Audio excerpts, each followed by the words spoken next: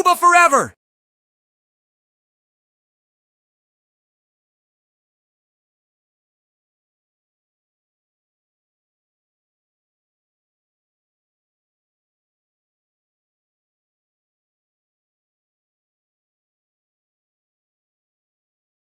All right, we back.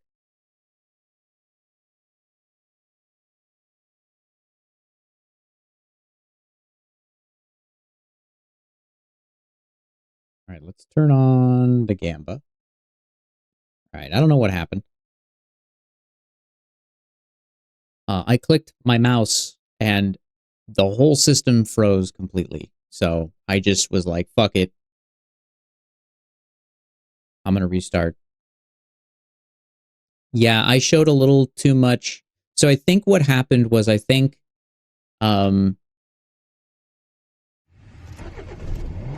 it's known that there are ship you your spare PC. It honestly, whatever it is, it's probably better than my current PC. It's almost no joke. Destination selected. Europa.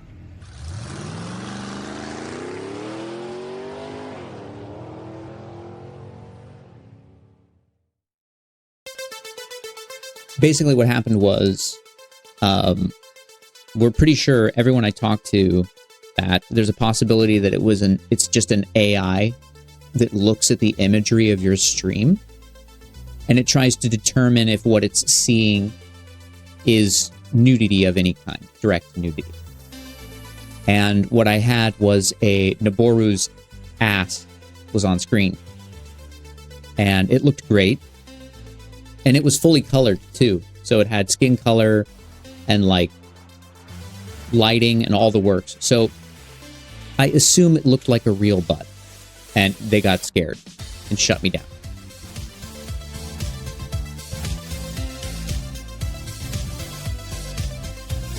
Looked a little too great. So you'll notice that I use my material 19 that's actually roughly the same color as the background. So there's a good chance that the AI only sees noise.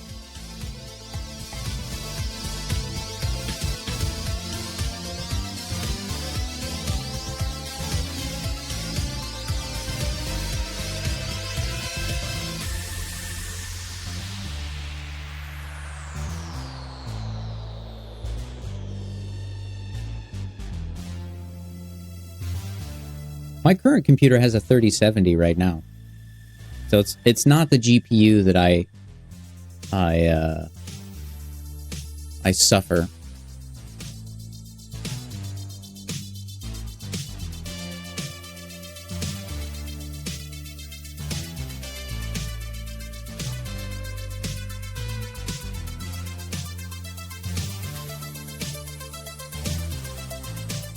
But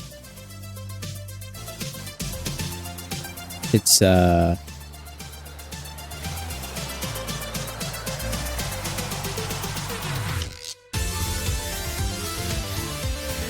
it's my CPU. That's the main issue. That's the major any bottleneck with ZBrush is always going to be your CPU.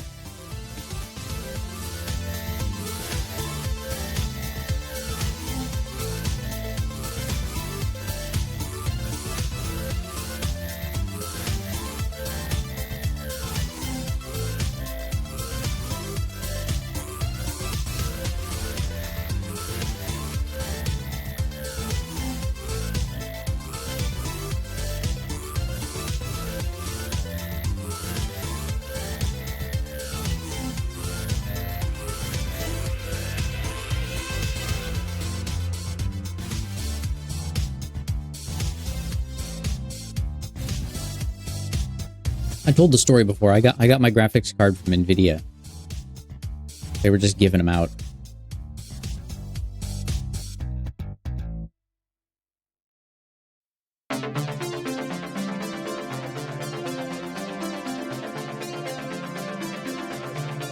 Oh, yeah?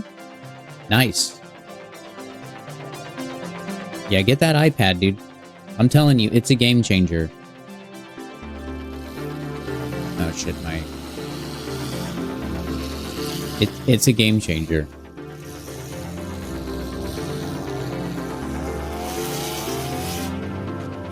I gotta restart ZBrush. Give me a second.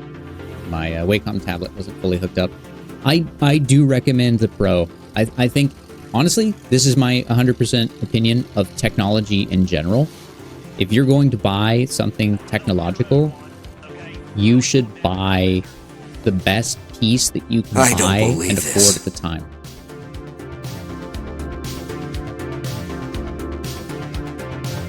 We're getting the double Merc. Let me fix that.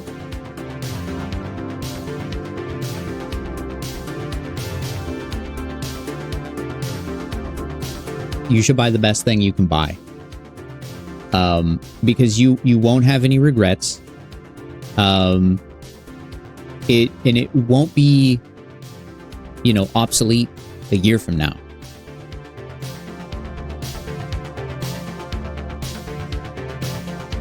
We're starting ZBrush back up. Give me 1 second.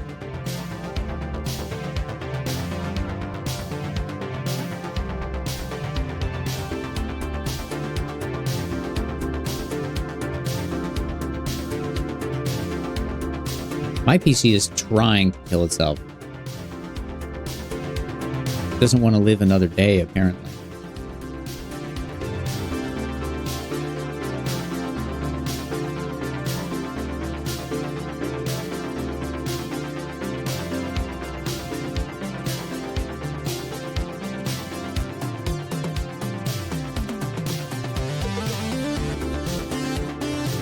Yeah.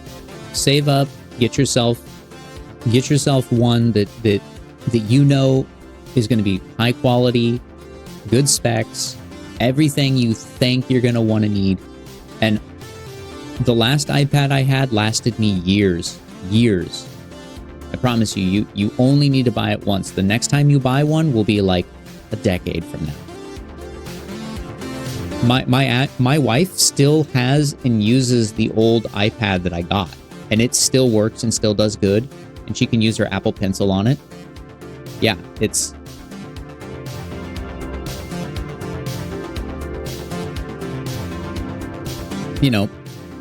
despite whatever you think or believe about Apple in terms of products and cost and things like that, their iPads, they are a solidly made, good quality, useful product.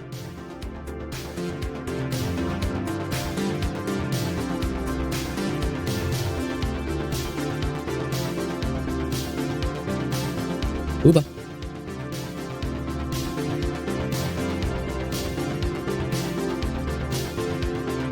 Downside is that it's Apple. Yeah, I mean, I'm not a big fan of Apple's practices, but I've said it before, I'll say it again. My simple rule is I don't care who is making the product. I'm only interested in buying a really good product. That's it. So the moment that Dell or Windows or Razer or some obscure Chinese company comes out with like the best tablet for drawing and the best apps for drawing, I will immediately switch. I will sell my iPad and switch to that. I'm not loyal to companies. They're companies. I don't give a shit about them. So I make whatever decision is beneficial to me, because as we all know,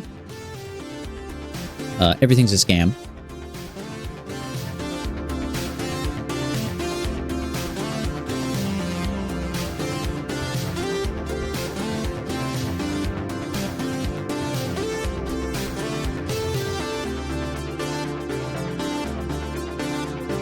Correct. Could you finish this retopology for me, ZBrush? That'd be great. All right. The hidden Sorry, split on mask.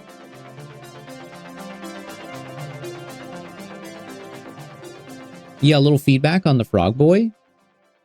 Yeah, I got you. Give me a couple. Let me finish this eyelash.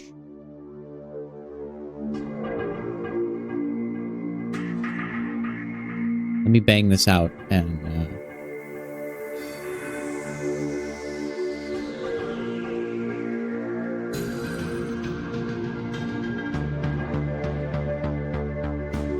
otherwise, how will you know it's a lady if she doesn't have big, pretty eyelashes? Okay? Obviously. Okay. Move. All the groove.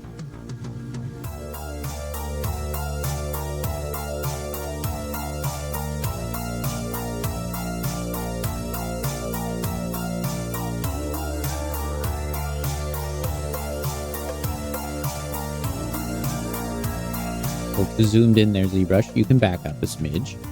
Thank you.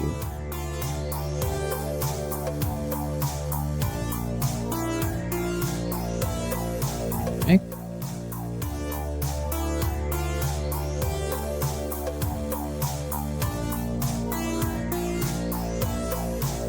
Silhouette.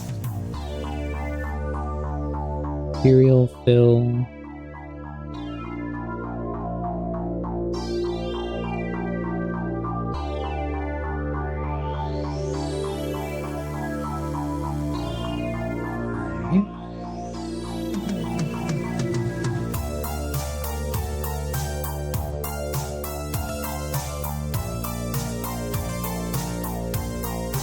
Succeed without crushing others. Yeah, it's true.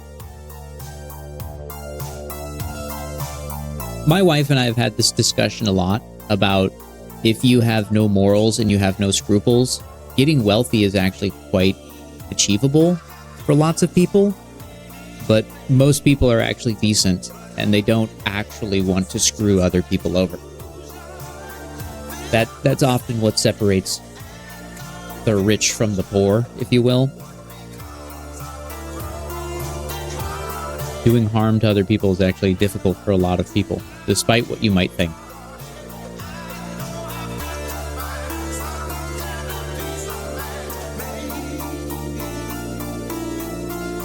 But,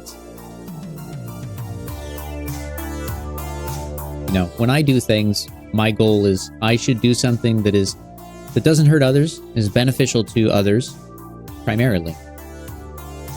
Or provides something to other people that is of some kind of value.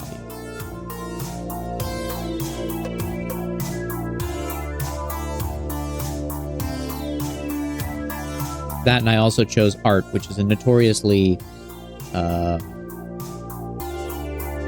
terrible choice. If you're looking for a lucrative career, it's not art.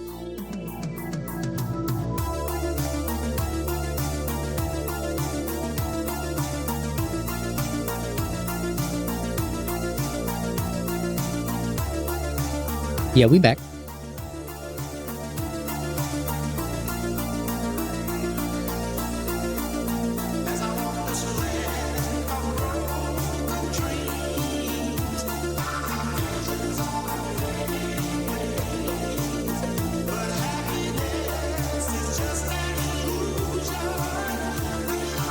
Not sure why Snake Hook is B.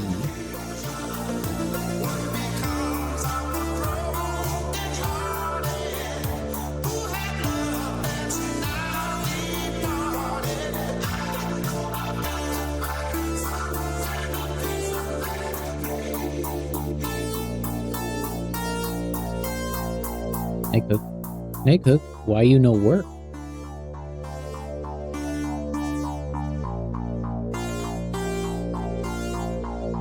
Oh, it's a mess. B, Snake, B again.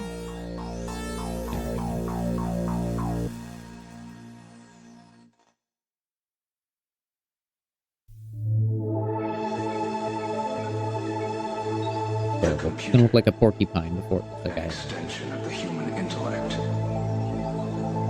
The NCOM 511, center of the most calculating intelligence. master control to survive by all means. Soon, the ultimate tool will become the ultimate weapon.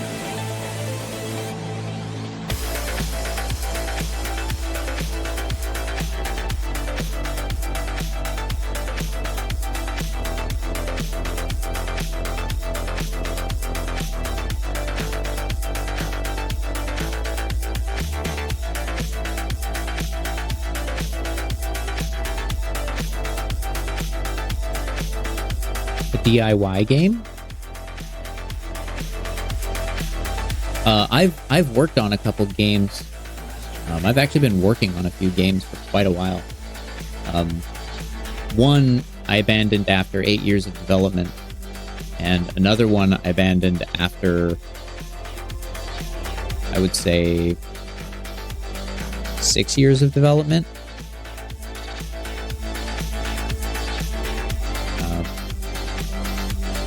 Oh yeah, that's right. I was actually going to show some of the game stuff that I had on stream. It's not super impressive,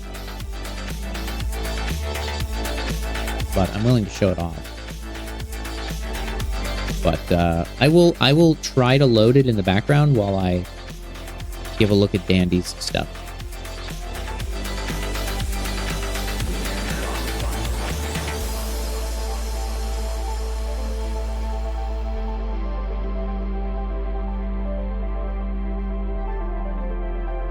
Dr. Stone, you are 100% correct, actually. The amount of stuff I learned from those projects is a lot.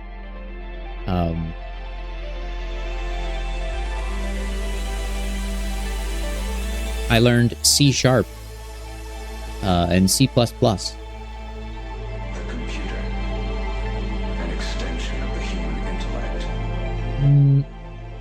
If I'm going to do this, I'm going to do this a different way.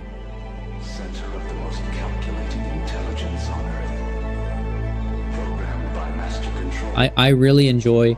I see the value in the complexity of C#, or excuse me, C++. And I enjoy the efficiency and the availability of libraries for C#. I made a few applications for myself that I still use. One of which is like a desktop cleanup utility that I wrote.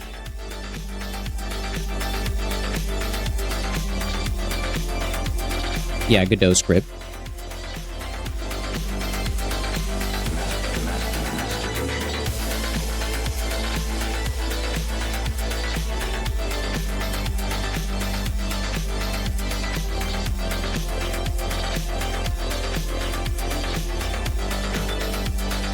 Country spell.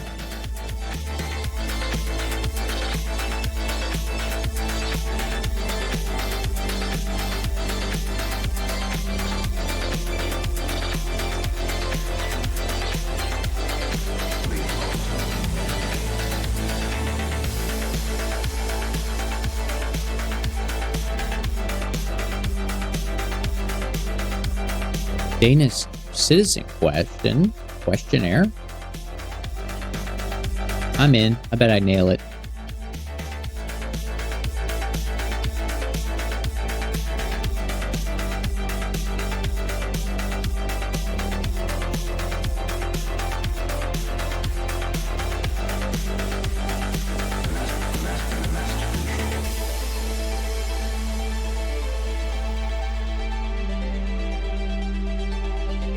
Yeah, you're presented just a number of pastries.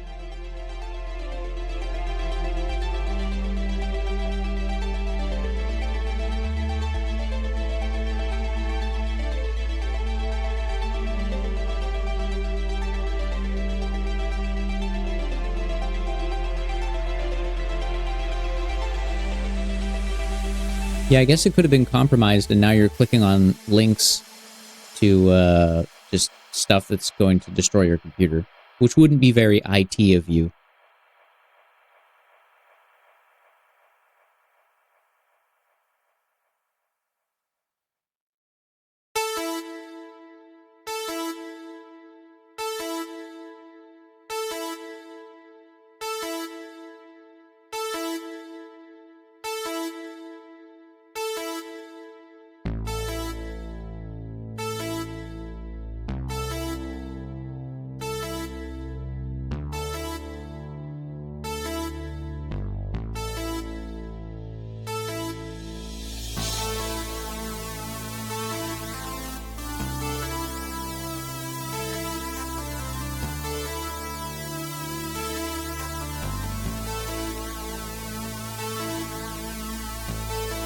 Yeah, we know you're pro. All right, let's take a look what we got going on here.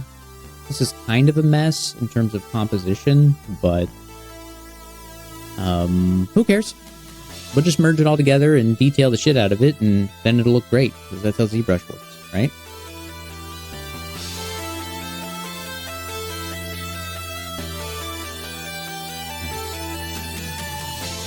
We turn off normal booba, go for giga booba.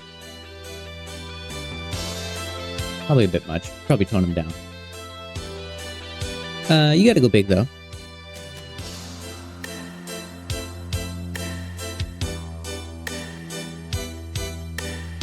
Give me 1 second. I'm gonna make sure that the my CPU is locked at a specific feed. Devil is in the details. Absolutely. Except for the fact that I have, for as long as I've been an artist, my specialty lies in my gesture. I tend to like gesture and suggestion more than I like obsessive detail.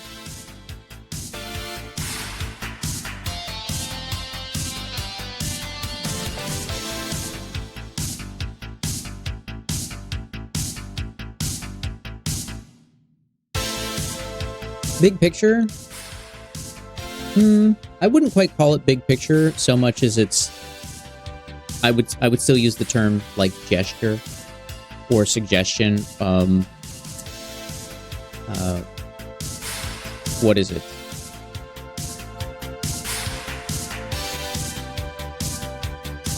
I actually think I have it written down in one of my notebooks, because I actually think about these kinds of things. I'll use my notebooks and I'll write these kinds of ideas down and kind of think on it. Like, what am I actually doing mentally?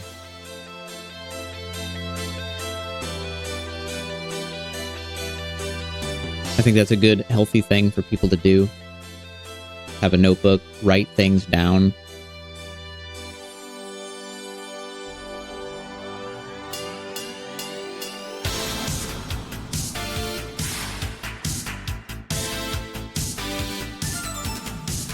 Great way to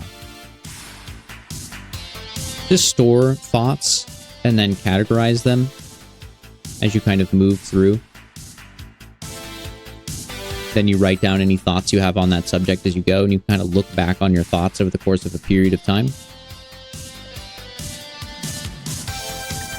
It's a good way to deepen your understanding of your own ideas without just being like, I think this about myself. Bye.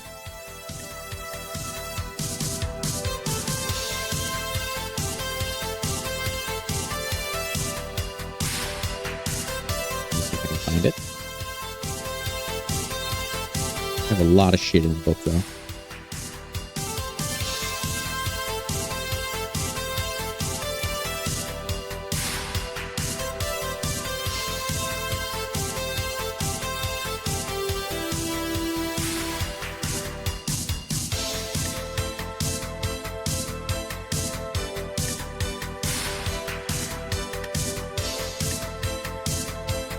There it is.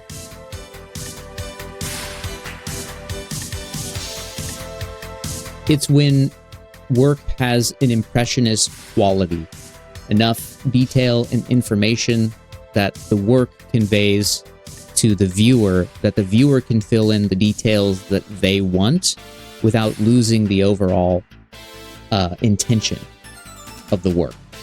So, for the piece that I have, like the mermaid, I think the intention of the work is obvious, right? And I think when you look at it, you can imagine fins, or you can imagine the color of her skin, or you can imagine her teeth, things like that. Like, I want people that view it to be able to put a little bit of themselves, their own imagination. Yeah, the detail versus imagination trade-off. I like that. And don't get me wrong, I like detail. I like doing detail when the time is right. But oftentimes, I want to have a little bit of that audience interaction with my work. So I leave things a little, especially when I draw, I leave things a little sketchy because it allows people to choose. Like when someone does a sketchy drawing with lots of lines, some people will see it and be like, that's really scratchy. You should clean it up. But I'll look at it and my mind, it allows me to pick from the lines that are present in the image and see the version of the image that I think is the most interesting. So that's kind of how I see my work.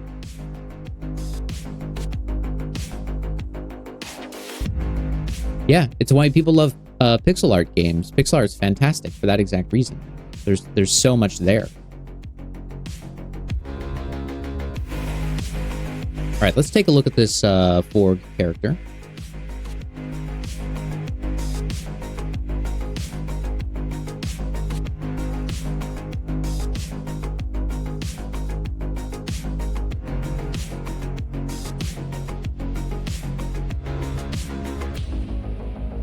Yeah, energy is something I really like too. I love the energy. Like that's why I like anatomy and posing and things like that. There's so much you can do to push things.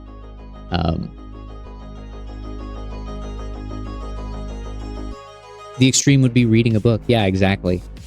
Exactly. All right, let's take a look.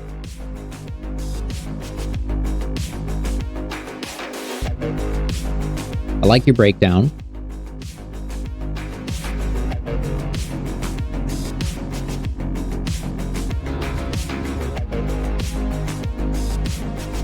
I like your breakdown. Another thing you can do, you may have already done this, but I would consider going in with a highlighter and highlighting certain assets that are going to share materials or are going to be similar in structure. So maybe you highlight this portion with blue as well because those are wood. Those are wood components. Maybe the necklace has wood on it, so you highlight some of that stuff. These are just kind of basic things you can do. Then you grab your pink highlighter and you come in and you're like, okay, I'm going to go in here. There's a lot of cloth. So you're kind of highlighting cloth elements. It's kind of one big piece for a sheet. Just going to go there. Because your cloth is going to read different. So you're kind of material definition breaking things up. Go in here. You get your yellows. That's really big. Kind of highlight your metals. This helps you just break down everything. And it forces you to really look over the concept art and really consider where all these things are separated and broken out. You know, this whole thing is metal. Okay, I need to think about that. There's metal around the edge here and here. Metal here. Metal over here. Metal over here. Metal over here. So you kind of see how if you take a look at the image now, you're seeing how it's broken out into those pieces. You can do the same for skin and stuff like that. The other thing is you can look for areas of symmetry when you do this as well. You might do a separate pass. Let's change the color. Where you're like, okay, you know, what is symmetrical? That's really small. What is symmetrical? The shirt is going to be symmetrical. Right? So you kind of fill that in. The cape is not symmetrical. That's going to have normals that are different on opposite sides. The necklace you could maybe make symmetrical. The shoulder pads are probably going to be symmetrical on both sides. Maybe you remove some of the needles on one side just to make it more interesting. These are symmetrical, right? This one's going to be over here. Okay, maybe the belt in the middle is symmetrical, but then you have an asymmetrical belt. So you're kind of, oh, these could be symmetrical. Right, you can reuse two of those. So you're kind of breaking down where symmetry is going to go. And then when you refer to this image later and you're modeling and you're working through your process, you look at it and you're like, okay, I'm I'm going to ZBrush model this torso piece. Okay, I need to remember that it's mostly symmetrical and I can just divide it down the center and I don't have to worry about it. So I'm going to think about it that way. But this cloth on the leg, this isn't symmetrical. So it's going to need unique UVs all across. Stuff like that, right?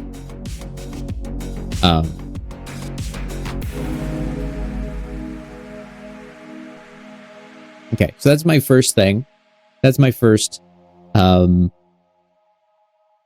thoughts on how, because you're already doing a great breakdown. So that's my first thought on how you can just kind of continue your breakdown process and give yourself more reference information that you can quickly just look up at any point in time. I'm actually going to open this in my browser. Give me 1 second.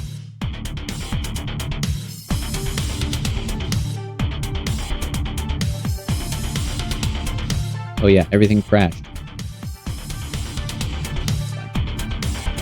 Okay. Take a look at your frog now.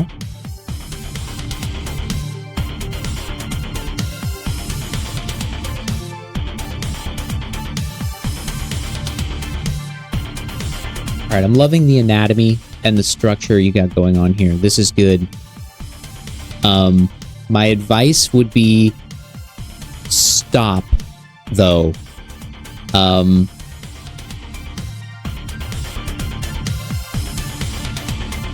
Is the model for ZBrush? I can open the ZBrush model if you want.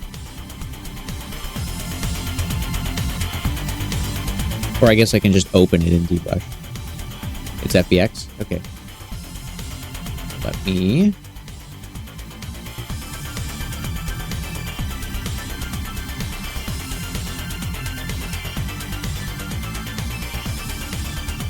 download.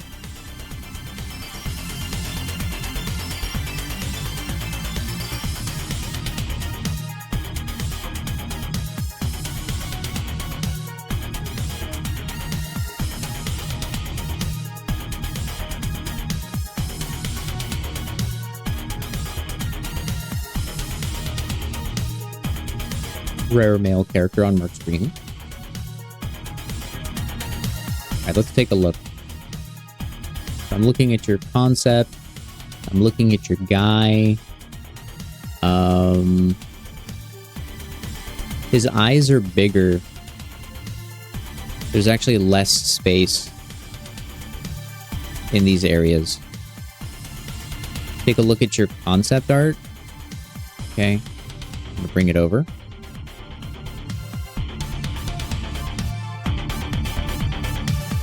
But I'm just gonna point out, look at this negative space right under his eye. You see how close it is to his cheekbones?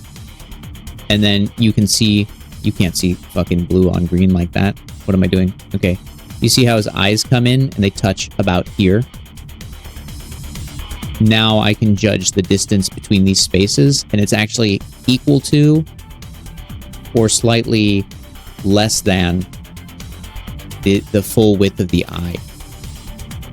So I'm thinking about that, those landmark points, and I'm looking at your eye here, and I'm like, okay, it's too small. I think his face, let me perspective on. I think his face could be wider, actually. I think he's probably a little more like that, because right here, he looks a little boxy, but if you look at the dimensions of his head, they're kind of wide. I might plus that up a smidge. Because he does have a wide head. It's not boxy, it's wide. I see what you're doing with the skull here. Let's try doing something like this. Let's gambo with reality here for a moment. Give this guy a... I mean, he's roughly human at this point, right? So we can go in and we can give him the mastoid connections just to kind of see how they feel.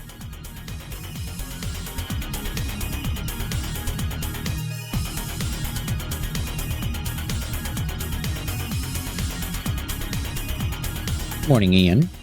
Yeah, we've taken a look at Dandy's latest piece.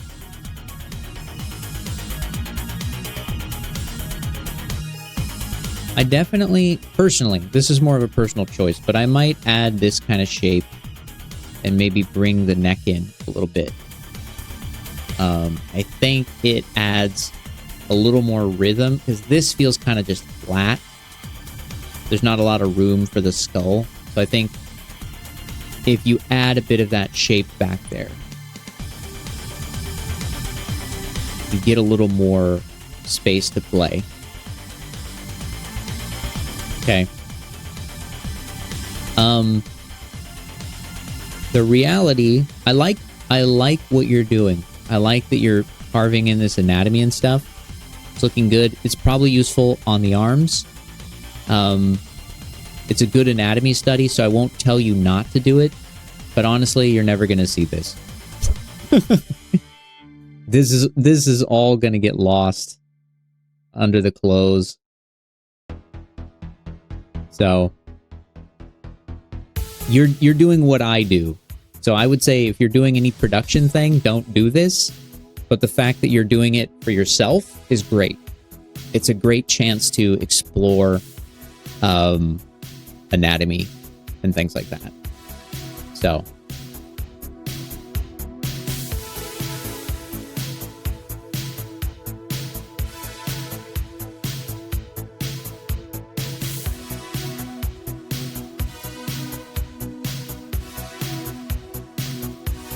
I would say if you show it, be very specific that you did it for you did it for practice. Call that out. Add a caption to the image, like, I played with the anatomy to take a chance on I always take chances to practice anatomy, and then show this, right? That's what you want to do. You don't want a potential future hirer to see that you did this, and then they look at the concept and they're like, they wasted time. You don't want that. Helps to be clear.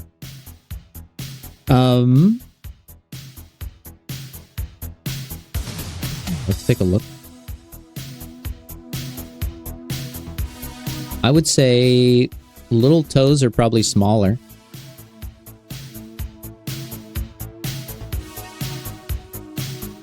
Just based on the scale. I'm going to bang some of this around a little bit. Based on that concept, a little smaller. I would say this is going to taper more based on what I'm seeing in the image. You can keep those bony landmarks, obviously. Keep them a little supple. Some of these joints are so thin that I know that's kind of the point, but they feel like fragile. Like to the point where it feels like a horse, where any wrong step would lead to a broken limb. So I'd be gentle with that.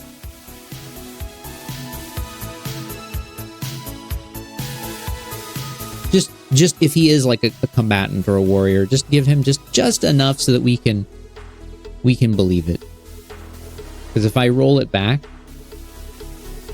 to like there and then there, just a little bit, I think pluses up the structure.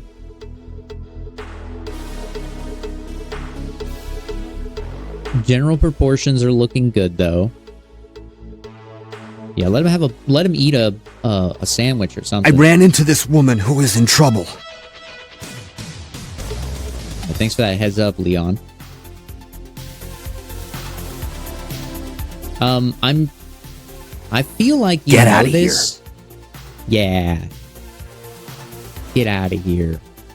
I feel like you know this, but your dude only has 3 fingers, but it very clearly has what looks like 4 in the concept art. And then he also has, like, the 5 toes. So, either snip one down here or add one. I would also say his hands are probably too big in terms of thickness. Maybe the pads, like his finger pads that you got going, are a decent size.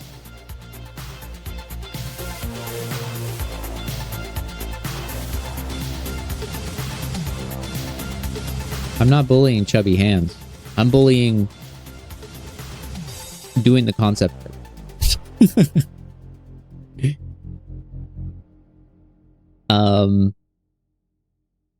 Let's do...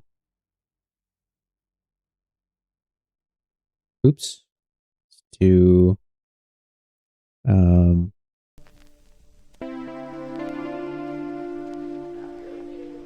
Is that 3 heads to his hips? Your wife is all right. We've sedated her and put her to bed. My name is Paul Kersey. How's my wife? I'm sorry. She died a few minutes ago, Mr.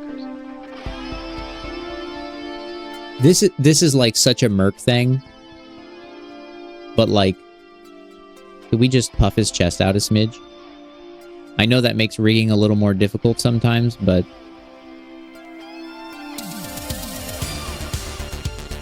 I just feel like if there's some way, because his rib cage is so, like, for me, I'm on that rhythm thing. It's like straight down. He's got a little bit of dongage in the ween territory, and that's just like, oh man, the shape is just, it's not.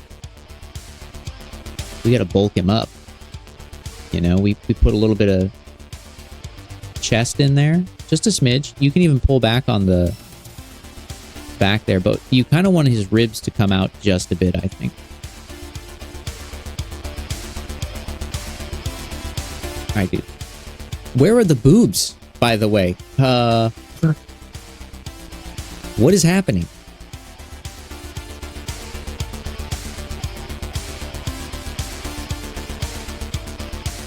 All right, we can do...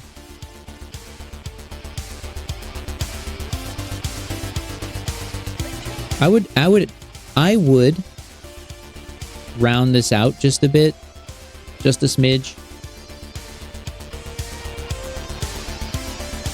You see the difference between the line? Again, it's just one of those, it's one of those things that I think adds to the silhouette and the shape. Again, you're going to put armor on top of it, but if you're going to show the figure, adding that roundness, that slight curvature, that rhythm, helps sell a lot of these features.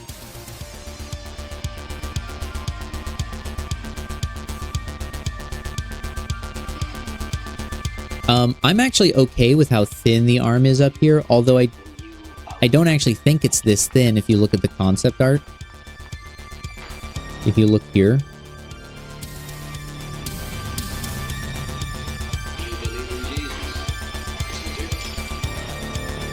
You can kind of see the thickness of it, so the cross-section is roughly the same. Roughly.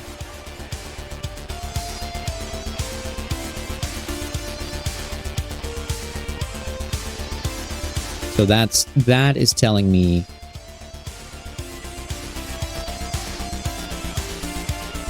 that you can probably pull down on some of this. The bicep is very like, it's very long and stringy. So here's a pro tip. You can almost always see the tricep. You can almost always see the tricep from the front.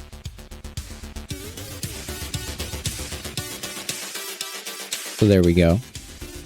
You had a little bit of that, but you can always do a little more. All right, this is the stuff that Merc does. This is why I like Zebra. I like modeling and why people hire me, because I'm like, all right, let's just clean this up. Beautiful. Oh, still a wobble. If this is something you don't see yourself doing in the future, leave chat. No, but don't learn ZBrush is what I'm trying to say. This is what it's all about.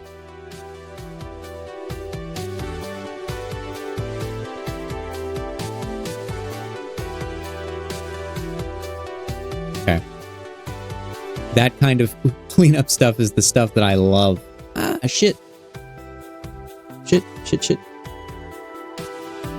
No, that's Discord. That's ZBrush. Where's OBS? There it is. Sorry. Hit the wrong button. Shit. Here's my thing. Okay. Display all. Get Forg. There we go. Yeah, no worries. Dynamesh is fine. Dynamesh forever. What? No burb?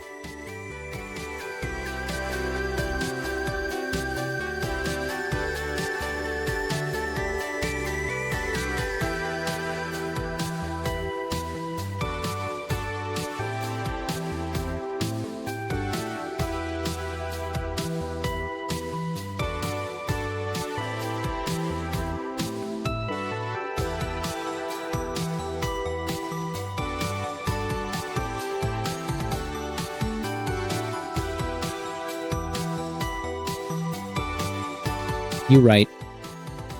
All right, we back. We back. Saved it. All right, but for your... I'm kind of going here.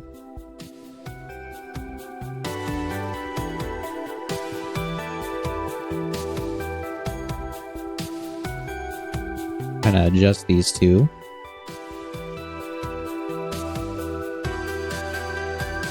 I like what you got going on here.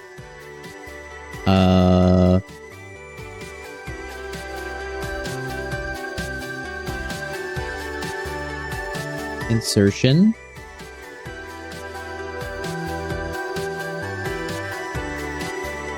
Right? And then they kind of sit on top of each other. Maybe not that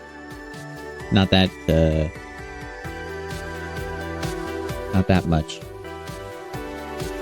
They're going to run parallel, and then this is going to curve. Pretty much got it spot on, but I think you can define that a little more if you want to be a little more aggressive about it. The only reason I did that is because it kind of feels vaguely like these are connecting up here, and it shouldn't. That's mainly it.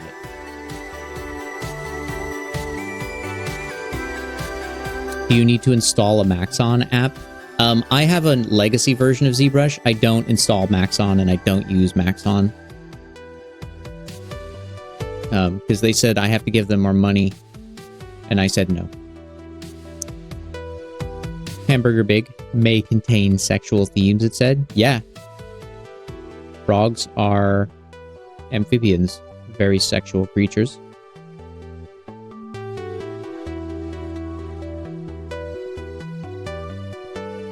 Sculpting is hard, but it's fun.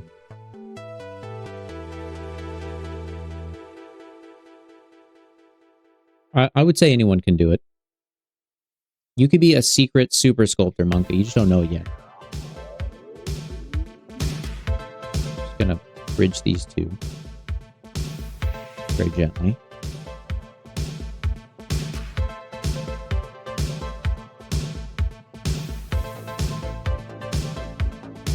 If you have a legacy license, you can just go to the Pixelogic website and download it.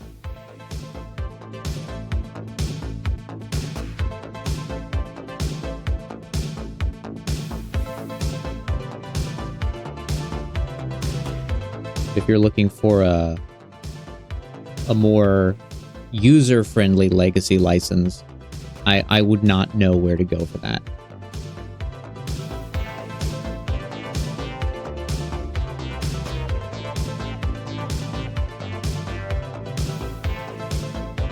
Getting lumpy.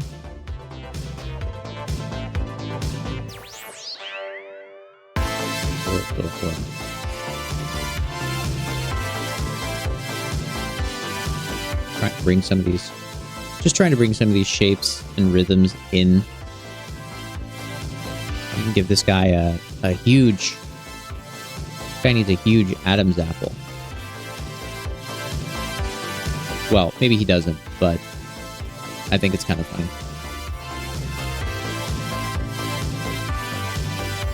That way we know he's a honking big boy.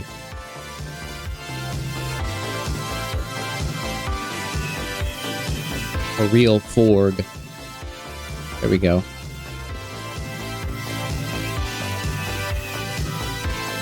Now he's ready to fight. Okay. You don't have to do that, but it could be fun.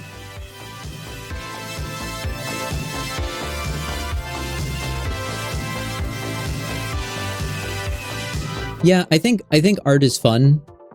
And I've always been super obsessive about it.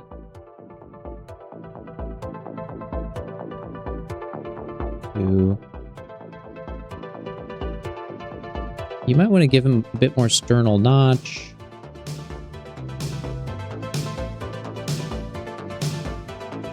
Remember,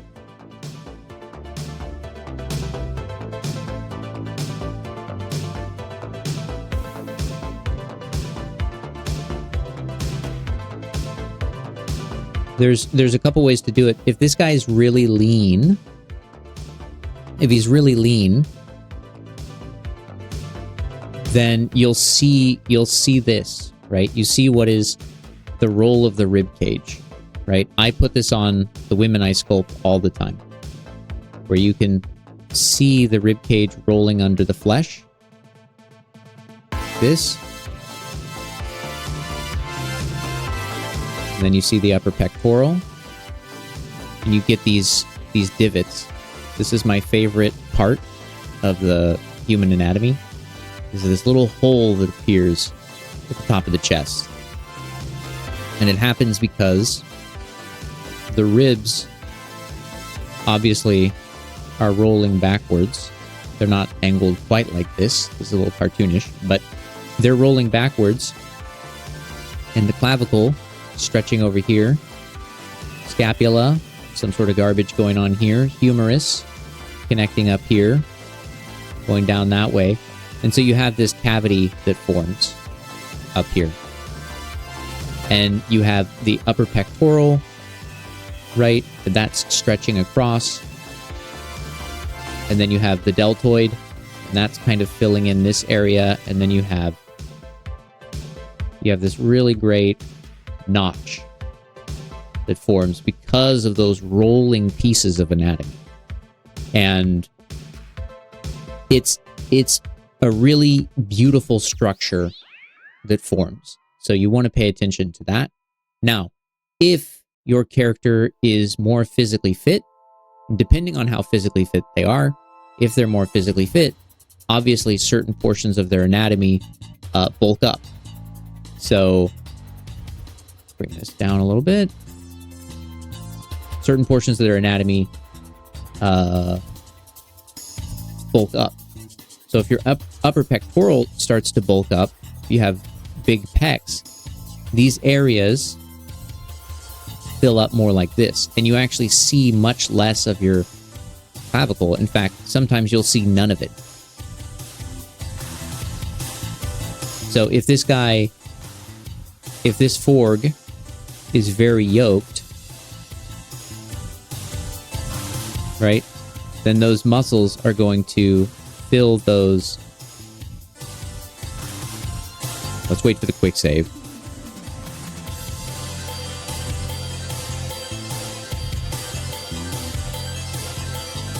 They're going to fill those volumes, and you're going to end up with a much, tighter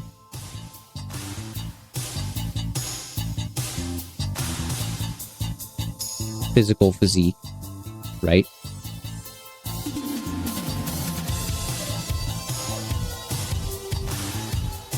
We can kind of scooch some of this down a little bit. And now you can see that the clavicles, for instance, if we look at her clavicles actually pop up. They're visible. We can see this rib to clavicle dip that's occurring as it follows the ribs. Things like that. But over here, the muscles are actually, they're coming up to meet.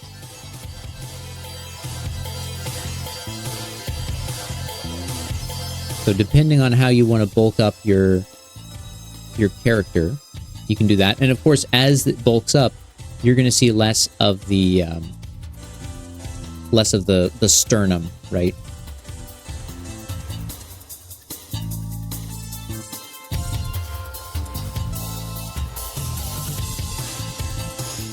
And then we want to kind of think about it.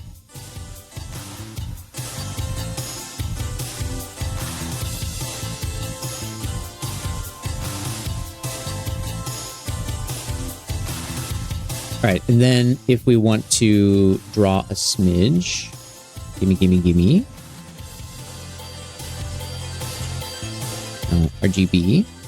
Okay. So you have your sternum, which has these little pocket heads for your clavicle. Kind of branches over. Might not be this wide on Homeboy here. You might have to reconsider this. It's going to have the sternal notch, which is this portion between your clavicles, right? And then this is going to come down, and it's going to be lumpy, like that, because ribs are connecting to it. Okay. And then it's going to come back, and it actually forms down like this. Kind of comes to a bit of a point, right? And that point is called the xiphoid process, right? And the xiphoid was the name of, I want to say, a Greek sword. I want to say it was Greek. It was Greek or Roman. They blend together to me. But I'm pretty sure it was a Greek sword.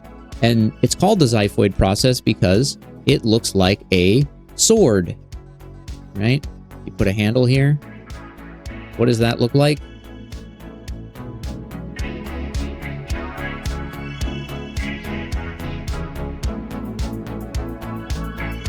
Looks like a sword.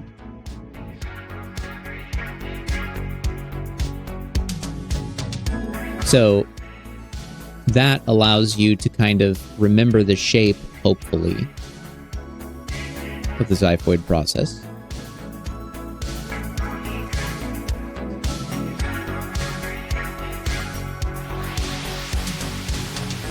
So, let me go back a little bit. That's the only reason I was editing your the only reason I was editing your sternum is because right here it kind of looks like a cigar. It's got a very straight column structure, and that column structure is, while like shorthand for it, I would say just add a little bit of that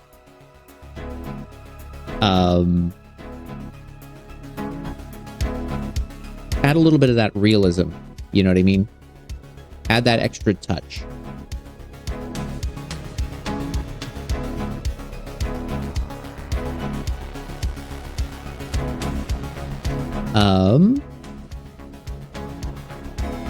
Okay.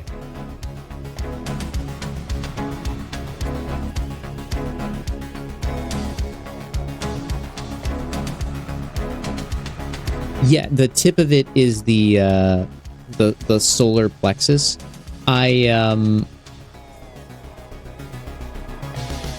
Yes, but I think there's more to that than just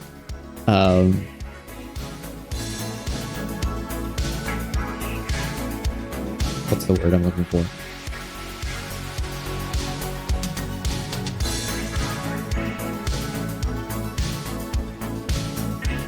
Blanking.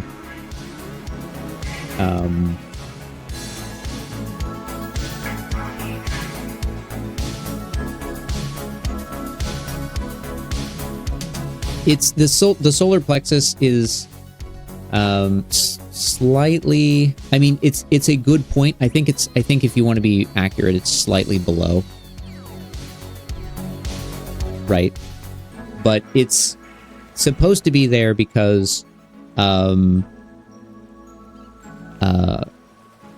it is so solar, right? Means the sun, and then you have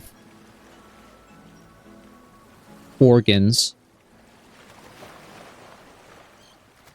that surround it. And it's my understanding that it's because this is the point in your body that all the organs orbit around. That's my understanding.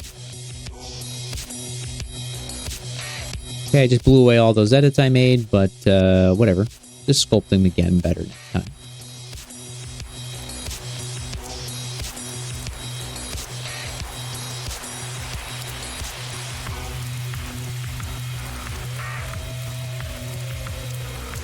The legendary four humors.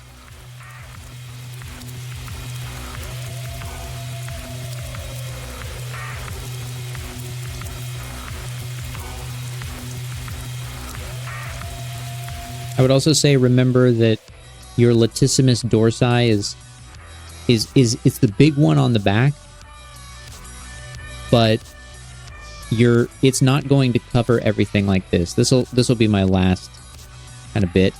But right now you have it as like this really thick, meaty pad. It can be. It can be. But usually its thickness is very dominant on the outside, especially for bodybuilders. And remember, bodybuilders are they're built for show, not for strength. Strong people do not look like bodybuilders. It's just not how it works. Anatomically. So you'll see these people in video games that look like bodybuilders, and it's like that person would not be able to do the same things that an actual physical athlete that would be superior at actually doing what this character's doing just wouldn't happen.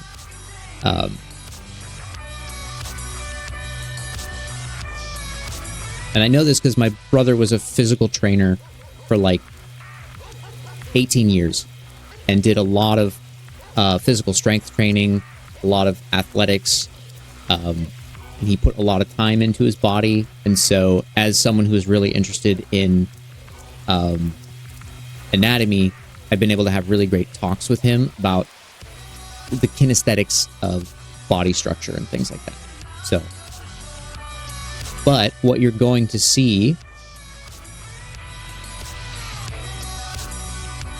is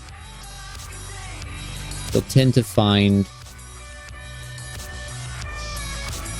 that the divot in the back, the column, the spine, we usually run pretty true.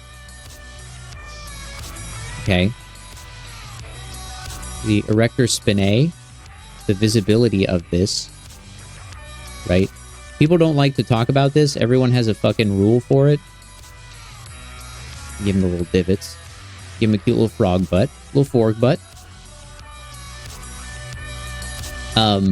The reality is,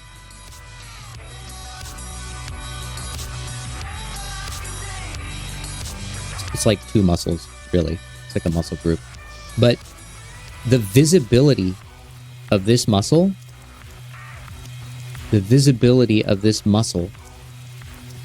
as it travels up the body like this, the visibility of it is, it's different, right? It's different for every person. So there is no like true There is no true length to the muscle. In terms of visibility, in terms of what you see, it's going to be different on different people. Different people can be the same weight. They can have the same body mass. They can have the same proportions. But you're going to end up seeing different volumes under different conditions, right? And so that's why we go here. Sometimes it will be somewhat column-like, but as people get stronger, because of the way the muscle structure, you can think of it like suspenders, basically. Let me guess. They kind of come down like that. Right? And then there's... Let me draw Are that. you crazy? I am. I'm off the chain. Okay? There's going to be another one that's going up this way. Going up this way. Going up this way. Right?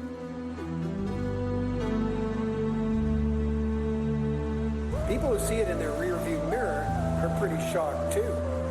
Oops. So, as you get stronger, you're going to start to find that the muscle was going about 280 kilometers per hour, and we follow the car, and I stand is going to kind of flex outwards.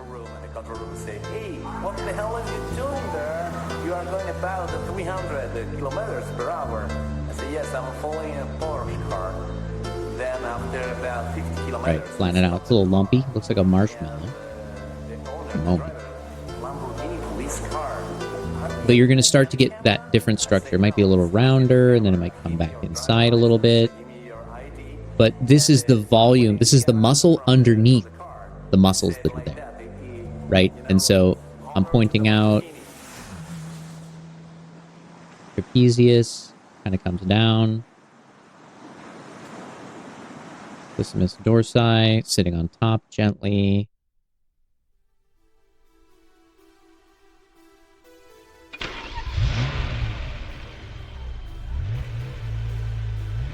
Need some of that out.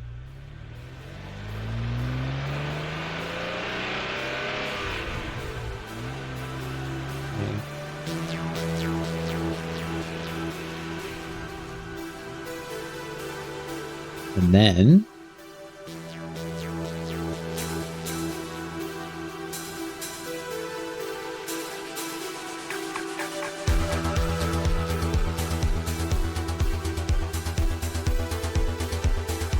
especially if you look at like carvings, like sculptures, you can find this M. You can find this M structure in a lot of... Let me see if I can find like a reference.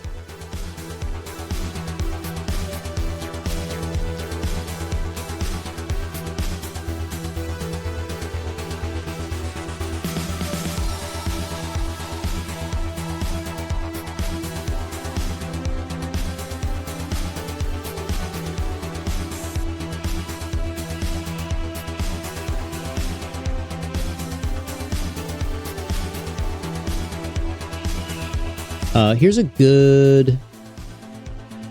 Let me see if I can open this up. Open image. Zoom in. All right, here's a bit of an écorché. It kind of shows what's going on. You can see the M here. This isn't the image I was looking for. This just is a good image. So notice here, bony landmark, scapula, coming up,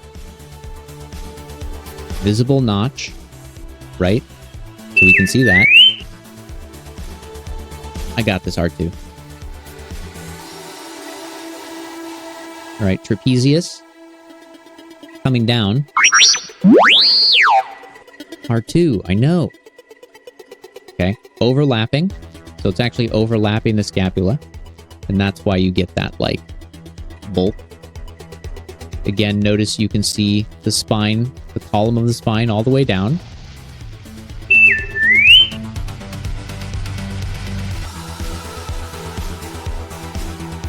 Notice the amount of electro spin A you can see. Kind of goes up here. R2, you're killing me, buddy. And then you can also see, again, arms down.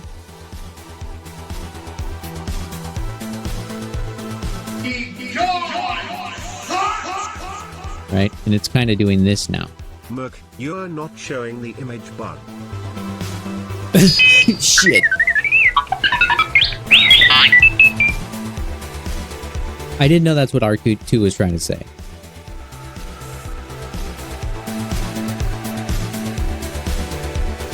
Invisible reference.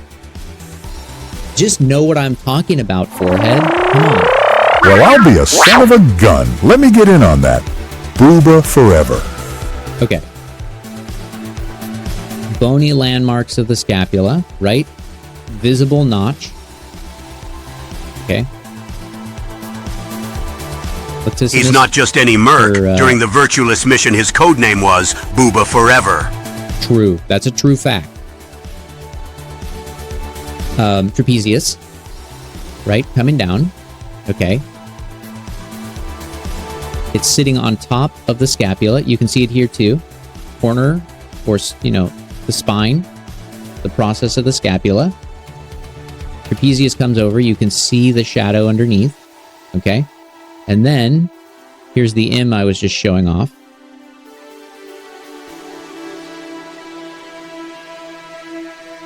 Right? Scapula is moved. All right? Scapula floats. So the scapula is over here now. And not resting here. And creating the volumes. All right?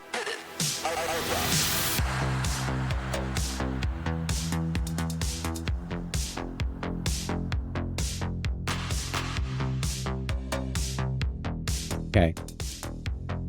So this is what my nerd ass was teaching to help people remember this.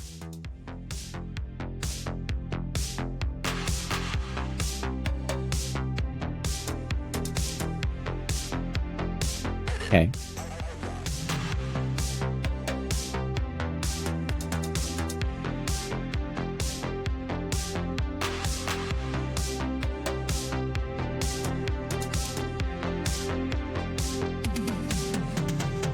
Mario and Wario. Got him. Hidden in plain sight this whole time.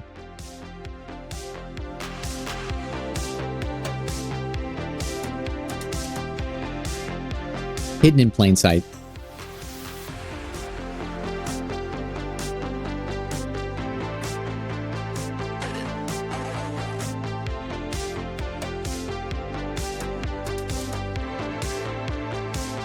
All right, let me see if I can find the image I was going to look for.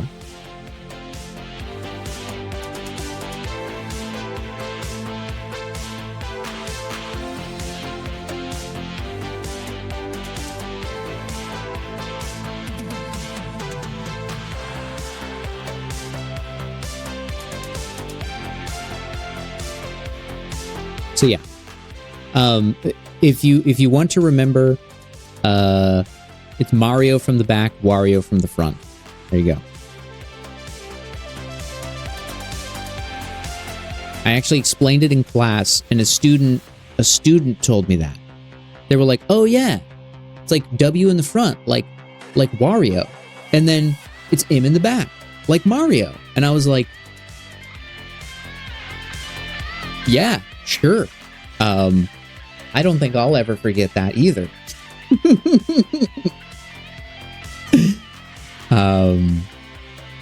There you go. I'm having trouble finding the image, but I'm sure you'll go to a museum with statues at one point, and I recommend looking at the backs of the statues and looking for those landmarks, specifically the M that forms.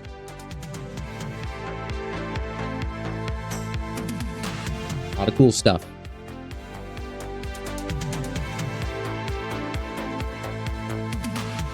A lot of cool stuff to see. Let's see, is there anything else?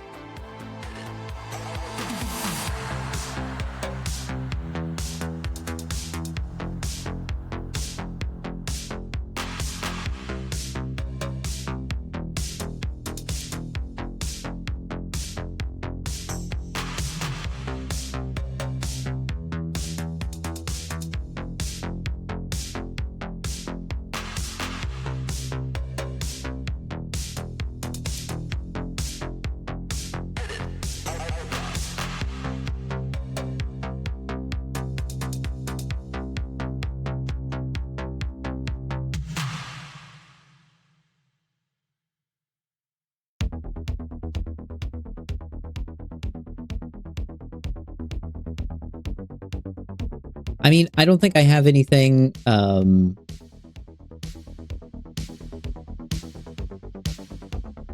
don't think I have anything to add that isn't at this point like minor tweaks, because I think it just needs more progress. Whether you want to do more anatomical progress on him, that's entirely up to you. Which again, in my opinion, if that's what you want to do, go for it. If that's what you want to do, go for it. I won't stop you. I sculpt all this shit all the time, and the only thing I would maybe recommend is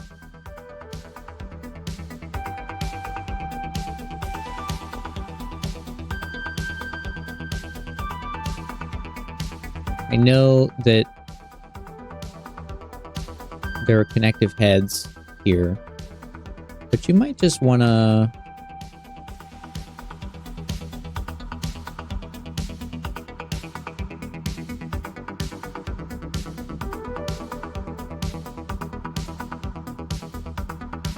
maybe not go all the way up.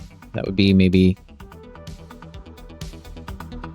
my smidge of advice. You can leave it kind of soft. If you want to go all the way up, I would maybe just bring this over. It feels a little too far in.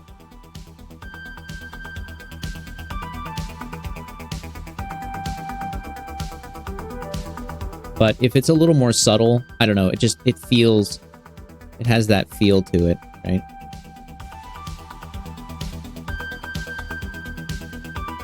I don't know.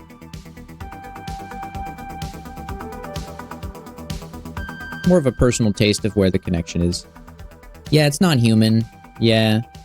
So I'm kind of thinking about like, it's a stylized piece. It's non-human. You can kind of play with the anatomy. You can get away with a little more. That's why I'm not grilling certain things, because it's like, yeah, like his head, his neck, things like that. You can kind of get away with it. Right, because technically this comes up to the base of the neck, comes up higher. If we're doing anatomic stuff, he has all these notches and blah, blah, blah.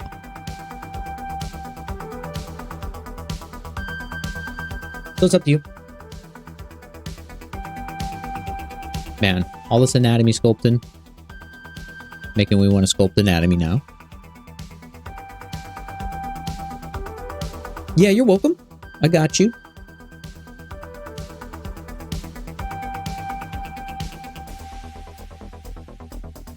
Amerikaner zum Beispiel, die nur ihre Straßen kennen, glauben es erst, wenn sie es selbst erleben.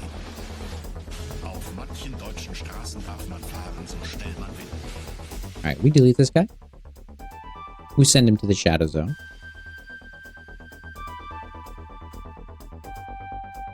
Alright, back to our mer girl. Yep, that was German. That was indeed German.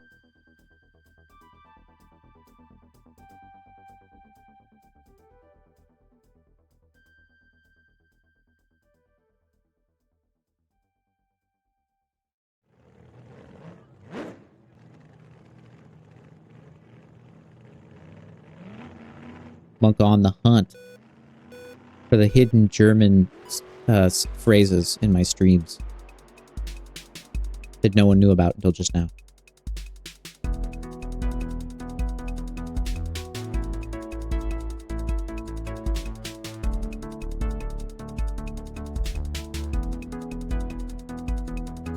Wait, what?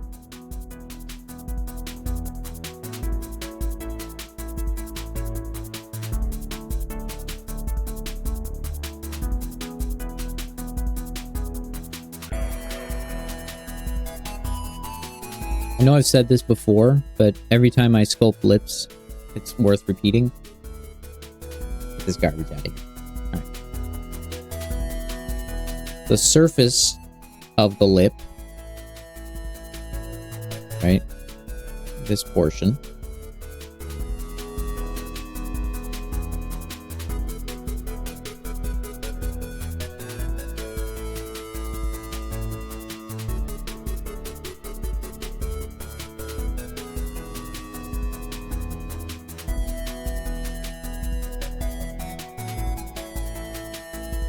right? That's actually the inside of your mouth. Coming outside.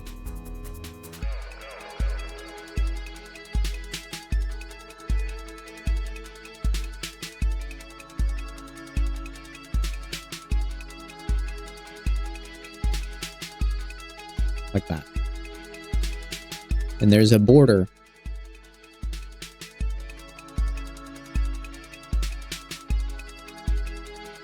There's a border that runs around it, where the flesh and the inside of the mouth meet.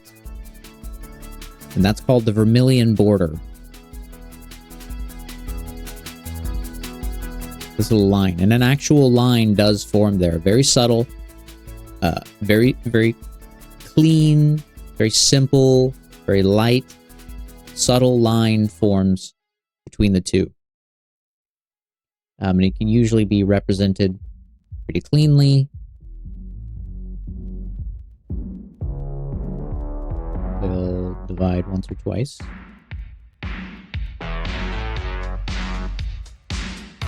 Usually represent it kind of like this. Subtle little line. But mine's very exaggerated at the moment. And very low poly. A little bit like that. But the important thing to note, that's important. But the important thing to note is because it is the inside of your mouth, it has to emerge from inside your mouth somewhere. So the actual lips themselves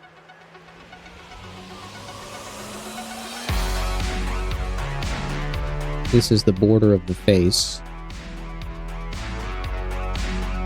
The lips themselves actually curl back inside the mouth. Right? That's why when you see people and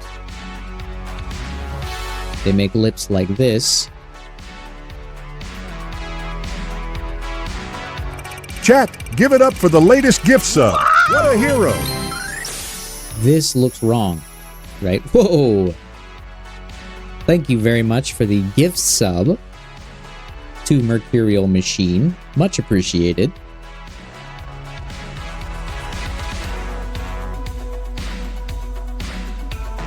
That's how we do it.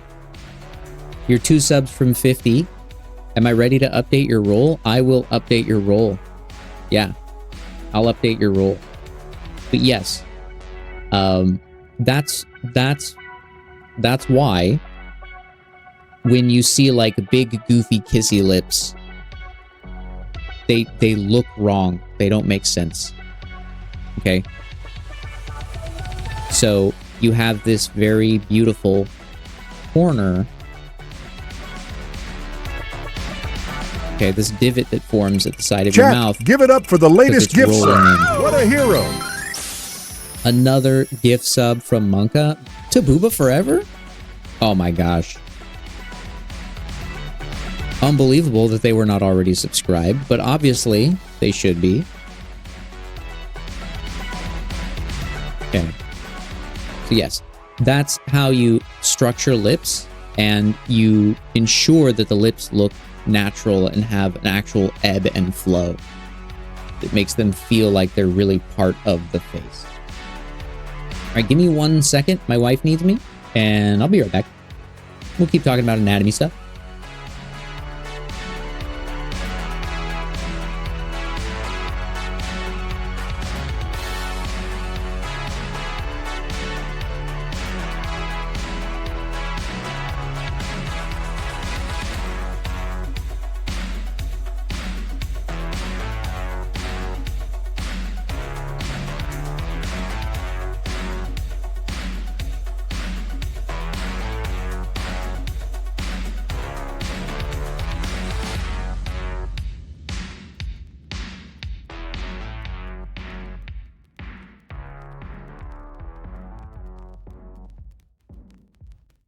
Chat, give it up for the latest gift sub.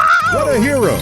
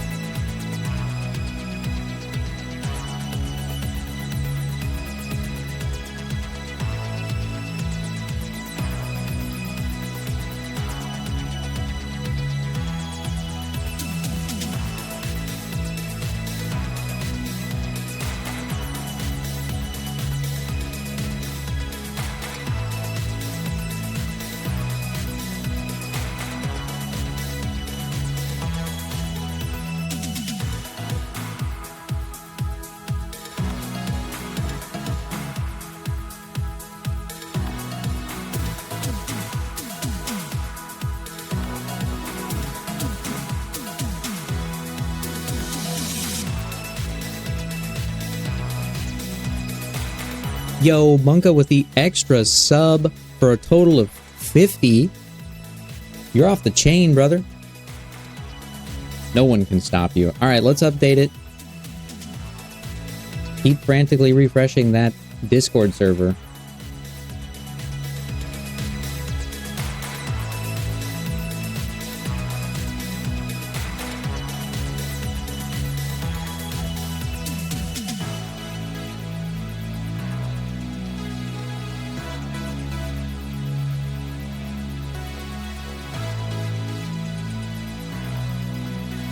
Give me 1 second, actually.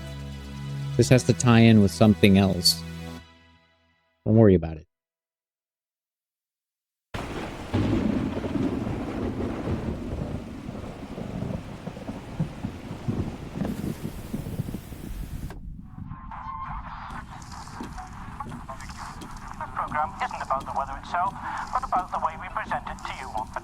All right, there we go. There we go. You're an official super deluxe sugar daddy.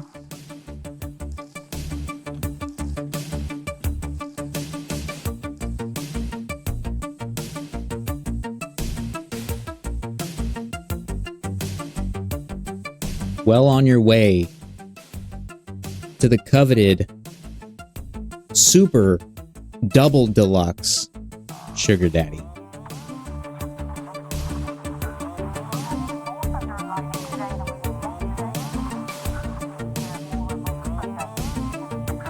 You're like sparkly water in the wasteland, baby.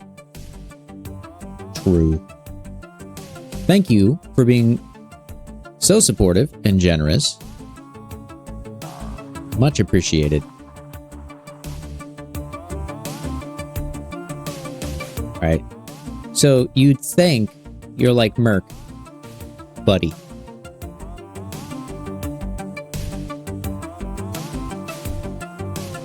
Where's the lip blorb? Where's the lip blorb, bud? What are you doing? Right? That's what you're thinking. You're thinking, where's the philtrum? Okay? But that only exists when you have a nose. Also, technically, you probably wouldn't have the sort of bow shape at the top without that.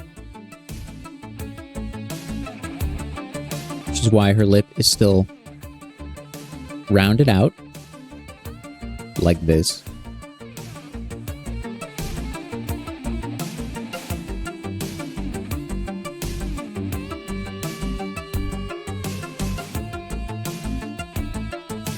Damn, 13 slots.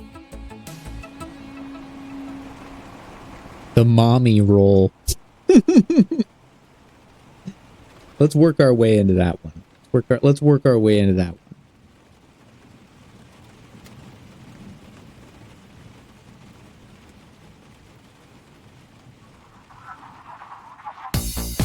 Have a good night, Vital. Have a good night. Damn, we are 13 away.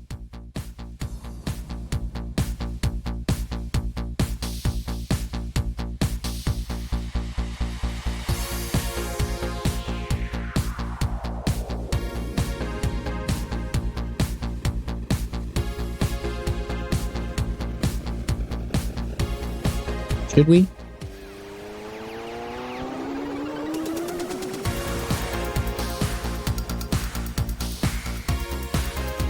Let me look something up. Oh, this song's a bop. Let's just enjoy it.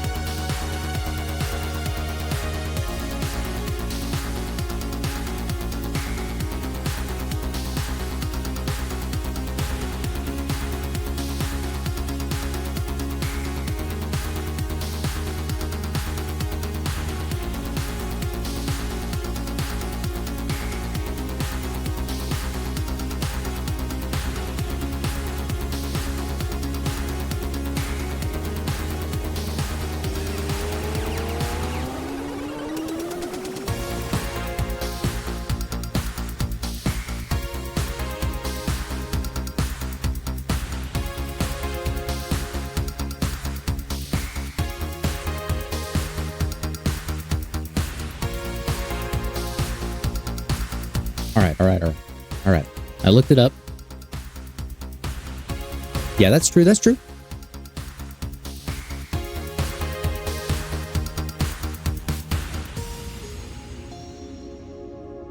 Wait, sponsor the what? All right. Animated emote slot comes in at 90. Next emote slot comes in at the big hundo.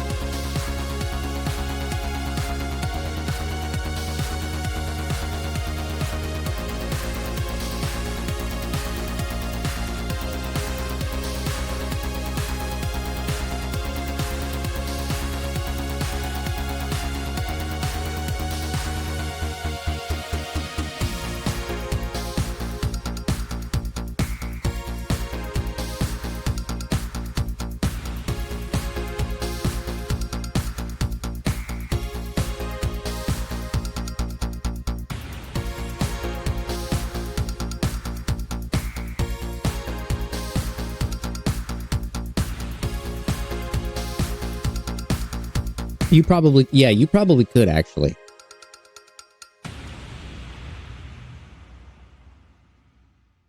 Also, yeah, Phobos, the groom to be.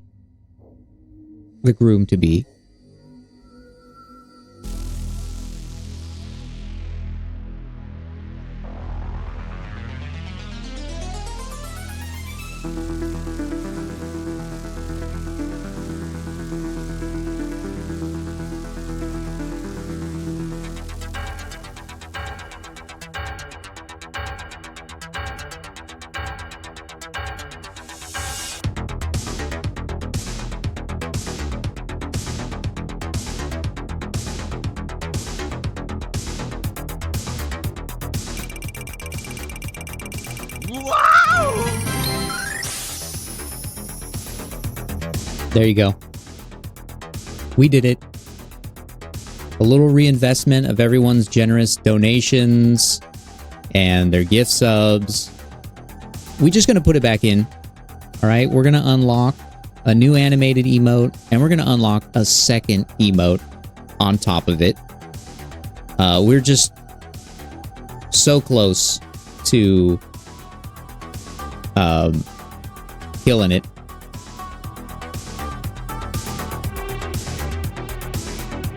Joe Rogan here. I have nothing but shit takes, but here's one I think you can get behind. Booba Forever. Booba Forever. Thanks, Joe. Thanks for stopping in. Appreciated it.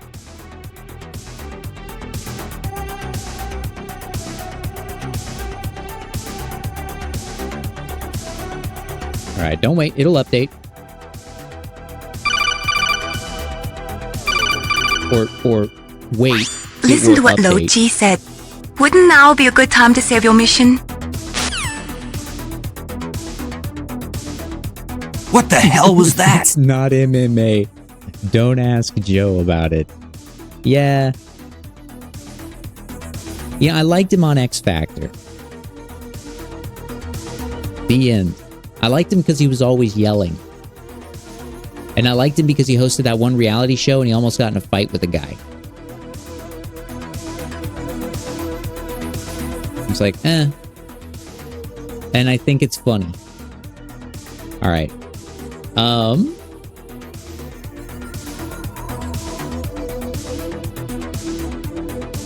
Let me double check here.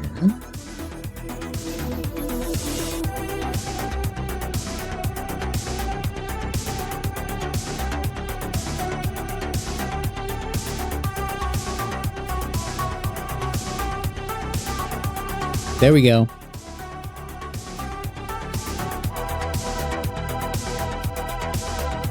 TK Dev, you're very welcome. If anyone's in chat that just got a gift sub, feel free to join the Discord, hang out, chat, sculpt, talk anatomy, draw, game with us on gaming nights.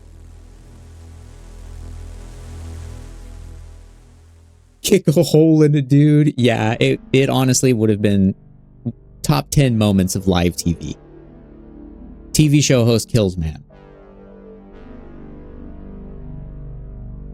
Starts podcast.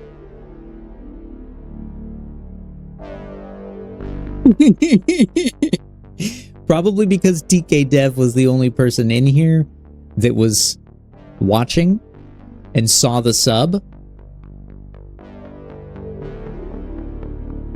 I mean, you are the super deluxe sugar daddy. No one can take that from you.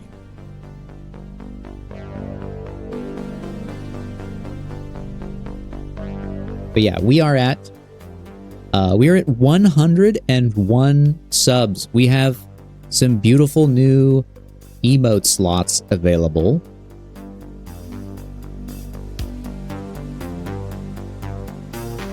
Let me check. Let me go and check. Fewer rewards. Emotes. Yeah, we have 2 open slots. Whoa! We actually have 2 emote slots and 2 animated emote slots available. So I can definitely get Tabby has a couple that we can get in here probably by this weekend, actually. I've seen the Merc Heart. She's doing a great job there, and she showed me a couple others. I won't spoil them, but there's definitely room for some fun emotes, and we're thinking about a 10k bit tier emote because I know there's some people in chat that have donated a lot of bits. So we're almost there. All right, let's check in on the Gamba real fast.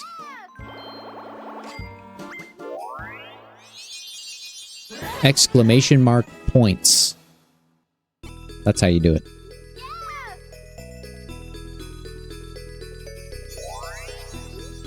Yeah, for sure you, for sure Nuggy, point havers, or bit givers.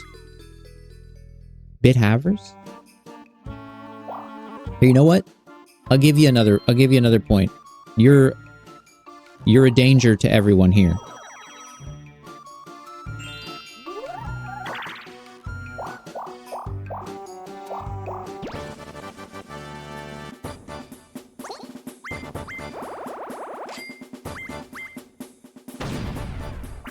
For your recent gift subs, because I don't have it hooked up to gift subs that are lower than tier 3 yet. That requires some math. But basically you earn a point for every $5 so that it stays true to the $5, the 500-bit donation. So yeah, we should get a Tabby emote. The little Tabby icon.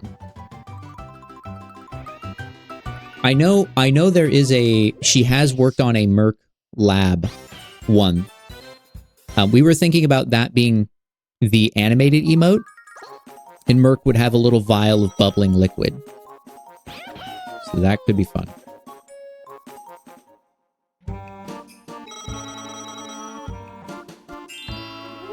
Dude, you robbed in real time. What? Hold on. Hold on. You're right. We're debugging the system in real time.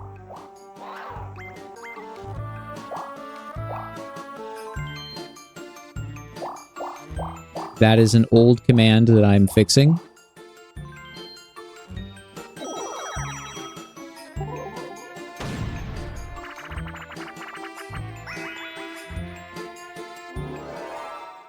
I updated them to universal points.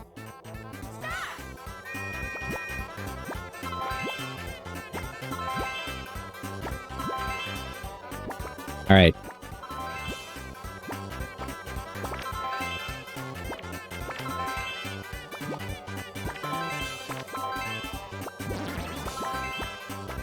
All right, do it. We do actually have a I think we have a Scamma 7TV emote, but an actual scam emote would be funny with Merc holding like a sign that says scam. Yeah!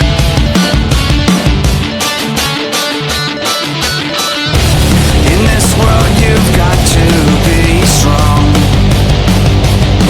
You've got to fight to keep your spirit alive. And you might feel like go forward and fight for. But it's a fight that keeps us in this world. You've got to be strong. You've got to fight to keep your spirit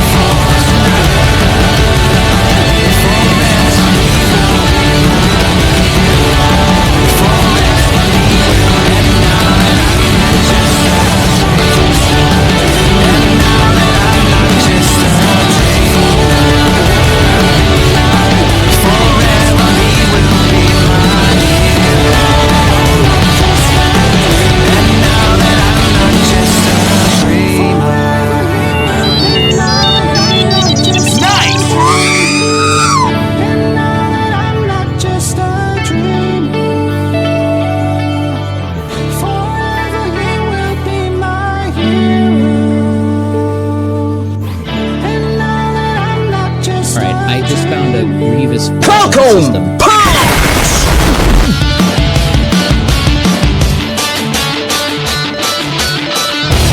In this world you've got to be strong. You've got to fight to keep your spirit alive.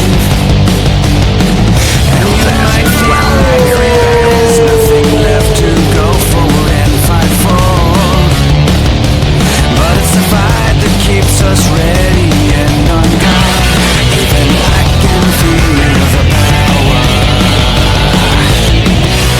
When I think of you, I see no fear. Free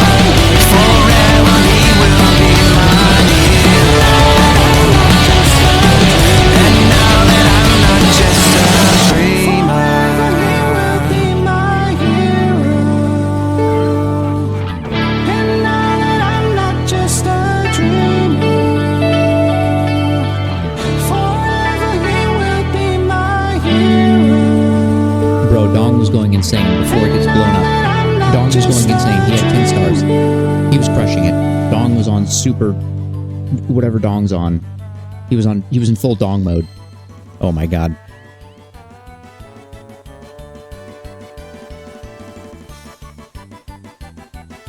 The thing that I'm trying to figure out is... The Grey Knights have come on behalf of the Holy Inquisition. Very true. Grey Clay forever.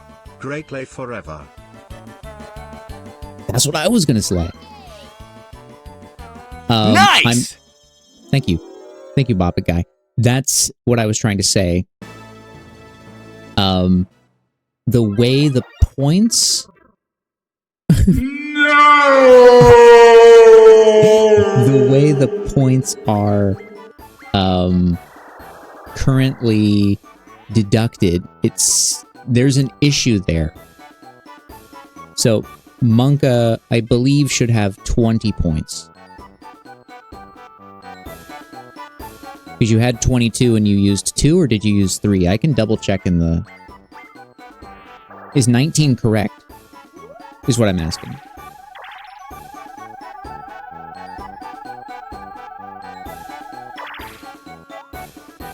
Alright, perfect. Animals versus people again. Okay, so it is correct. Okay. Perfect.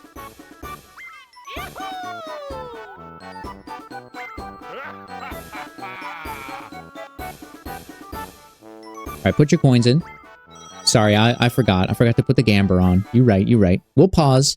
We'll give everyone a few minutes to think about where they want to... Well, they just want to invest it all. Okay, I love it.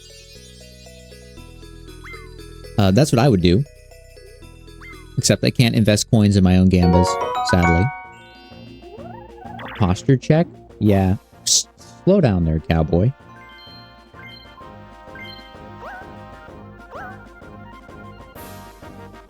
Alright. I'll give you a couple minutes to put your coins in. Counterpoint Hungy. Yeah, I could eat. I could always eat. Yeah, so Phobos has 2 points left. Monka has 19. Okay. So the numbers are right. What I'm trying to figure out is...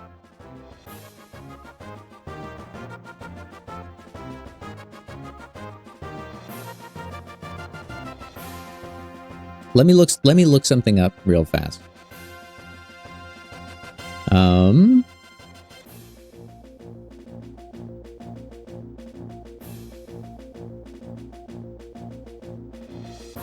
There is a small issue.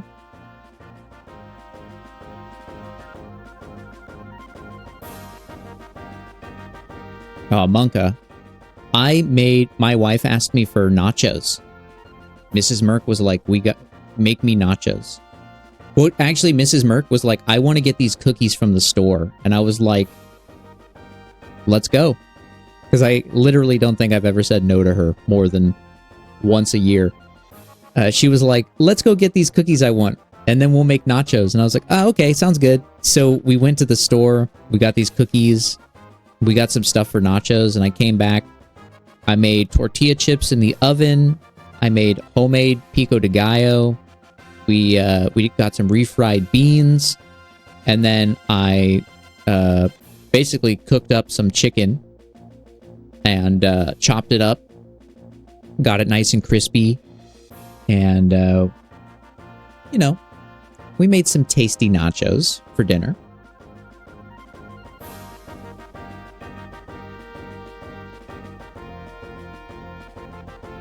They were good. They were good.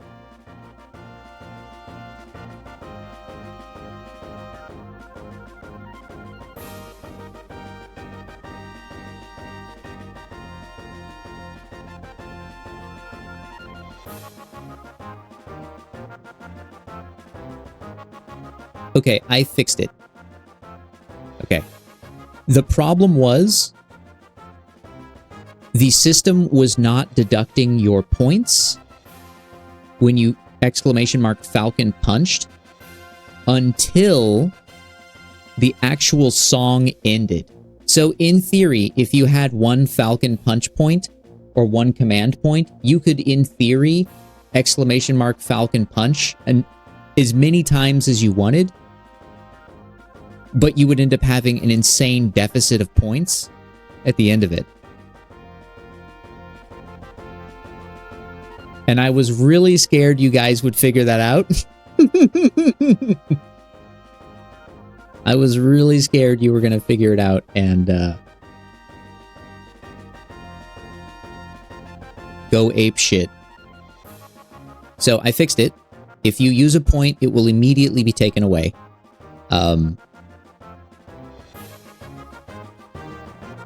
Well, Monka, you have 19, so you're good to go. But, I mean, you can use it if you want. I gave you the points to, you know, you can do it. I might also create a system where I can pause the usage of points. Have a good night, Bada. Thanks for hanging out. I'm going to have to create a system where I can pause it so that people don't accrue points, and then in the middle of like an anatomy session where I'm helping someone or like feedback, someone just Falcon punches because they think it's going to be funny. And then you have to wait 3.5 minutes. So I am going to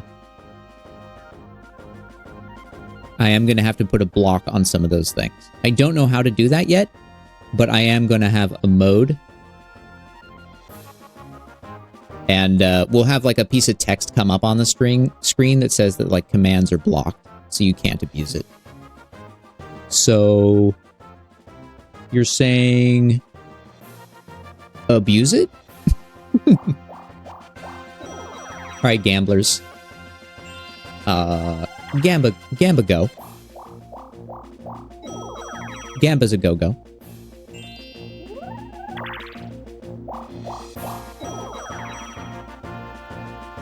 Yeah, but I gave Monka a generous number of points because Monka's birthday, and also Monka's been very generous with things recently. Gift subs.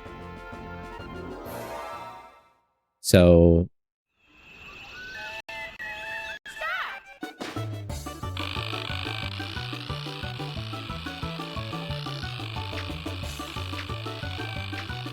Depending on if people abuse it too much, I may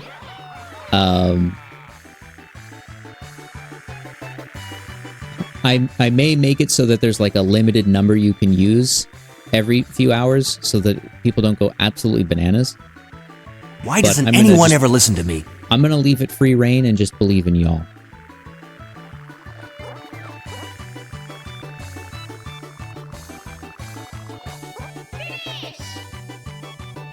It's true.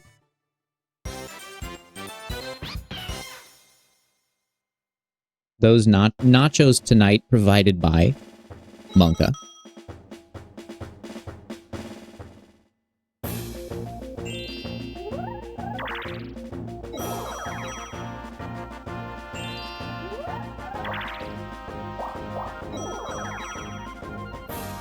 True.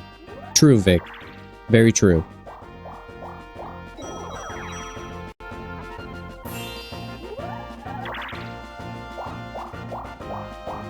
I will, I always have the ability to just shut it off if someone decided to do it for like 10 minutes or 20 minutes in a row.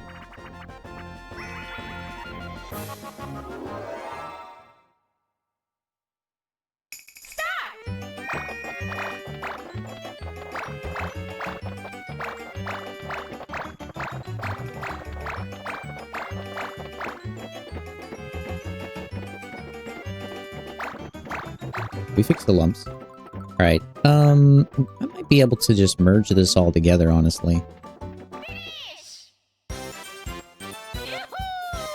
I'd cut the hands off later and put better ones on, but,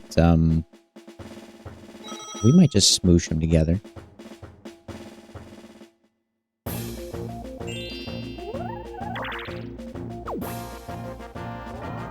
Here's what I might do.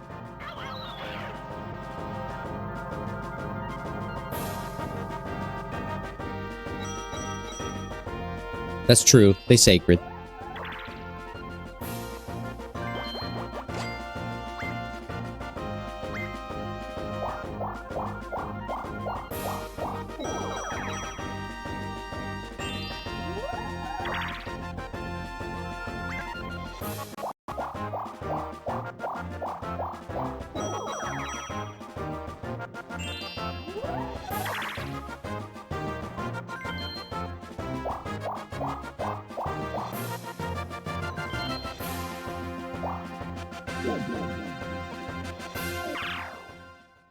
Give me the numbers.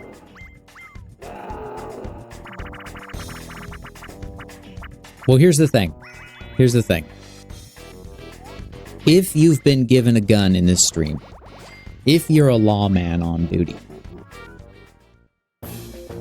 then I have put decision-making in the hands of the lawman.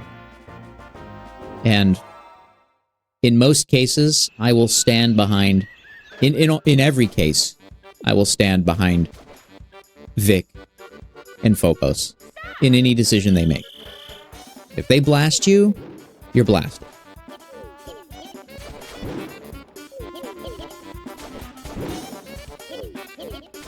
I gotta have that kind of trust. But ultimately, the length of the sentence is determined by me. So if I want to change the sentence or shorten it, you know, I will do that as necessary. Have a good night, JIC. Thanks for stopping in.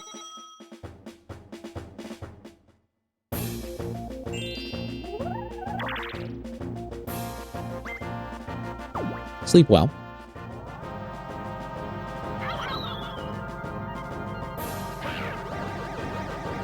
No, I just gave Phobos the gun because he was like, I would have banned that guy. And I was like, all right, here's your gun. Here's your star. and here's your badge. And start blasting. Get to blasting, buddy.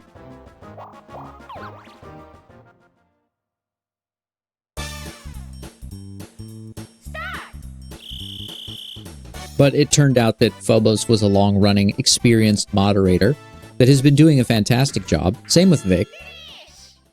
So, no complaints. No complaints. But here's the thing. People earn points when they contribute extra to the stream.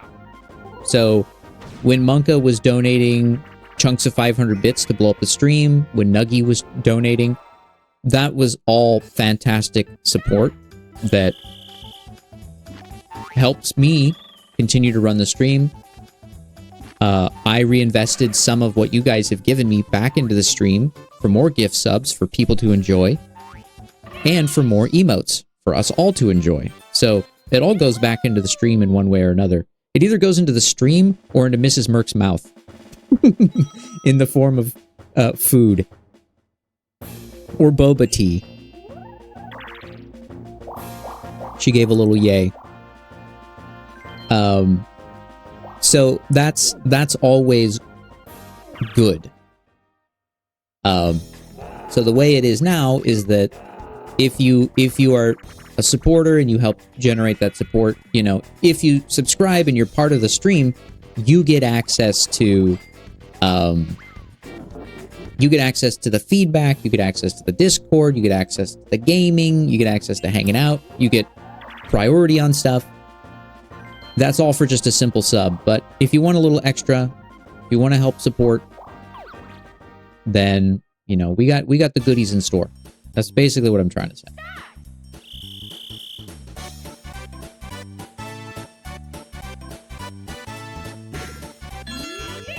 Yeah, sometimes you have to put a boba tea on offering.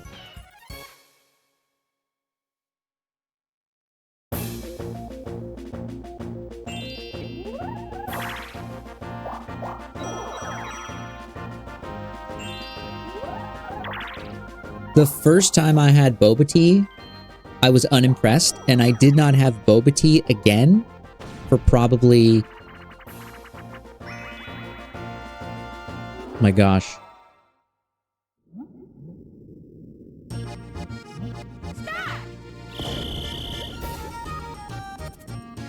For probably 7 years. Was probably the next time I had boba tea. It was 7 years later.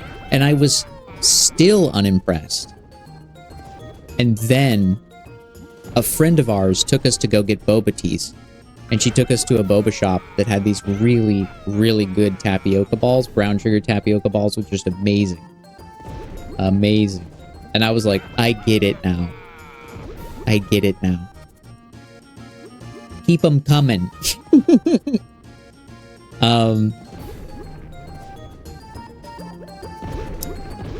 I can tell you this, though, Monka. As someone with personal experience, almost choking to death twice. That's right.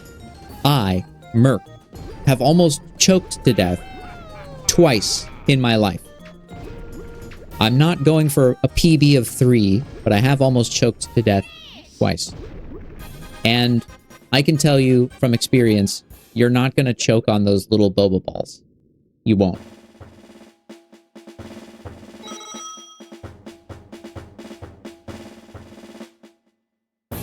Alright, sorry this is taking forever, but I have to do all these projections. And the projections will just take forever. Remeshing and all that stuff is slow.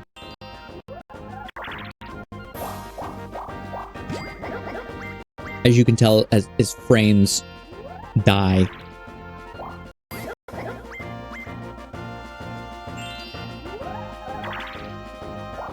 Because I was projecting detail. I told you things get choppy.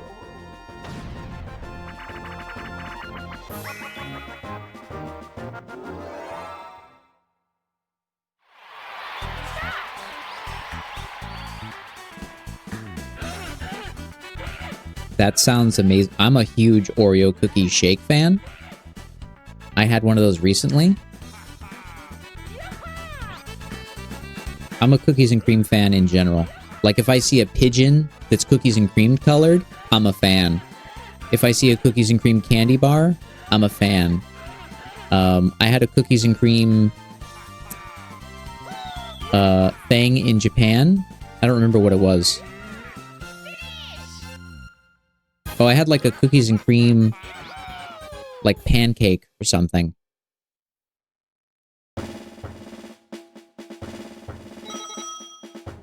That wasn't too awesome. It wasn't bad, but it wasn't amazing either.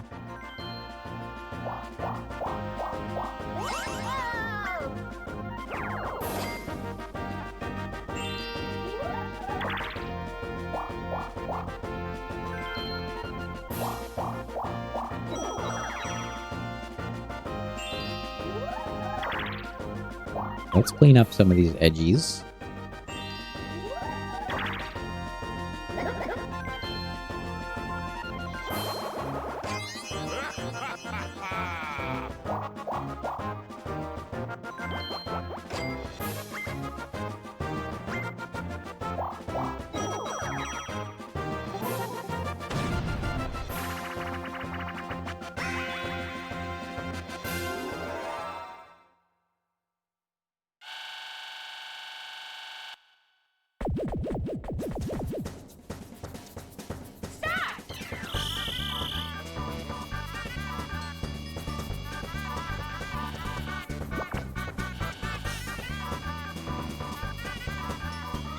Oh, we're getting into the Monka Deep lore in chat.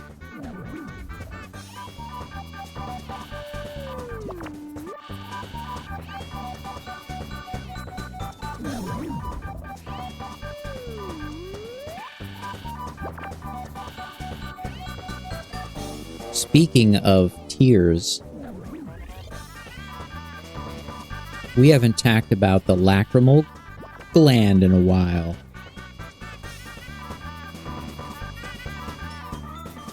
My favorite lump around your eye. Bruh. It's been here waiting for you the whole time. Basically, the lacrimal gland is a gland up here. This is why the side of your face has this little bulge. And that's where tears come from.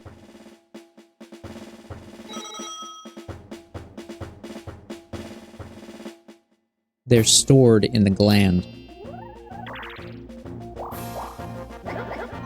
And if I remember correctly, they run around the inside like that.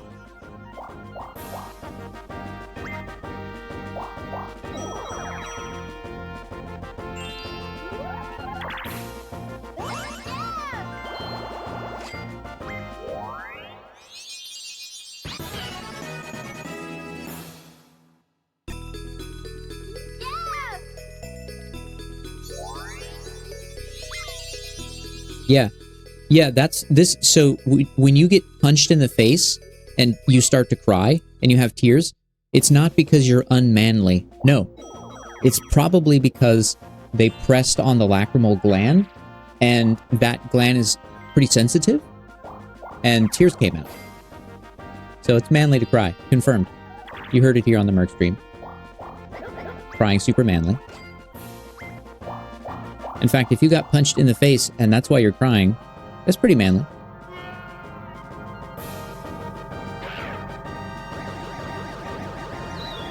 Yeah, you're crying instead of being knocked out, so that's some manly stuff right there.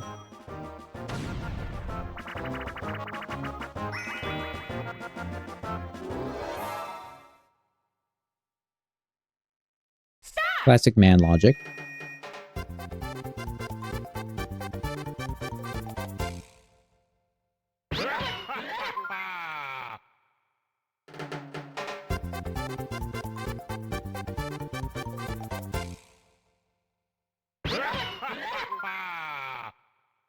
I completely forgot we were listening to the Mario Party soundtrack until just now, like the actual game. Enjoy being an inanimate object, friend. Yep.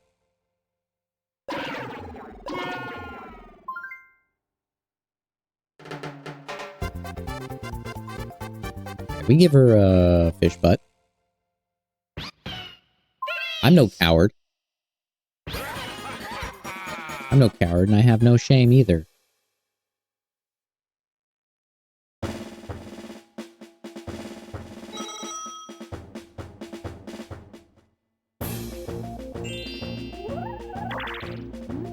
Yes, yes. My tickle fight. Some of my greatest accomplishments in terms of combat in my life have been being assaulted by 12 women back to back, as well as getting into a tickle fight with an individual in school. And when I say tickle fight, I literally mean a tickle fight. Yeah, it really, you really can't, you can't live a life like mine without commitment to the cause. Right? It's just, when I get into an altercation, it's not going to be like, yeah, he fucking fronted up on me, bro, and he was puffing his chest out and we threw bones. No. It's like, it's a classic Merc. It's a Merc story. It's like, oh yeah, I was doing a trapeze act and this bird got in.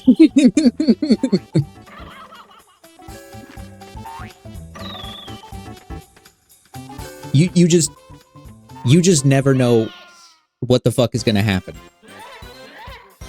He fought off. What I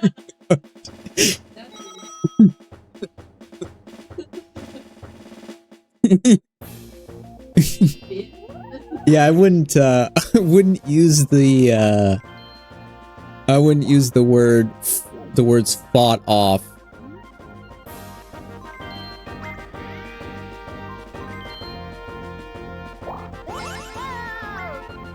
She said that's what we call propaganda.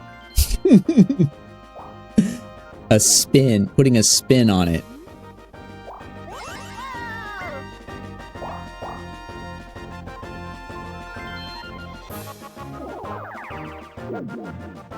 Alright, let's make this ass huge. You're not in my stream because you want to see small butts. Alright, I know you. Yeah, you. Talking to you, chat member. Obviously. Yeah, exactly. Don't ever try and be anything but what you are. And, I am me. Yeah. My wife says that quote is from Don Bluth's Thumbelina. So there you go. Don't ever try and be anything but what you are.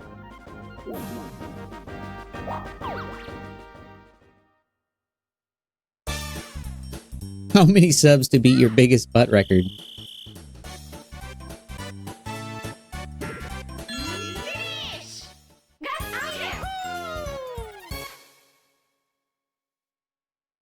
Let me go to the let me go to the sheet. 14.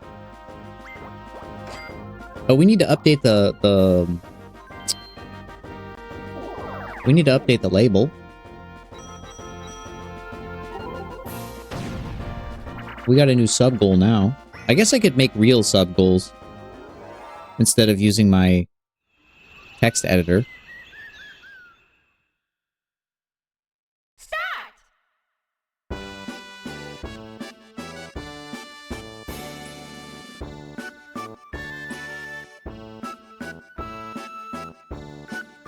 I bet it's gonna be low because you want to beat it yourself.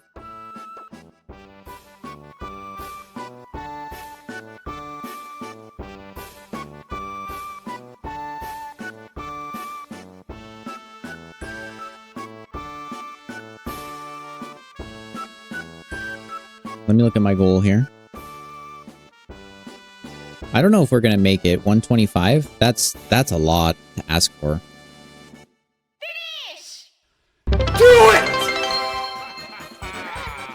Alright, you got dude it. We started a goal. Yeah, the actual story.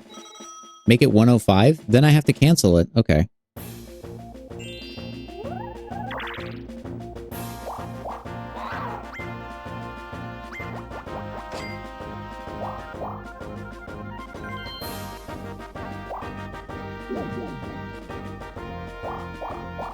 Computer, what are you doing? Type the letters in the order I type them in. What the hell? Alright, plug your ears. Do it!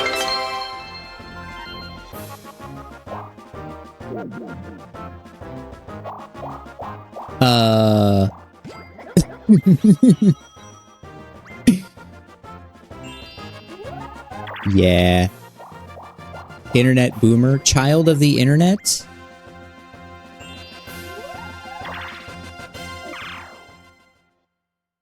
Takes a lot of skill and a broken mind.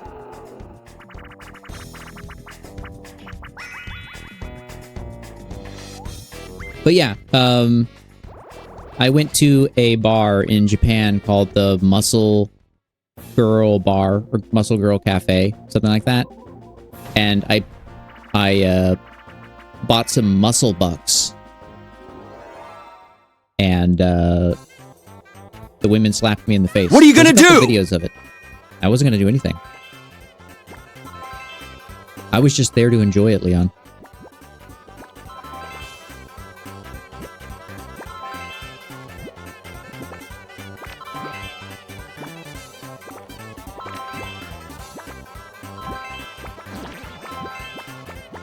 You know what? Here's what we're gonna do.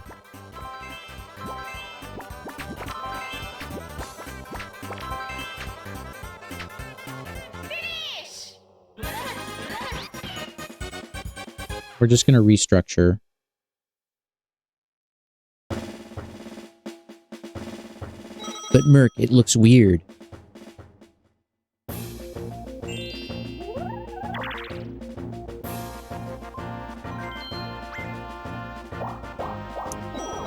The Rex build,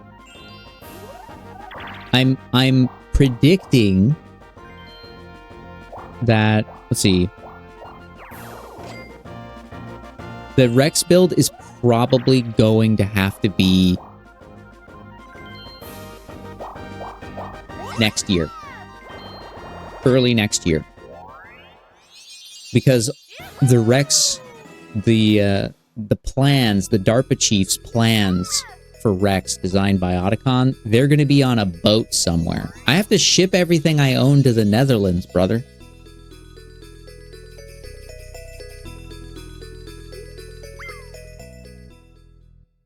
That's like a big key feature of what's happening.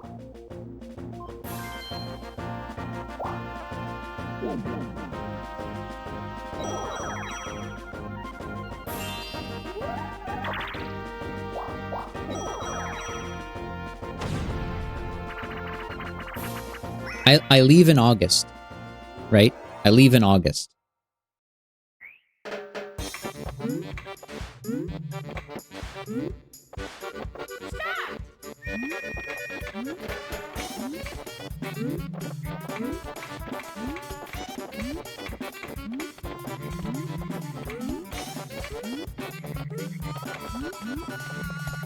It's not going to be next. It's not going to be next June or next May.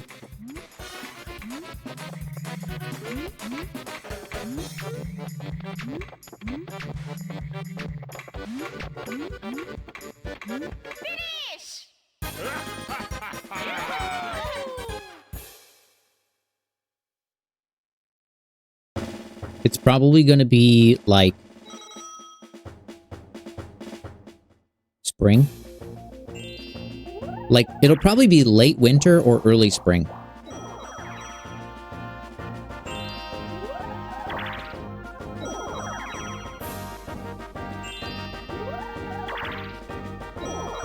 All right, let's scooch. Let's scooch some of the butt around here.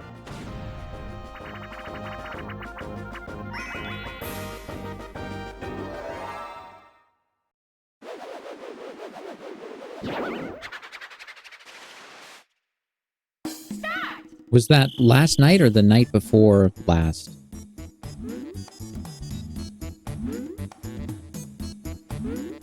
She went okay. I wasn't super happy. She was thick, but I wasn't happy with the overall turnout because the proportions were a little wacky. So we're gonna come back to it.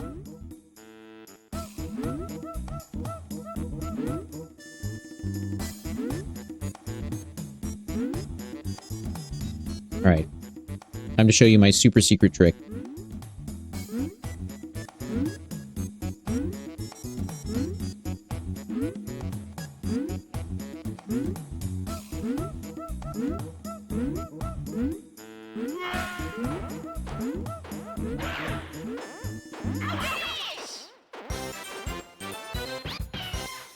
It'll happen. It'll happen.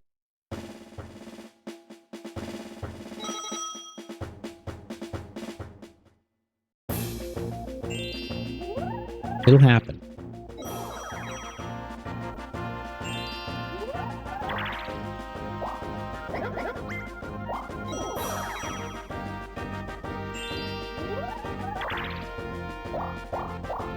Thick will happen. That's what I'm trying to say, okay?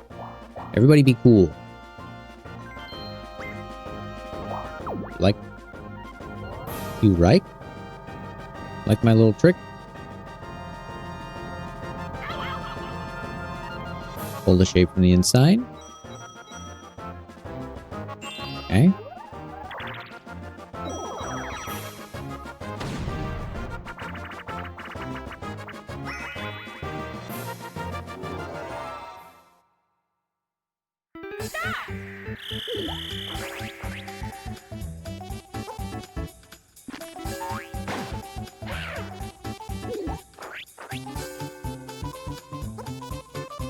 We can big in the legs.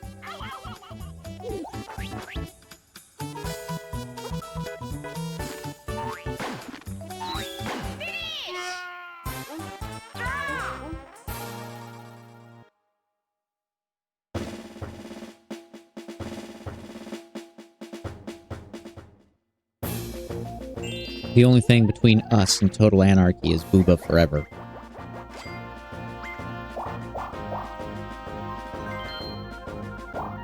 Merc, this is Snake. The launch code is Booba Forever. I knew it, Snake. Thanks. I won't forget. I'll keep that one close to the chest. If you know what I mean.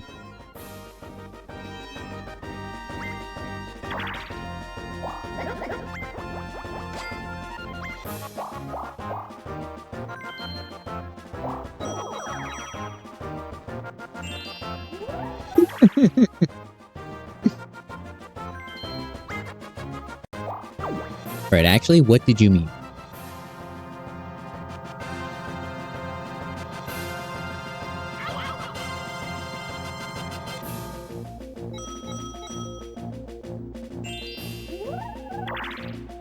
You know how we have go to bed Merc?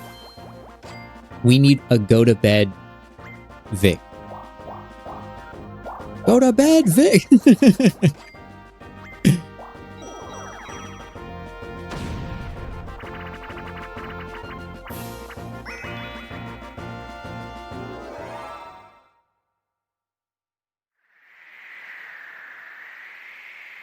Alright, should I make her butt super flat?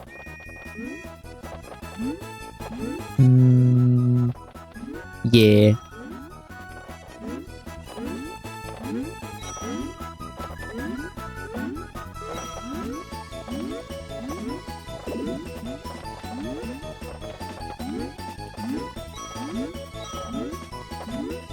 Nah, don't y'all get caught up in them gotcha games, bruh.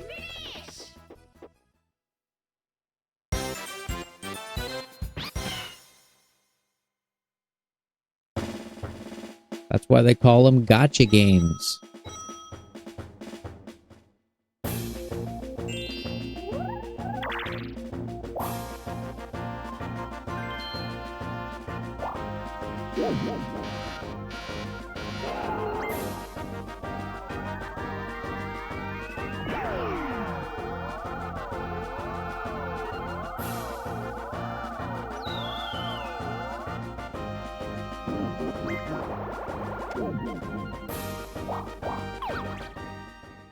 No bullying. Well, technically you're a mod and you can bully, but...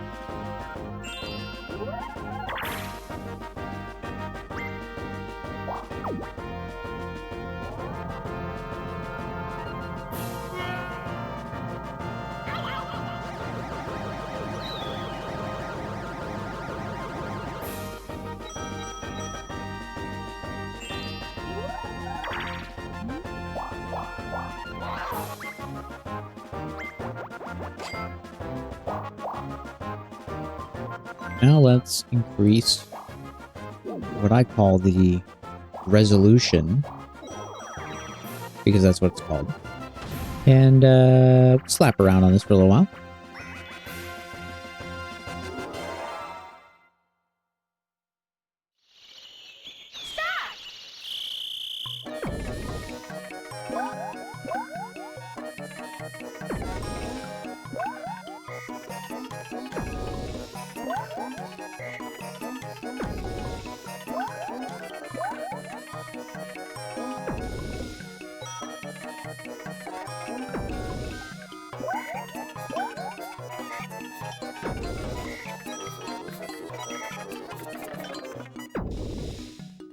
I like how that song just kind of falls apart. I don't know shit about music, but it just seems to kind of fall apart as it goes along. And then it starts again.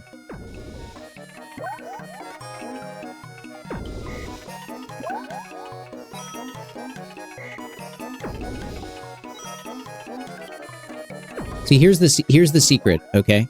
I'm gonna break down the secret of the gacha game for you. All right. You can play a gacha game with waifus, or you can spend a shit ton of time learning anatomy and how to sculpt, and then get a copy of ZBrush or Blender, and then you can make the waifu you want. Literally the same waifu that you're looking for, but you can just improve upon her in the way that you want it to be improved upon. There you go.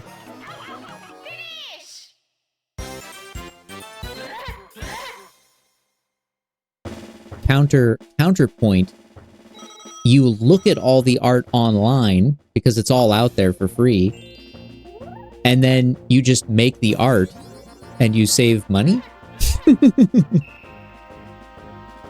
I'm just looking out for you financially. If I told Mrs. Merc, financial super capitalist, that I wanted to play a gacha game, she would probably say, I don't advise it. Those would be her exact words. I don't advise it.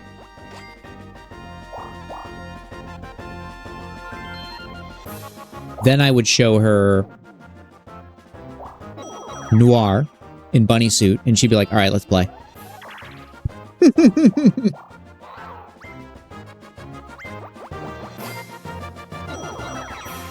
That's right. That's right, Monka. I believe you. But you need to be a double super deluxe pro here where it counts.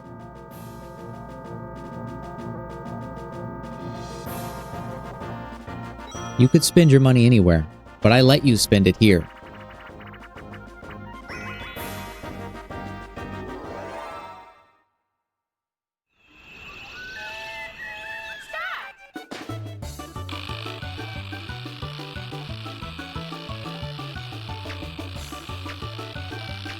Remember, sternocleidomastoid, sternal.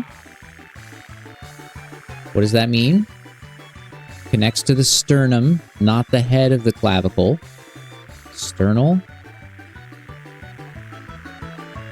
cleidal, clavicular. There's a head that connects to the clavicle. Okay. Mastoid. Connects to the mastoid process of the head.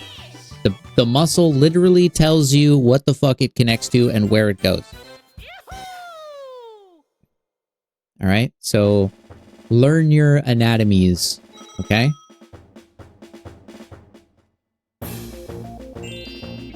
People will say you don't need to learn the muscle names. You don't, but it helps. The more you know. What is this sketchy garbage on her back? Let's clear that up. We'll sculpt a really nice back in a minute.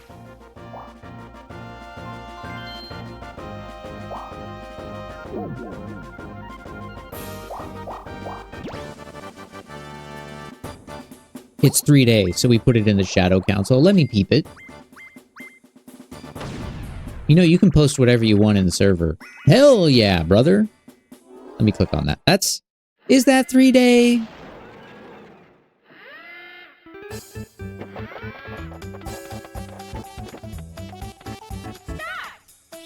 All right, my only complaint is that her belly doesn't shake. It moves, it doesn't shake though.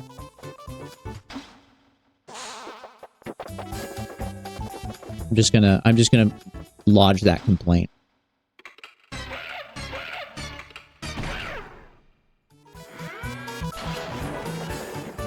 I'm all about the belly.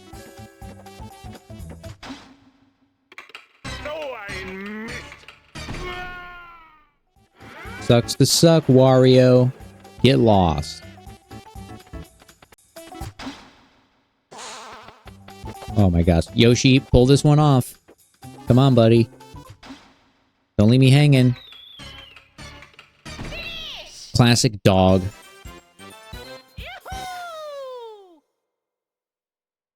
Get out of here with that fake happiness, Luigi. We know you're dead inside.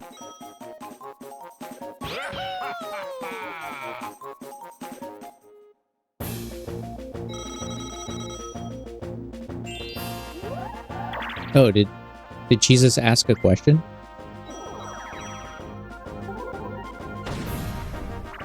Oh, thank you for calling that out, Vic. Sorry. Yeah, good question. Do ever get in trouble for making a character too voluptuous? If I'm making a character to concept art or to specs, all right, let me step it back a smidge.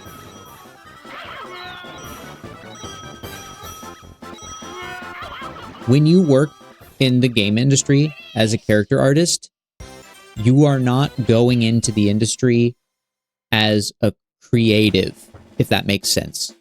You're going into the industry as what I call a doer, which is someone that doesn't do a lot of thinking in terms of creative thinking. You are a doer. You make things happen. So the concept artist is going to pre-decide the voluptuousness level of that character. You are going to use your creativity to take an image that's 2D, completely flat, has no depth or reality to it in terms of dimension, and you are going to use all of your skills to translate that at basically 100% from what you see on the drawing to what you see in the game in 3D, in the round, as they call it. So if I'm presented with a piece of concept art, I don't make a lot of edits, right? Like if I got a piece of concept art and they had like a butt like this, you know, I wouldn't go in there and be like, all right, but I can plus this up. You know what I'm saying? Like maybe we can do this. Am I right, boys? I'm not going to hit them with that, right? I'm going to stay as close to the concept art as I possibly can for a few reasons, but the main reason is that you don't want to waste any time. You want to stick to your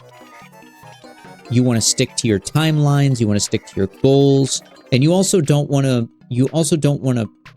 be the guy that's working. And I know what you're thinking.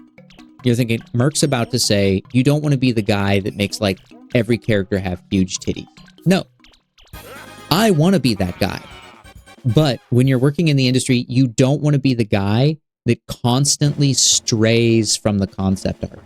You don't want to be the asshole who's constantly trying to improve other people's work. That's not what you're paid for. You're not paid to improve the concept artist's work. The concept artist is paid to do all of the design and the iteration in 2D because it's much faster to design on paper than it is in 3D. So all of that's already been done.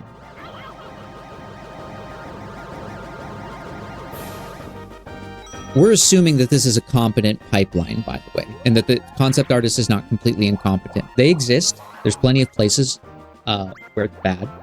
I did work on Spyro. Yeah. Yeah. So, that being said, would I find myself in a situation where I am... Yes, the Reignited trilogy. Yeah, like the remake. Yeah. So, would I find myself in a situation where I was called out? No. Am I commonly known as the person who sculpts big-tittied elves? Yes. People who hire me and the people I work with are all very well aware of what I make because I don't make any attempt necessarily to hide it. I just put it out there when I think it's ready to be out there. So if you think you're going into the game industry as a character artist and you're going to be some big creative hotshot that makes a bunch of characters, you'll be making characters, but they're designed by other people. You're just a piece. Have a good night, Vic. Thanks for bringing the question to my attention, buddy. Way to mod.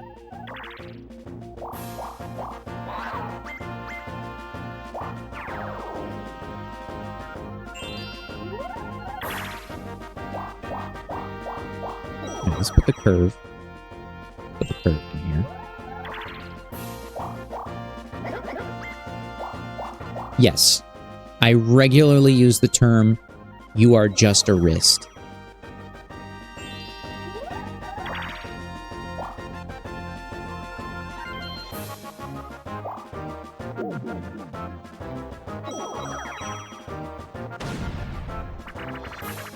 Spyro was worked on by the in-house lead character artist.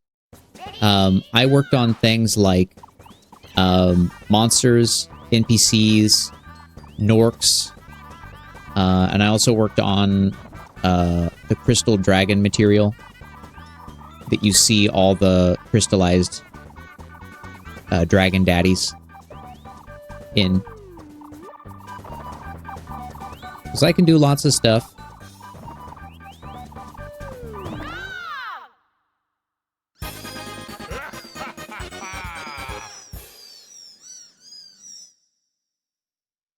I think socials will bring up the ArtStation. Although maybe individual commands for individual websites is also a good idea. I'm also kind of using Blue Sky more now. Kinda. A little bit. I don't know if anyone else uses it, but...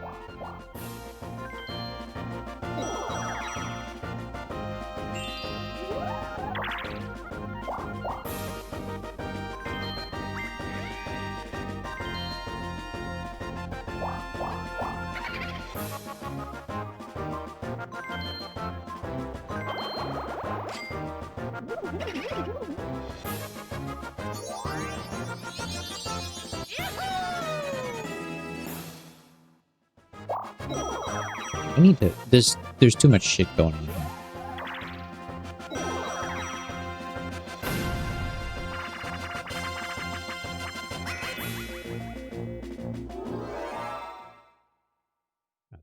That's much better. Much better.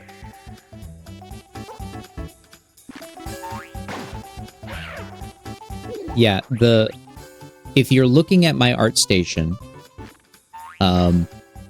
you'll see a piece that looks like a very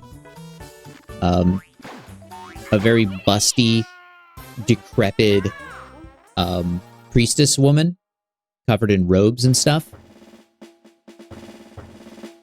I don't remember the name of it. I want to say Dark Priestess. It's the High Priestess. It's mature content, so you got to click on Show Me the Artwork to see her. I won honorable mention in the contest that this was entered for.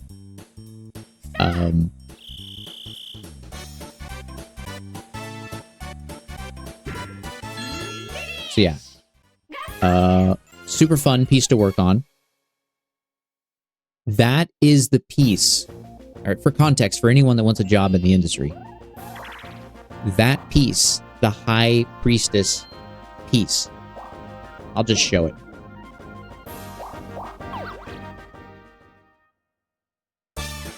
This piece, right here. Okay.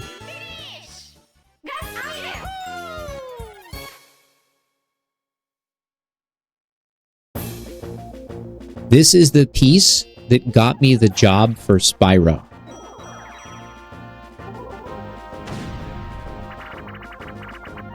That's the piece. Okay?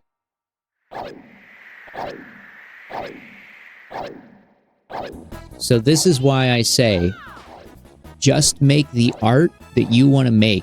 Make the art that you think is cool. Focus on making stuff that you enjoy making.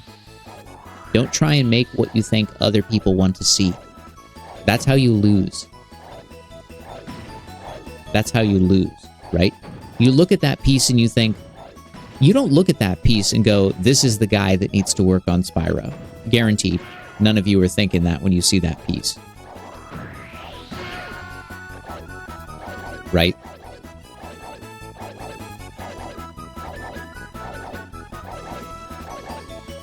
But the art director that brought me on board wasn't thinking about that piece in terms of whether or not it was a good fit for Spyro. They were thinking about the piece in relation to, like, this guy has the ability to pull off the necessary stuff that the artists we're looking for can do. Right? He's got the skills. When people see my art, they're going to see a lot of stuff. They're going to see anatomy, they're going to see sculpting, they're going to see detail, they're going to see boobs, they're going to see a big ass, they're going to see all this stuff. But what good art directors see, what competent hiring professionals see, is that Merc has the skills to do what needs to be done. And those skills are being presented through the content that Merc likes to create. That's what those pieces show. So that High Priestess piece, a lot of people see it and they're like, oh, this is too sexual. Don't like it. And those are the people I don't want to work with. Because me and them already, we are never going to get along. We're going to disagree on everything. But the people who see it and say, I don't care about what this guy is doing personally here, but technically he is succeeding where he needs to succeed and has the skills, this is the guy for the job. That's what separates good hiring professionals from bad hiring professionals, and that's what separates portfolios. Pandering portfolios, which is like a bunch of work for the studio you want to get into, and then just a good portfolio.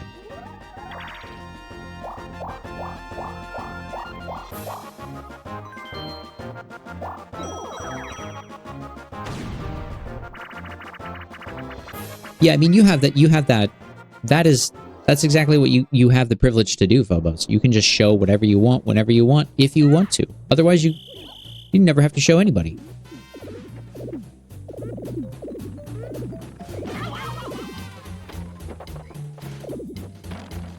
And that's okay.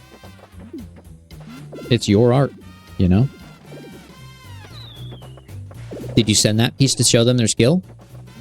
No, I didn't even ask for the job. They came to me.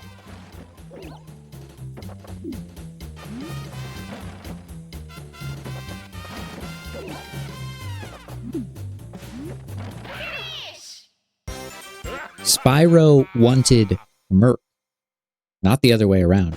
I wasn't trying to work on Spyro.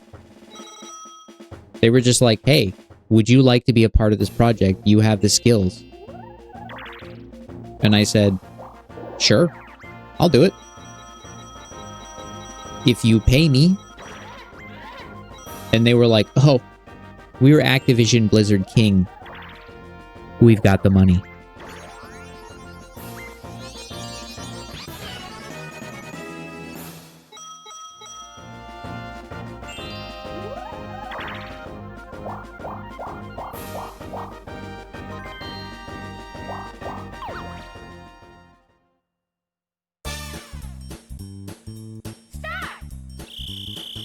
They paid me exactly what I asked for, and they paid me on time every time. So I don't have any complaints. Think whatever you want about Activision Blizzard. I think Blizzard's dog shit in a lot of ways. I think Activision's dog shit, and I couldn't care less about King at all. But they paid what I wanted. They paid on time every time. And they didn't bat an eye.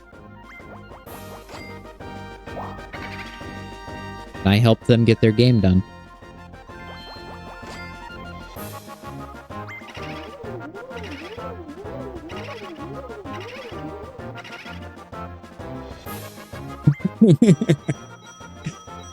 Well, what happened was they gave the art... This is what should happen. All right, this is why Spyro came together as fast as it did. And this is why it came together with the quality that it came together with. They gave the art director, a guy named Josh, they gave the art director the ability to hire his team. There wasn't a ton of, like, meddling from other members of the team. It was basically, Josh, we need you to fill out the team with competent artists who are going to get the work done. We have a very tight deadline. We have to make 3 Spyro games inside of like 2 years. Do whatever you need to do. Get the people on board that are going to get the job done. And he said, okay. I was one of those people. You want to know a fun fact about Spyro Reignited? Originally, it was only supposed to be Spyro 1 and Spyro 2. Wasn't supposed to be Spyro 3. Spyro 3 was actually done by a completely separate studio. Because we did not have the time or the manpower to do the third one. You know why? Because the guys at the studio said, hey, we don't have the guys or the manpower to create the game to the quality level that we would want to create it. And Activision said, okay, let's work with a separate studio and they will make all the assets. So a separate studio made the third one. And by made the third one, I mean made most of the art and the assets. 1 and 2 were handled through Toys for Bob.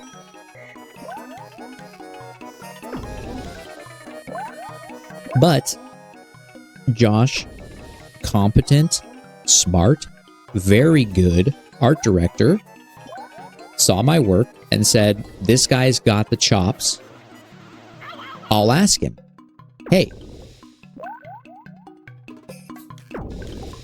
you want to work on project? And I said, yeah, I want to work on project. You want to pay me? And he was like, let's not worry about the money. That's not an issue. Okay, sounds good to me.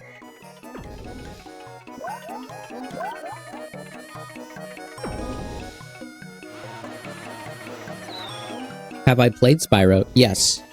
Yes. I have a copy of Spyro on my PS4. And I also got a gift copy that I gave to my parents. So my stepdad has a PlayStation 4. He enjoys a good game every now and then. He's more of a Red Dead man. But I wanted to ensure that they had the ability to check it out.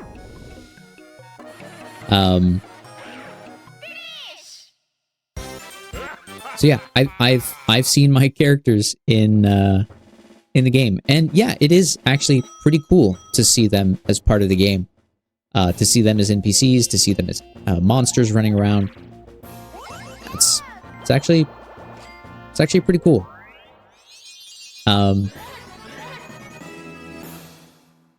It was not the first time I saw my stuff moving around in a game, so I think the first time you see it, yeah, it is a bit surreal. It is a little like, whoa, that is a piece of, like, imagine if this character we're working on, imagine if we got her rigged and she started to move, you know? There's this level where you work on something for weeks, possibly months sometimes, and you finally see it moving around. And it's kind of magical and fun. And I have my wife, Mrs. Merc. She is an animator, so there's an element there that when I make stuff, I can have her animate it if I get it rigged or if I rig it myself. And that's really fun too, to always see her bring something to life. And she's a great animator, despite what she might tell you. You know, she wouldn't have worked at Blizzard fucking Entertainment on the cinematics team if she wasn't a good animator. So, to see her bring stuff to life is also really exciting. But yeah, the first time it's a little surreal. After that, it becomes, I wouldn't say old hat, but it never loses its charm. It never loses the sparkle. But I will make this statement for anyone that's listening and anyone, again, that's interested in the game industry. I had this impression that when Spyro finally released, that it would, like, change me somehow. That I would be a different person, or a better person, or I would have fulfilled some goal in life, and that would make things different somehow for me. Kind of hard to explain, but I'm sure you can all kind of empathize with the idea that if you, as a kid, if you get this console for your birthday, you'll be super happy. Or if you get this Ninja Turtles playset, you'll be super happy. But the reality is that you get it and you're super happy, but you eventually return to the norm. You return back to whatever basic level of happiness you exist at. So I had worked really hard and I'd spent all my time on Spyro, and I finished the project and I finished the game, and I don't know, I just had this impression that something in my life was going to be different or better or new or fresh, and things would change. And they didn't. In fact, it was exactly the same. And that was the upsetting part. That was the most, like, disturbing part of the whole event, was that it was just over. But yeah, nothing changed. Everything was still the same. And it was kind of surreal. That was the surreal element about everything. Was like, I'm still me, and I'm still here, and I'm still waiting for that change to come. And it didn't. And I won't lie, I did get a little depressed when it was over. And you'll hear this a lot when people finish large projects and things, that they get a bit of depression sets in. Because you kind of have this expectation that something is going to change, or something's going to happen, or, you know, whatever. And it doesn't. Never does.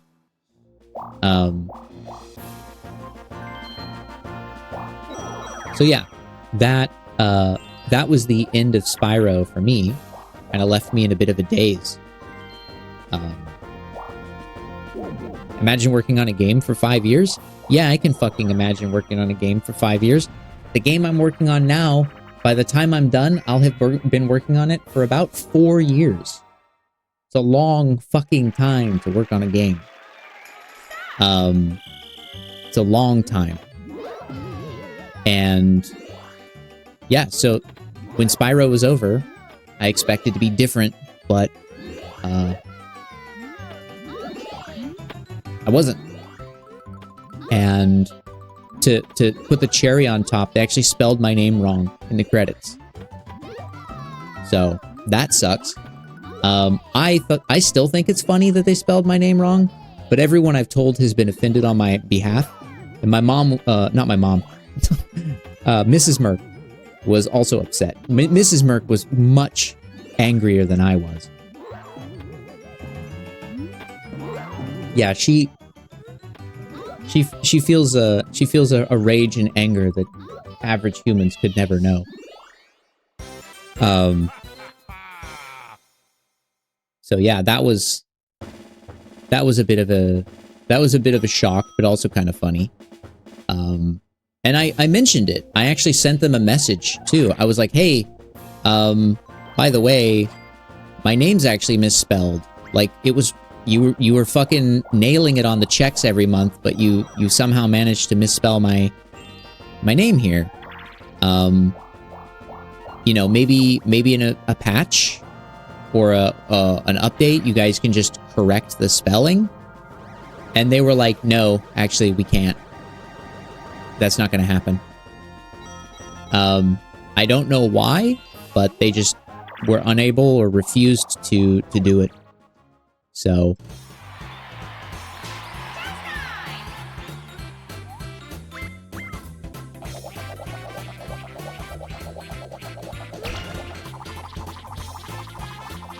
yeah, apparently if you work at Blizzard, they make you confirm your name and the spelling in an email before anything happens, so everything is always correct. But yeah, I remember the game came out, and I went online, and I looked up the credits, because I wanted to see my name in the credits. I was like, this is going to be cool. I'm going to see my name in the credits for Spyro. That's going to be dope. And my fucking name shows up, and it's spelled wrong. And I was like, and I think it's the first name on the credits, on the 3D modelers credits list. And I was just like, I took a screenshot because I thought it was so funny. I probably still have it, actually, the screenshot.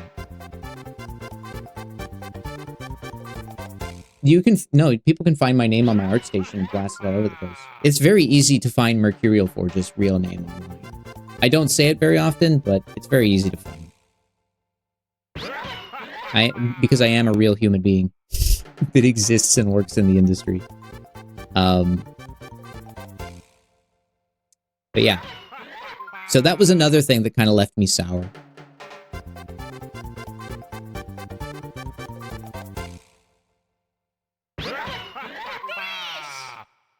yeah, many years. I've worked on many projects for very long amounts of time.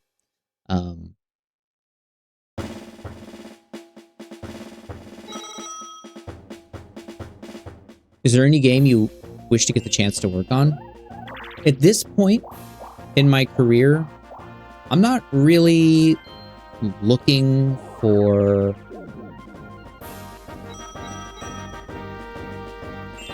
I'm not really looking to work on anything anymore. Like, my goal at this point is to work for myself and work on my own projects. And I'm literally 1 month away from that becoming what happens. Once the job I'm working in now is over, I will go back to freelancing. I'll be streaming full-time. I'll be making miniatures and garage kits. I'll be doing art. That's what I'm going to be doing. And if all works out, I'll do that for the rest of my life. I don't actually like working in the industry. I think it's a big pain in the ass. It's not really worth it for me and for my personality. If I had to choose, though, if there was a game I had to work on or something that I would like to be a part of, I would probably like to work on like a game that I feel like is like one of my favorite series, you know, like working on a Mario game, or working on a Zelda game, or working on some really creative, fresh, fun indie titles. Those are the kinds of things that I would like to work on. Either something that's... But I know working on a game like Zelda or Mario would be fucking hell for someone like me. That shit would be hell. It would be so bad for me. I'm not the kind of person that works on those projects. Big, long, sweeping projects like that, especially with a lot of like management and oversight. I struggle with that. I struggle with that quite a bit. Because I'm a very independent person. I don't like being told what to do. I don't like having other people make decisions. I don't like when people change my art or make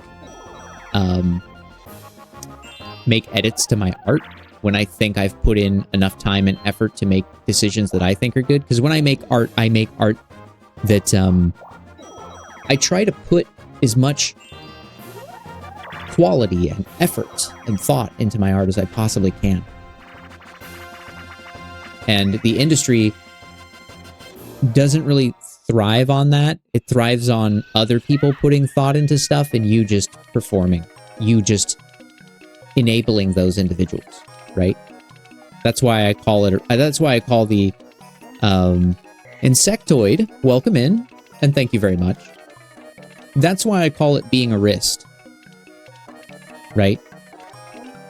Because someone else is having the ideas. Someone else is being creative. You're just there making their creativity a reality. That is what really kills me.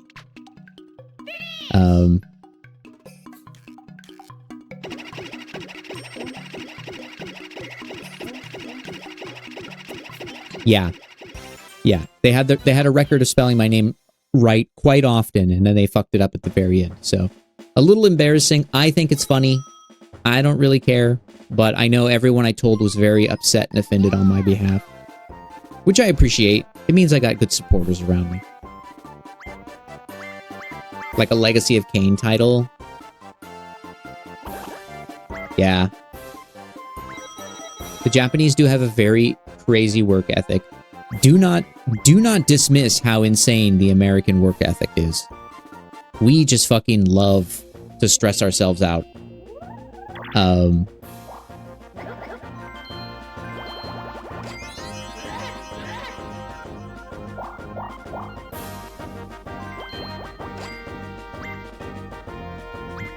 So, scooch some of these around a little bit. Try to get these shapes where they need to be.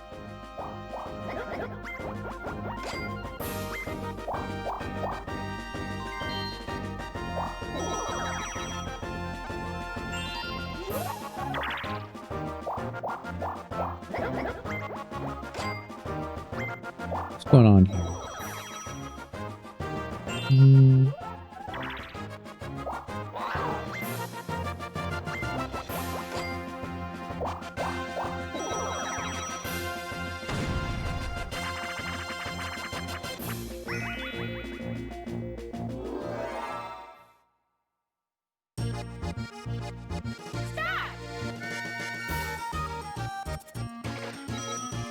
Yeah, Insectoid, I definitely agree. There is a difference between being creative, right? So here's what I say. I talk about being a wrist, right? And being a wrist means your purpose on a team is simply to perform the act of creating what someone else tells you to create, right? So the other concept I use is I call it the thinker and the doer system. This is something that a buddy and I came up with well over a decade ago. There's thinkers and there's doers. Doers do things. They don't spend any of their time thinking, they're doing. And doers spend all their time thinking and very little of it doing. The art industry, in its larger mass creative form, like movies and video games, it is a very doer-heavy market. You will spend a lot of time doing and very little time actually thinking. Unless you work on a very small team. And even then, you might not have that privilege.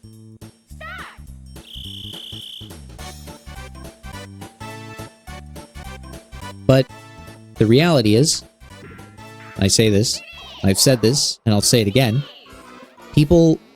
artists don't get into the art industry because they want to make other people's dreams come true.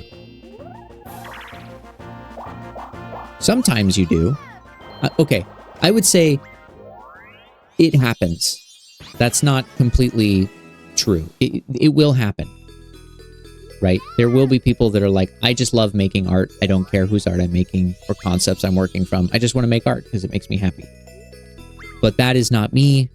That is not any of the friends that I have. That is not any of the other artists I've ever worked with.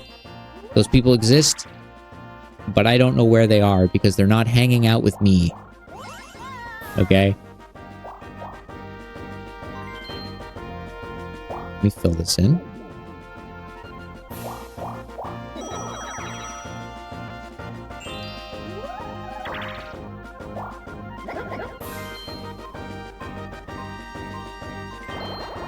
I would say, yeah, the Japanese and the American probably work very similar amounts. We definitely don't die at our desks as often, but we're certainly we're putting in the effort. We're trying.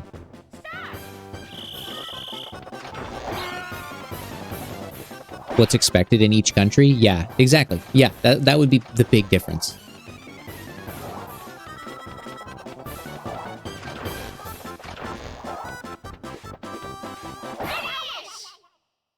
Phobos, have a good night. Have a good night, sir. Working 6 hours?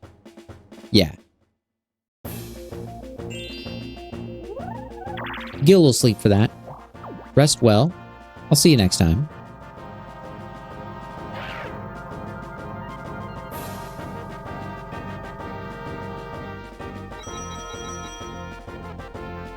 Yeah, I have a friend who was at one point in time, I want to say, oh my gosh, he had so many commissions. I at one point in time had 16 commissions. This was back when I was doing 2D art. I don't take that many 3D commissions. But he had 16 commissions, or I had 16 commissions. And that was the most stressful, overwhelming, like, feeling.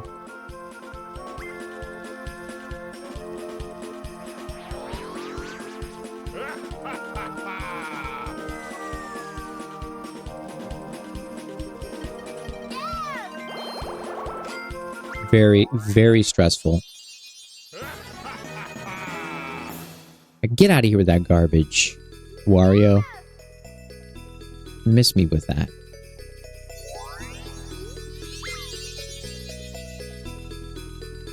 We're gonna make sure that the deltoid kind of stretched over the humerus.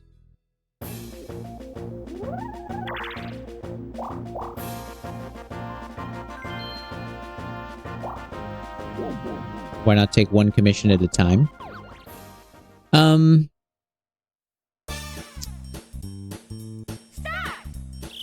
Well, there's a couple reasons.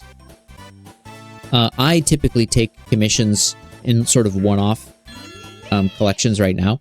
But sometimes you want to think about it this way. Let's say I need to pay rent in 30 days. So I open commissions and I take 7 commissions, right? And I'm given enough money to pay rent. And so now I know I can pay rent, I can eat, I have money for gas, I have all the money I'm going to need that month in those 7 commissions. But now I know I have to finish those 7 commissions within 30 days, right? So very early on, I have a timeline and a structure and an amount of money given to me, and I know exactly what needs to be done when. But let's say I take one commission, it takes 3 days to finish, then I open commissions again, and it takes a day to find another commission, and then that commission takes 2 days. You kind of see how that spirals into this, I have no idea if I'm going to be able to pay. So oftentimes, if you're doing commissions for money in a more upfront manner, you open commissions, and you open commissions around the end of the month when people are getting paid and they have money, because people might come to you and be like, hey, I'd love a commission, but you need to wait 3 or 4 days because I don't have the money. And it's like, well, I need it to pay rent. So you have to kind of think about when you're timing your commissions. You have to think about when you're timing your availability. And then once you have those commissions, you can now work at your own pace for the rest of the month, which is the benefit of working for yourself.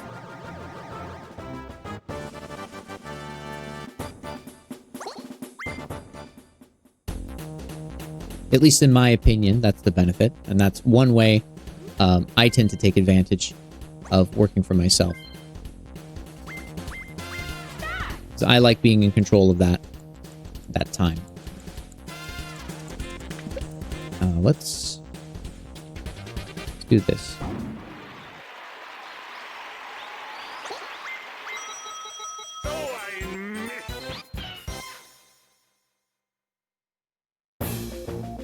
Hold that.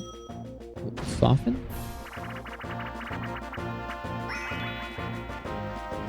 Yeah, that's looking good.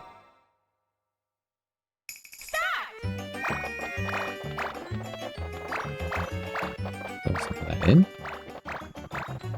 Scooch it around a little.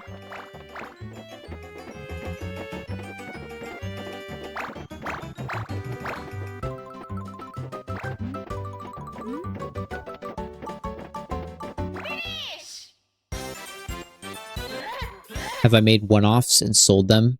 Yeah, I have. I've done a few character design things in the past.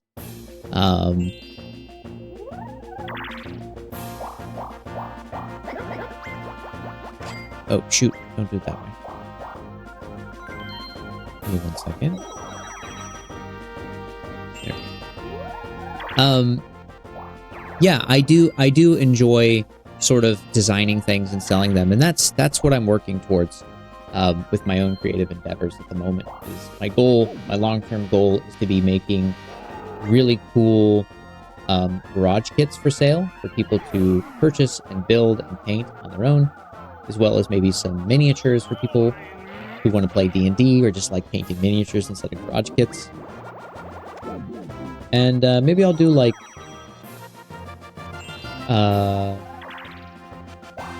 I might consider doing some commissions again, but I also might consider doing like some adoptables, kind of the same thing as like a one-off creation for sale, but I like that kind of stuff.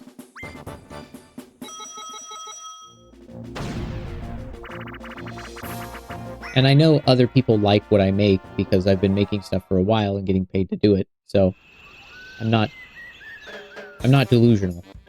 I have enough experience to know that I make things that are, if nothing else, appealing.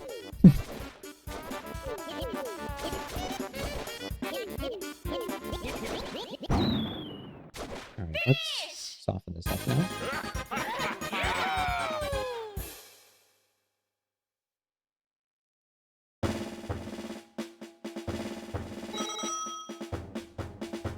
And the job that I'm working on, oh, Gamba's over. Let's see who won.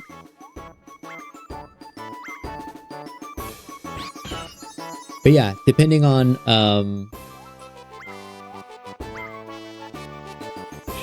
what happens, the current full-time job that I have is ending at the end of next month. And I have worked really hard to have enough runway and projects set aside that I can start working for myself and take it full time. Hopefully that will work out over the next few years.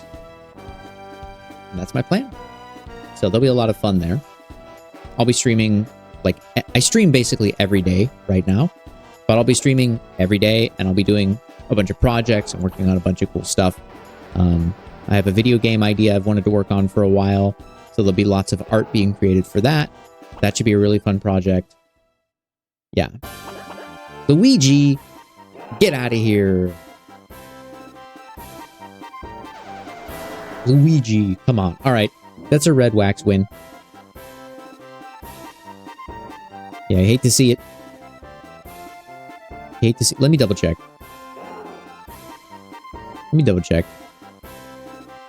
I see those questions. I'll answer those in just a second.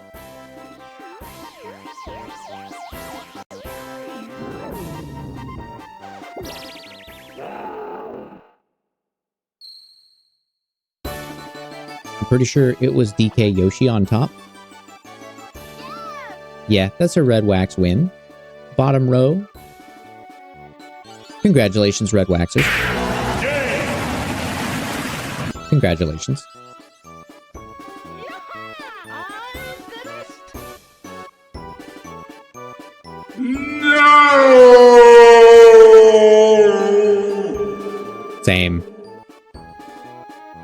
Same.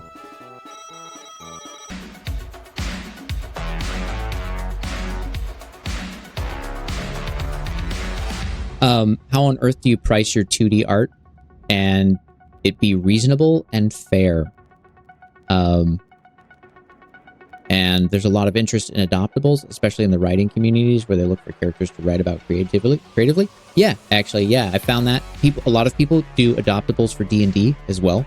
They adopt really cool fantasy characters, and then they really want to explore their personalities and their ideas for this character in a role-playing setting. So there's a lot of room for creativity, artistically, visually creative people to sort of merge and meld with literary creatives. Things like that. But how do you price your 2D art and make it reasonable and fair?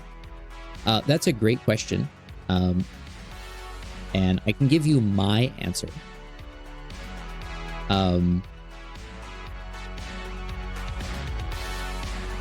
Obviously, it would be my answer. It wouldn't be anyone else's. Let me check the Booba Fit.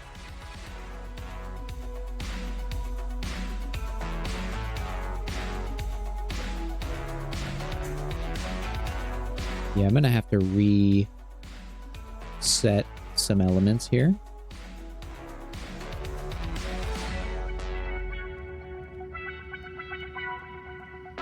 What? Pink? Are you okay? Yeah, I was gonna say, do you have, like, are you allergic to something?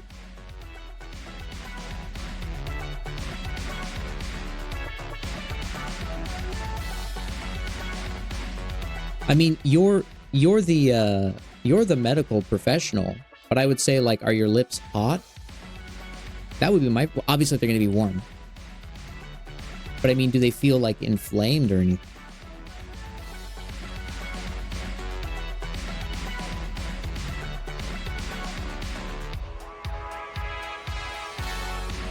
Never had allergies. The inner lip seal felt a tingle and a bit weird.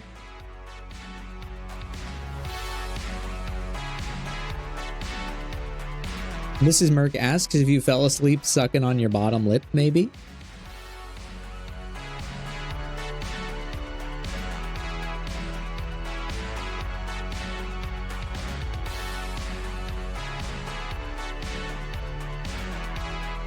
Interesting. Felt like a pepper sting. Like I got mega Botox. Oh my gosh.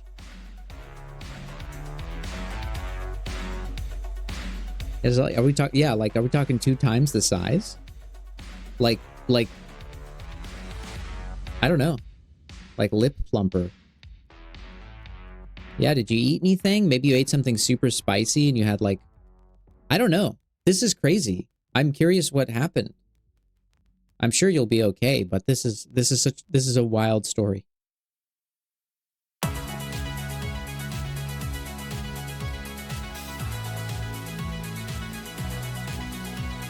No, absolutely. Yeah, totally.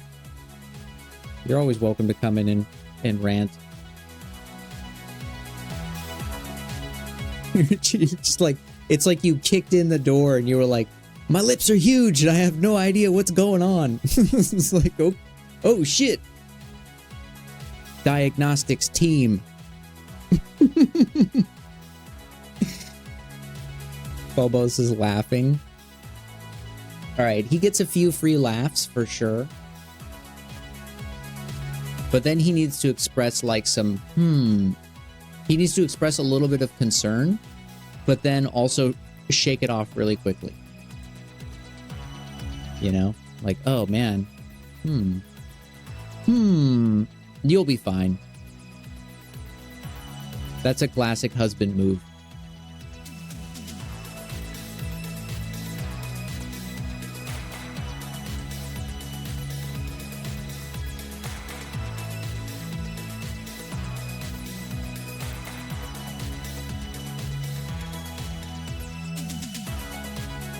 Oh man, you're looking bad, Kim. Take some meds.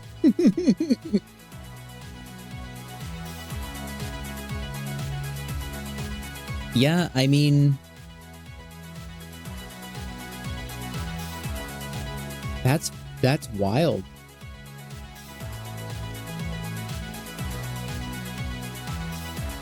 Your lips aren't shredded, you know? Like you've been chewing on your bottom lip. I've chewed on my lip in my sleep before, and that caused that kind of stuff to happen.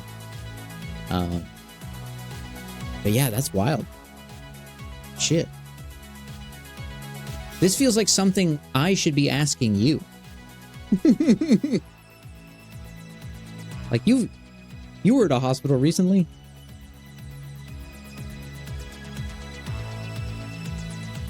That would be, I would, yeah, that would be my advice too, would be like, if it's not painful,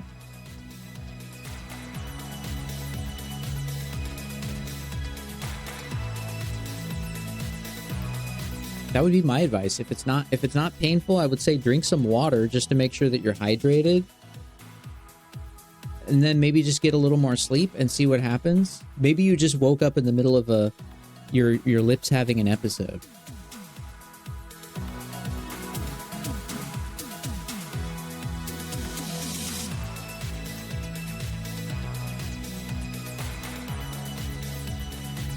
You know, one of those episodes that lips go through every now and then where they...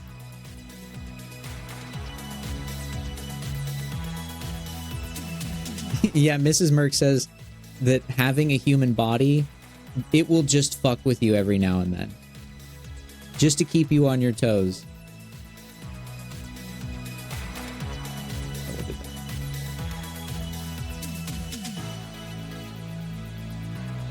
Second puberty, but transforming into a pinup girl. Mrs. Merc says, your final form. It's happening. Okay, but what if, hear me out, what if they come down in size a little bit, but they stay the perfect plump size for the wedding, and it was all planned. Everything's coming together as planned.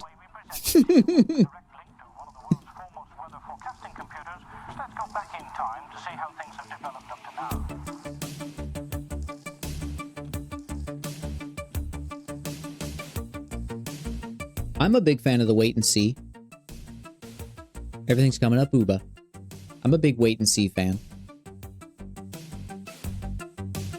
Yeah, Mrs. Merc suggested ice. That's not a bad idea. R2 said ice as well. So I think that's 3 votes. Maybe enjoy a little ice cube.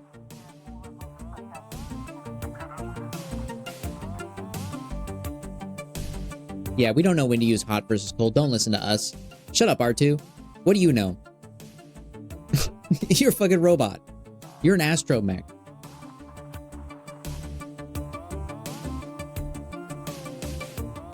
Yeah, I would say food allergies too, but if she's eating everything she normally eats, you know, she's not in there having like a tamale off the street. She has no idea what's in it.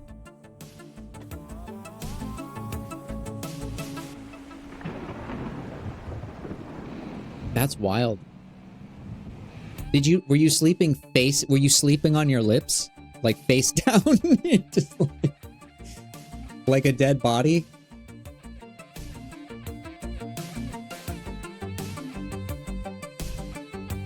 You got weird boba tea from the store? You left out a critical plot point. This is like a 3rd act reveal. Oh yeah, by the way, we bought a mystery boba.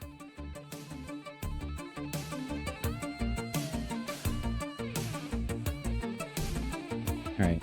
In this condition, the scapula. Nothing but new foods.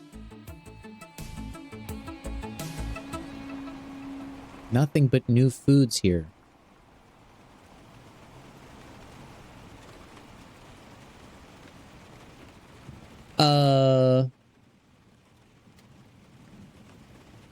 She's allergic to pineapple pizza. Alright, that's just a low blow. Hawaiian jerk. Couple sips of strawberry lemonade boba. Some Hawaiian jerk. Yeah, I would say your lips probably are inflamed because of something you ate, most likely.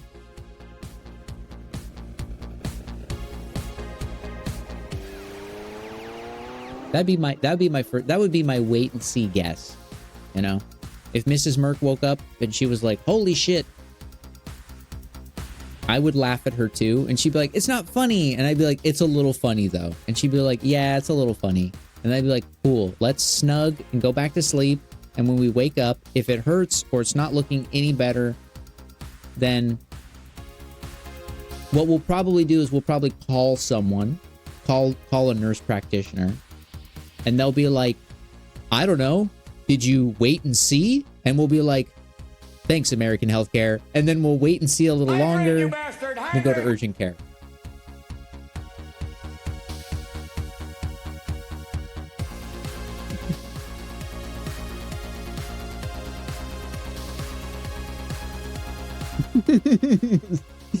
All right, as long as she was involved in the laughing.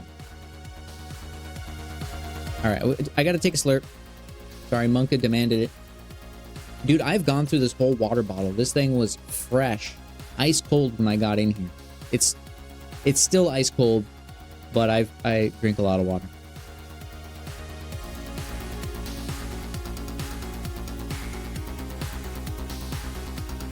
It's a 32-ounce water bottle. It's a good size. I'm not sleeping on water. All right, thank you for leaving that with that mystery with us, Pink.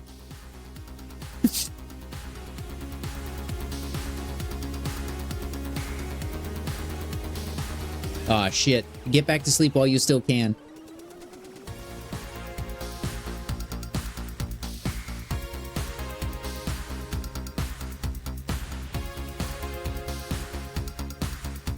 10 hydrates in a row. Local man dies. All right, you two. I gotta know what happens. I know you'll be okay.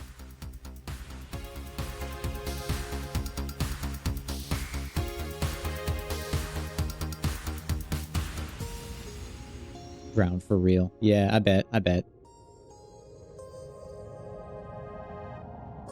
You don't stay up too much longer though. You won't be able to get back to sleep ever. And Phobos, you gotta work. You gotta work in 5.5 hours.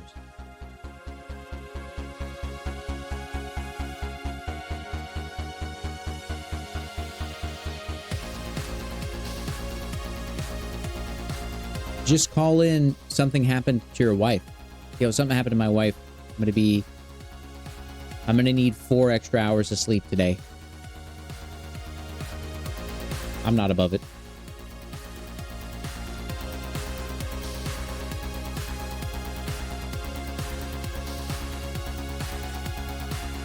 On the Merc schedule too. That's some Merc shit right there.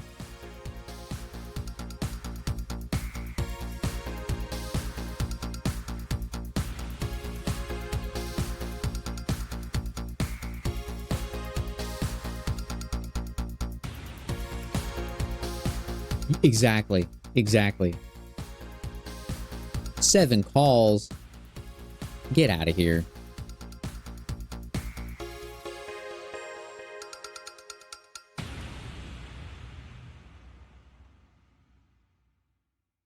Maybe that was it. Blueberry lemon.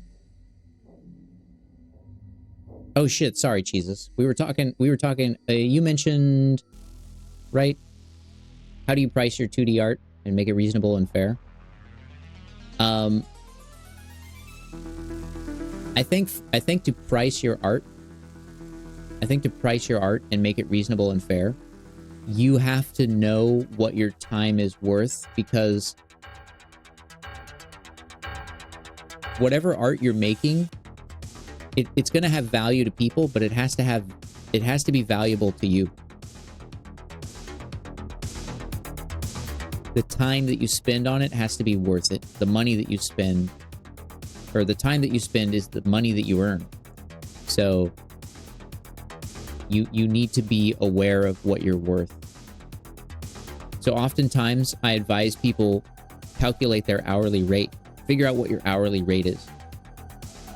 That's assuming you work, figure out how much time it takes you to do a commission, figure out how many commissions you want to do in a month, and then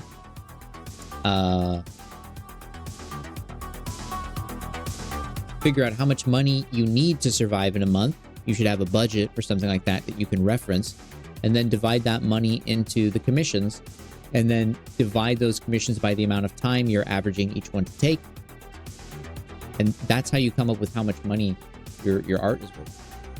You should charge whatever you need to live. That's the way you should be thinking about it. If you're doing it on the side for fun, then I think you should charge whatever it's worth to do to you.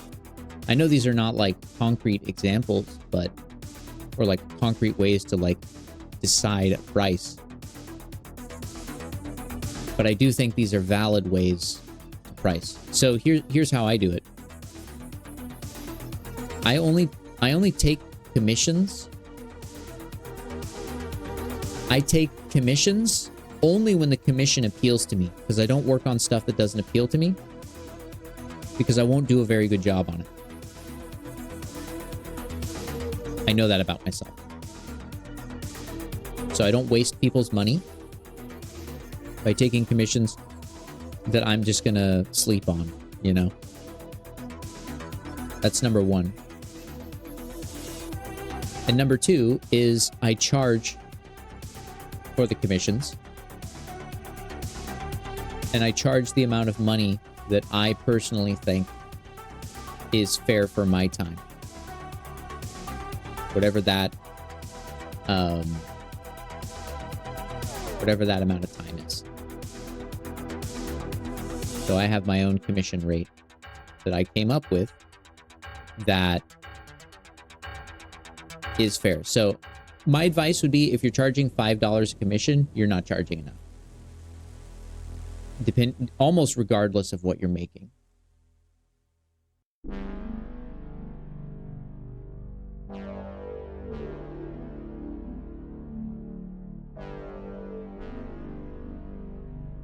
If you're charging $50 for a commission, you're probably charging enough, or at least a decent amount if you're a fast worker or a fast artist. I have a friend who charges hundreds of dollars per image, hundreds, if he even accepts your commission, because he doesn't really take commissions very often, but he charges hundreds of dollars. And to his fans and to his clients, he's worth it. He's worth every penny because he is a great artist. He's proven it many times, and that's what he charges. Can everyone afford it? No, but not everything is for everyone. So he charges what it's worth to him to do the work, and then people show up, and the ones who see the value in his work will pay to get his work.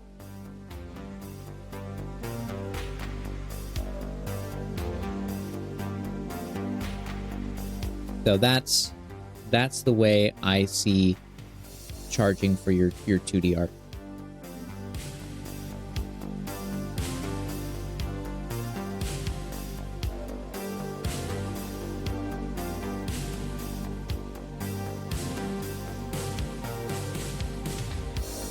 I've seen my friend charge people like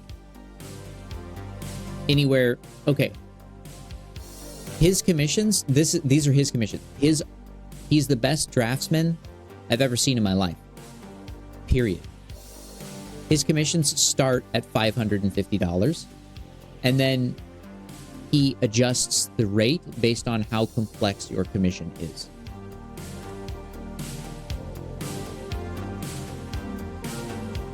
So I've seen him charge people like $900 or $1,200. But he's built a massive client base. He's worked with a lot of these people for an incredibly long time. They're huge supporters of his art, people that love his art, people that want to continue to support his art, people that collect his art, right? So these are clients and people who are ready to pay for his work that have proven time and time again that they see the value in his work, and so they're willing to pay that, you know. So if you have, you know, and this is just I'll just be honest here, if you have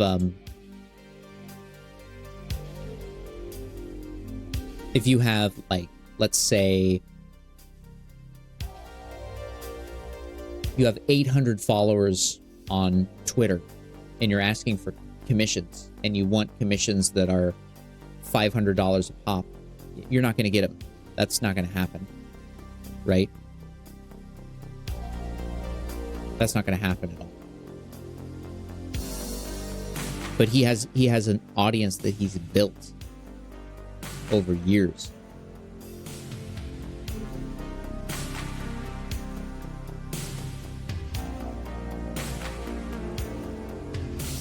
But even when I was starting, I have like 50,000 followers on my 2D art account.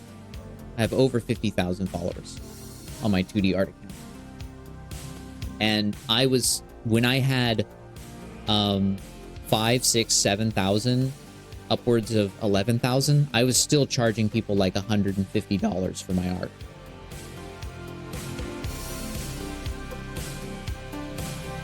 Xandermick, welcome in.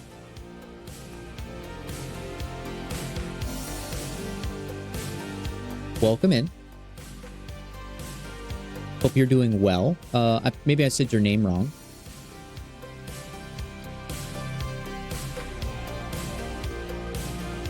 Xandramic? Xandramic? Dremic? Can I call you Dremic? XY. I'm just gonna stop here until I get confirmation.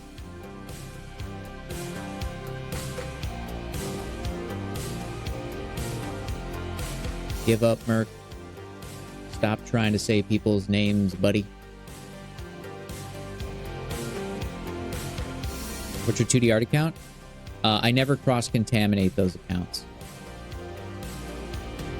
If you know, you know. If you hang around and stream long enough, you might become one of the homies, and I'll share my account info with you.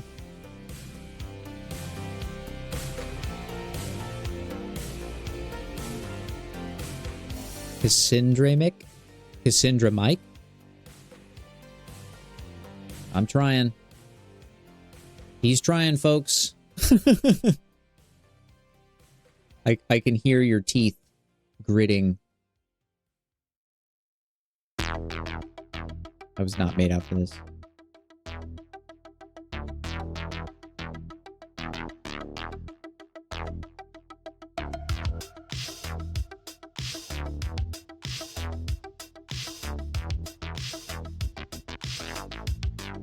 Whale time.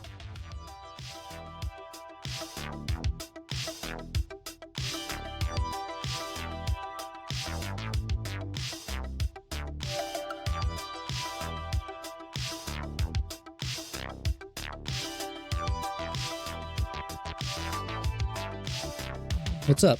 What's up, Sack Mattit? Welcome in, welcome in. Man of Mystery? No, one is not safe for work, and one is also kind of not safe for work, but they're different.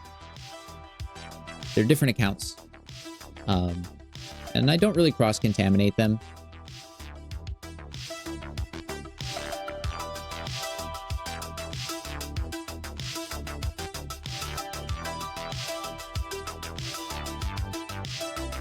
But I'm out there.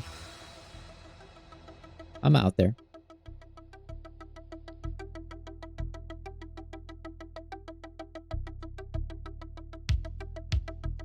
I'll deny it forever, but I do cross-post sometimes if I think something I'm working on has an alternate, like, appeal to the other audience. I'm not shy about it either in terms of, like, what I've made. You know, I don't care. I make not safe for work stuff. Whatever, dude.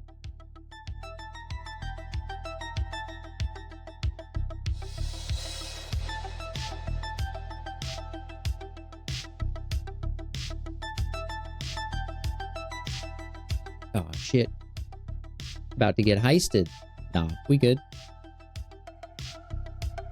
Yeah. I'm always happy to answer questions.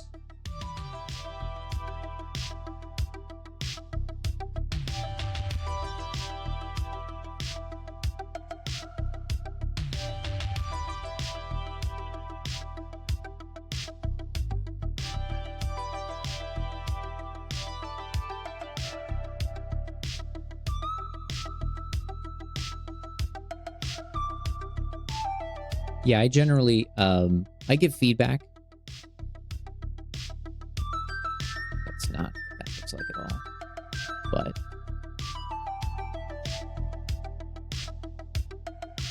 it'll be more like that.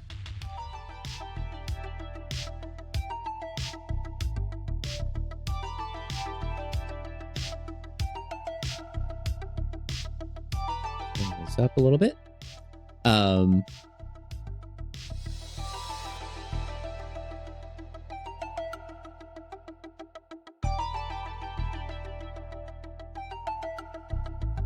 Thank you, Monka. Yeah, I'm always happy to give tips. So, like, yeah, if you're new to the community and you're hanging out and just checking things out, I'm Merc. I've been working in the game industry for 15 years or so. I've been sculpting for close to 20 now. I was an anatomy teacher at the Academy of Art University in San Francisco. And I basically just hang out on Twitch working on my own art, and I teach and review other people's art.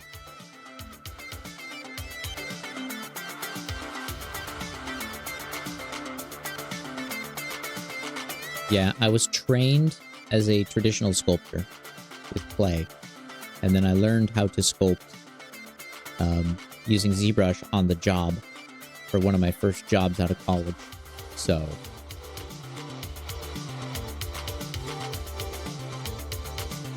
my techniques are a little more,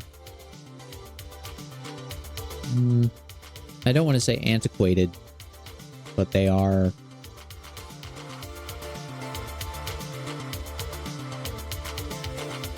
I think about things in relation to how I would sculpt them in real life, if that makes sense.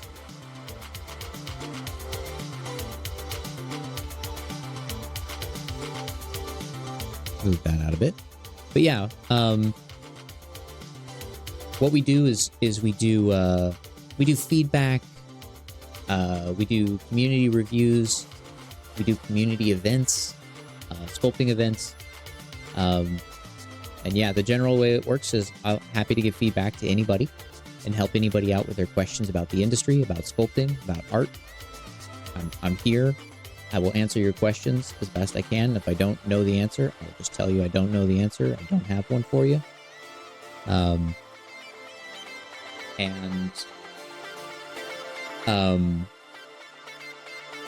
If you subscribe, you get access to the Discord. We hang out. We create art. We play video games every now and then. We goof. And yeah, we just chill. And I give priority to people who subscribe. But of course, it's not required. My knowledge is available. It just helps the community.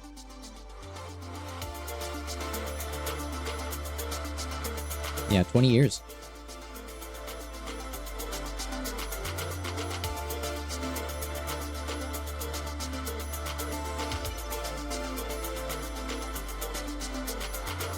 You're a music producer.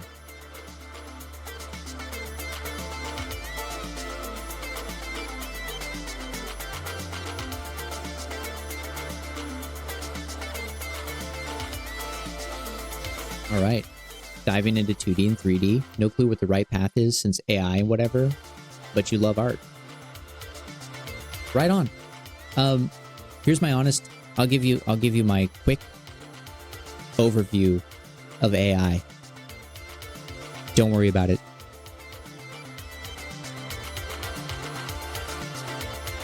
There you go. I broke it down for you. Don't worry about it.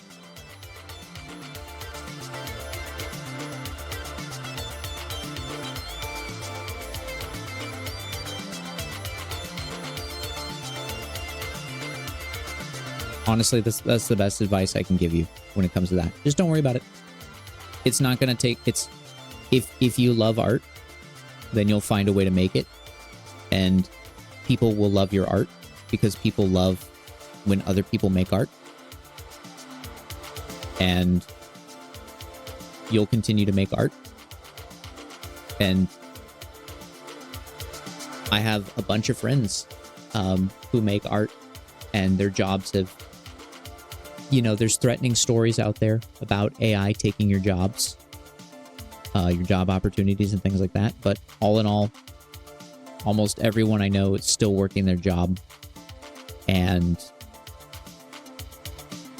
there's a lot of hype for something that has never proven to have been useful. So get out there and make the art that you want to make.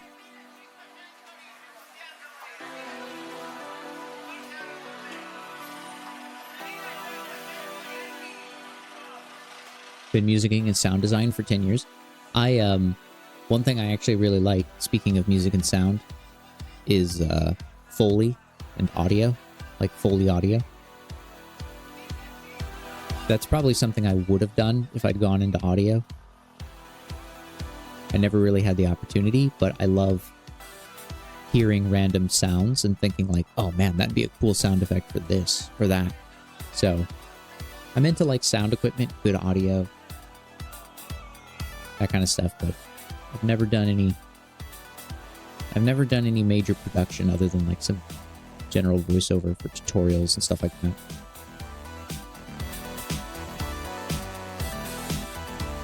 But I respect the work. I love good sound design. I love good audio.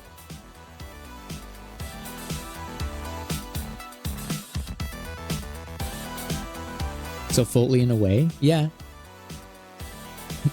I guess you could say like industrial music is kind of Foley.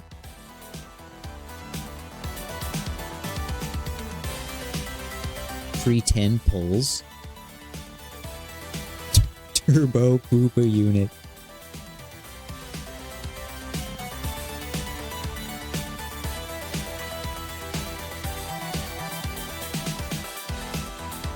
I gotta add that to my lexicon. Turbo Booba unit.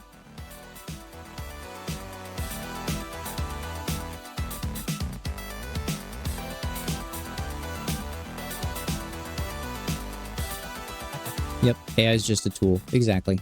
It's just a tool.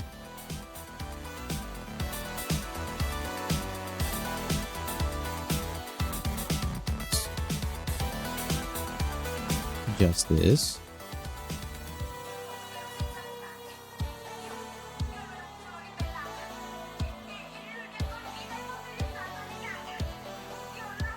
Bobo's all in all aspects of life. That's what I like to hear.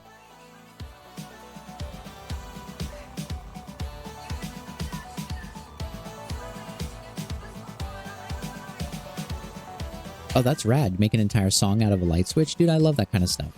I love when people take simple sound and build upon that sound in terms of like repetition to build melody and to, you know, rhythm and all that kind of stuff. This stuff's awesome. I just love when people are being creative. That's kind of the best way to put it.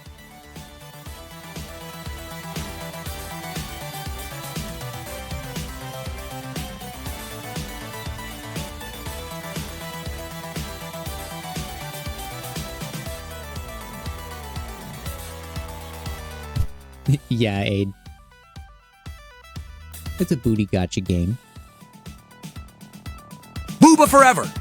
It's true. Booba forever, everybody. Never forget.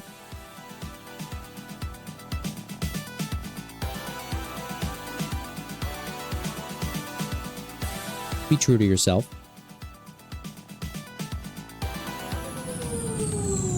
Enjoy the things you want to enjoy in life, like Booba. That's your thing.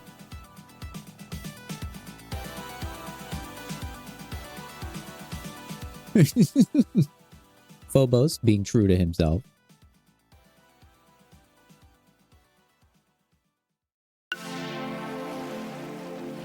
Basically, the lesson to learn: never be pressured into liking something you don't like.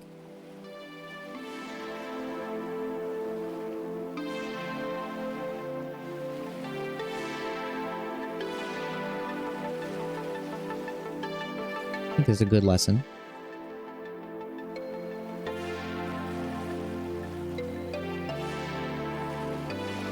Missing a little bit of anatomy here. I'll plug it in.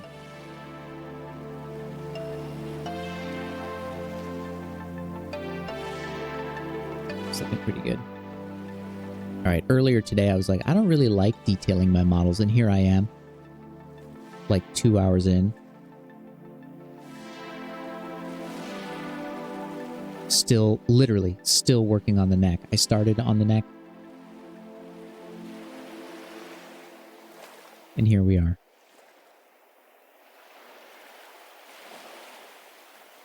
Like, I'll do some detailing. Will you, though? Will you? Welcome. Please select your destination.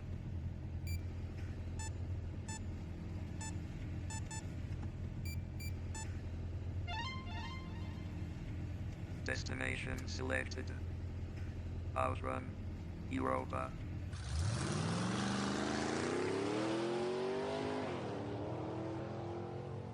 That's almost a good one, Fossabot. I appreciate the effort.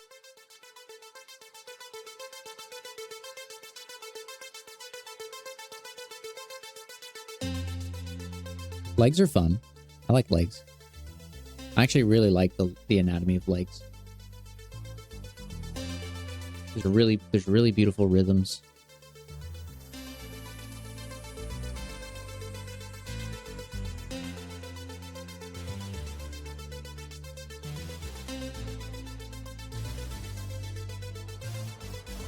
So I'm very gently going to hint at the stretching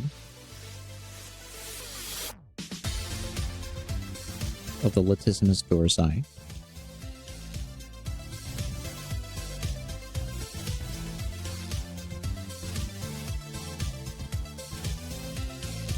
Very gently. I don't want this to take away from the other muscles, though.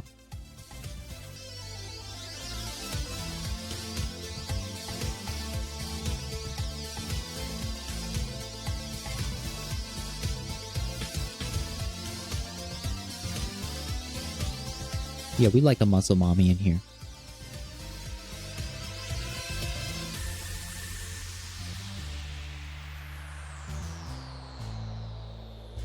Was thinking of starting to sculpt individual body parts to learn anatomy, then eventually put stuff together to make a Franken body and smooth out the bits.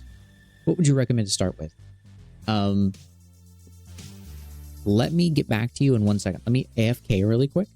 I'll come back and I'll give you my answer for kind of how to progress and build up your sculpting skill. I'll give you an answer.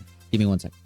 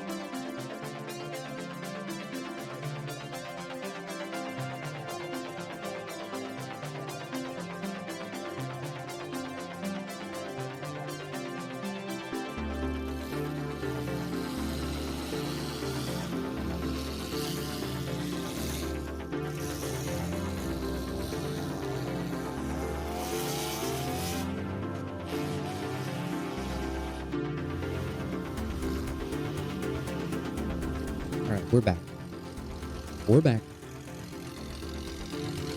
Okay. So,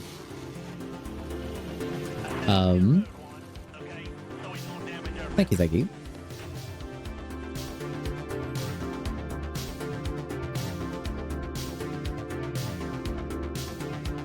All right. So, I gotta fix this. I gotta fix this before I do anything. This arc is bugging the shit out of me.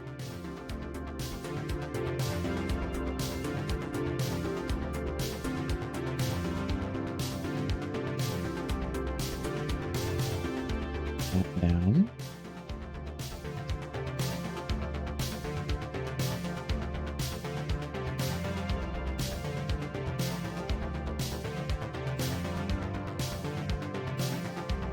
Sharpen that stuff up later. Okay. So. Point. Okay. So, the way I generally advise people, if you want to learn to 3D model, I advise taking a 3-step process. All right. The first step to learning to model anything is learning your tools. So if you're using Blender or ZBrush, I recommend starting with a couple simple projects.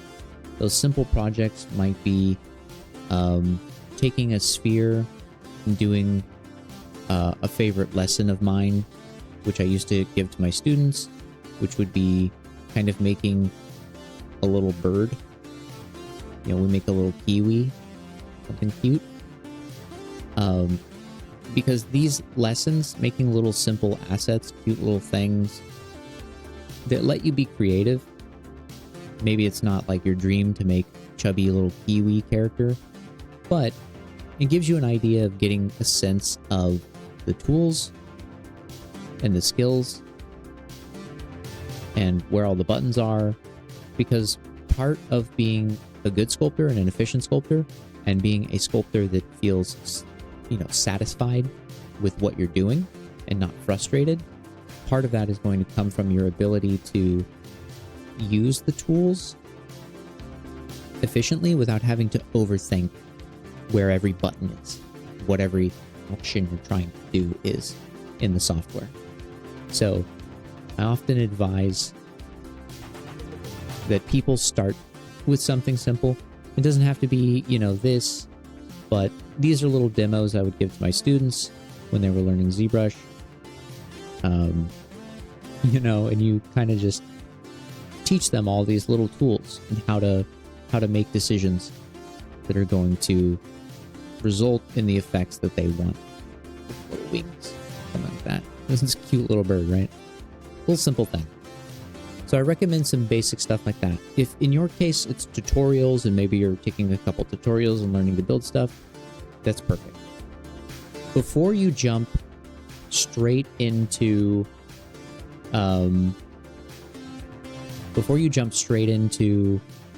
the process of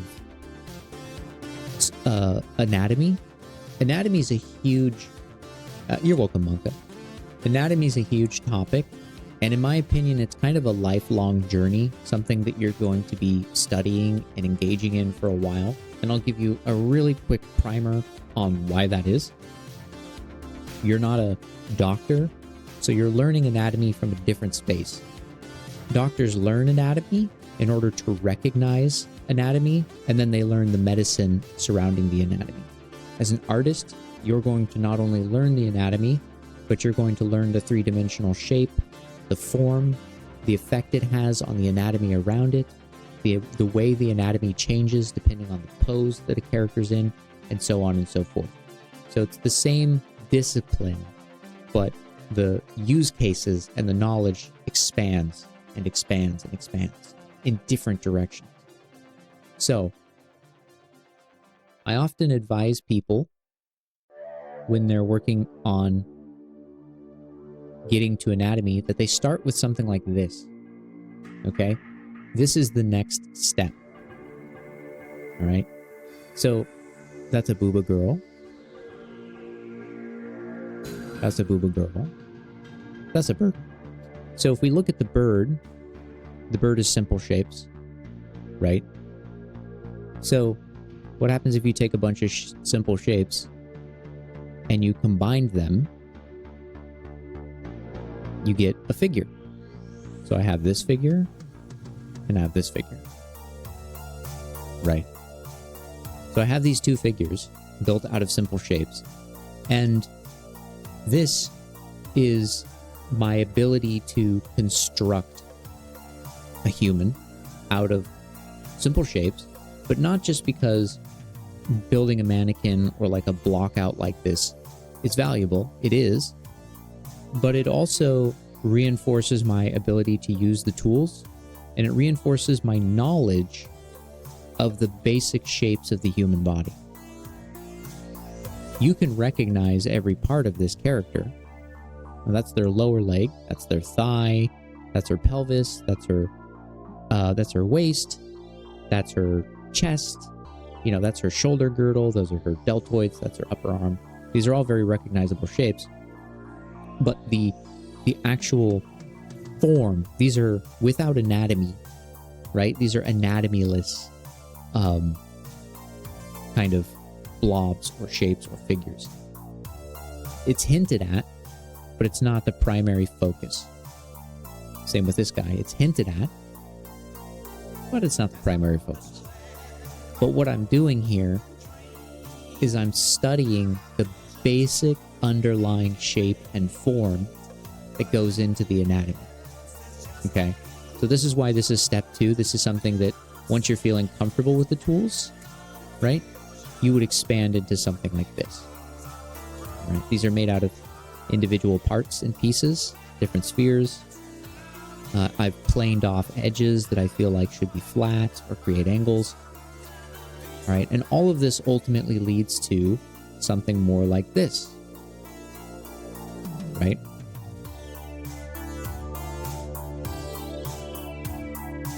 Where now I have this figure, okay, and this figure, again, is made out of all of the same basic shapes. And when I build a character, when I start a character, the character often starts like this, as just a small blob or a sphere, then expands into something more closer to this, and then ultimately ends up like this, right? So if we go back, here's the model I'm working on now. Okay, kind of this multifaceted, complex character with muscle groups and stretching body parts and all that kind of stuff. Okay, but if we go back in time, let's see how far we go. We can go back.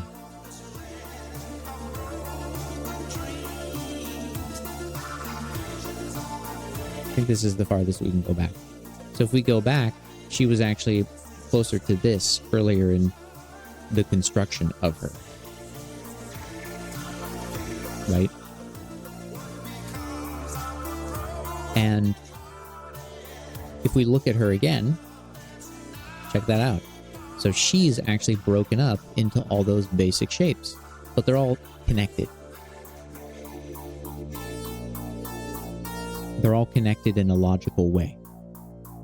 Even these are separate pieces, right? So again, she's not that different from this girl.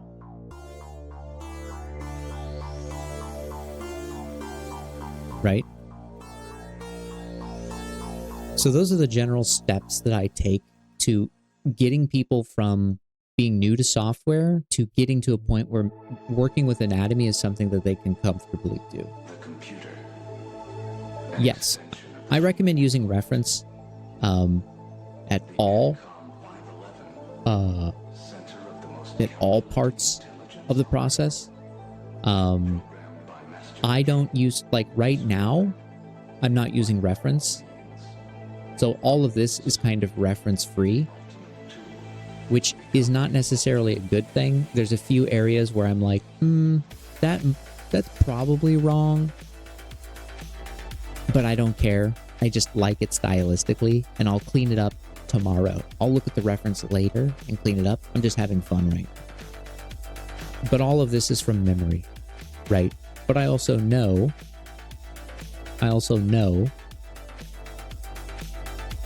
that this is the sternocleidomastoid mastoid, and I know where it connects. Mastoid process, right? Sternal connection. This is the sternal head. Sternocleidomastoid. Clavicular connection. Right, so this is the muscle. So I know enough about this muscle that I don't even really have to consider or think about where it's going, what it's connecting to, why it's doing what it's doing. So I know enough about anatomy to be able to do that, but it took me a long time to get to that space. Exactly, yeah. You build a mental library. A mental library, and that's where you draw reference from. So I can look at the back that I'm working on. Let me clip that away. Right, so I can look at the back that I'm working on, and I know what a back looks like in my mind. I've seen enough backs. I've worked on enough backs. I have an image of what one looks like. And I also have a stylized image of what I think one should look like, where the muscle should be predominant. And that's what I'm also focusing on, because I'm trying to take art and kind of exaggerate it and push it. But if I want to, if I'm feeling lost, I'll always go to reference. I have reference books right beside me. Some of the best anatomy books in the world I have with me. I've had them with me forever, and I will always have them with me because they are, again, the best books. That kind of stuff. You should always have reference. You're never, without reference, you're never going to be as good as you could be, right? You'll be good, but reference will always make you the best artist you can be. That's the way to think about it. Similar to music? That's cool, yeah. Then yeah, exactly the same. Everything you know about music, I think those same underlying principles work in sculpting, work in 3D. So I would say, like, you know, let's say, I'm going to use a terrible example I know nothing about. Let's say you're learning piano, right? The first thing you want to do is understand the piano. You want to know why there are black keys and there's white keys. It sounds ridiculous, but you want to know that. You want to know why there's pedals on some pianos. What the fuck did those do? Why are they there, right? You should know your instrument before you start learning music for that instrument. You should know the instrument. You should know how it works, why it works. That's my approach, right?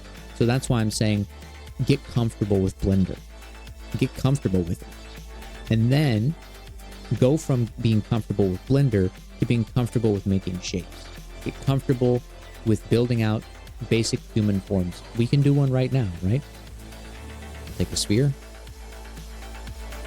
Isolate that. I'll turn this gal off. So I'm very comfortable making these shapes. So, the front. I'm very comfortable building these shapes out. I've done this a million times. I do it a million more. And I love doing it every time. Right? I'll make a head shape. I'll bring the face in. Look at it from above. Okay. Give her a little chin.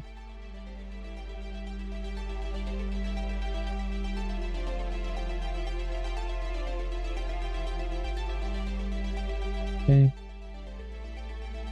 Boom. Another sphere.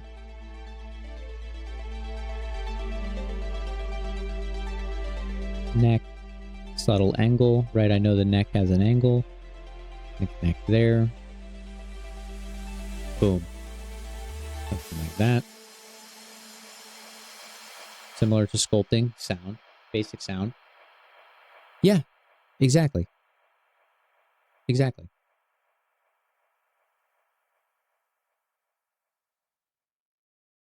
Yeah, sculpting sound. Now you're sculpting actual...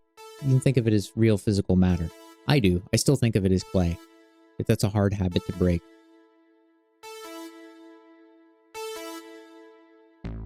Okay. And so I'm thinking about these shapes. I'm building out the shapes that I recognize and I remember. Things that I know I need to build. The directions I need to push things in order to create the rhythms that I want. Alright, refresh that. Okay, you can already kind of see this is turning into the spine. This is turning into the rib cage. This is turning into the belly. Right? All those things are slowly forming. Looks terrible from the front, so we do some quick fixes. Yeah, it's the long beam phase. Alright, I'm going to pull out the trapezius and the latissimus dorsi. Okay. Here we can see the rib cage.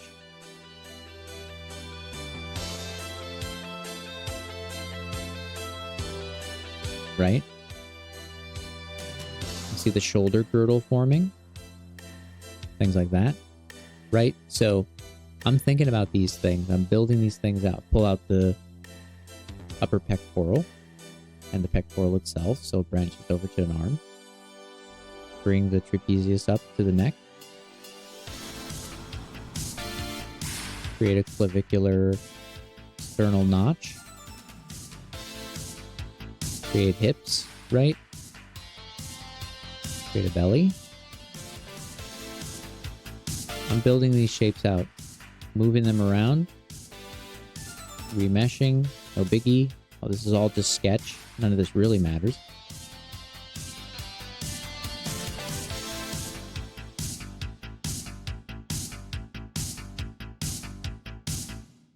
That's what years of teaching anatomy will do to you. You'll learn a bunch of names that you can never use in any other situation other than talking about anatomy or talking to a doctor. And if you talk to your doctor and use all these anatomical names, they'll think you're just an asshole. So, this is really the only place I get to play with all these fun terms. Put in the scapula, right? Bony landmarks.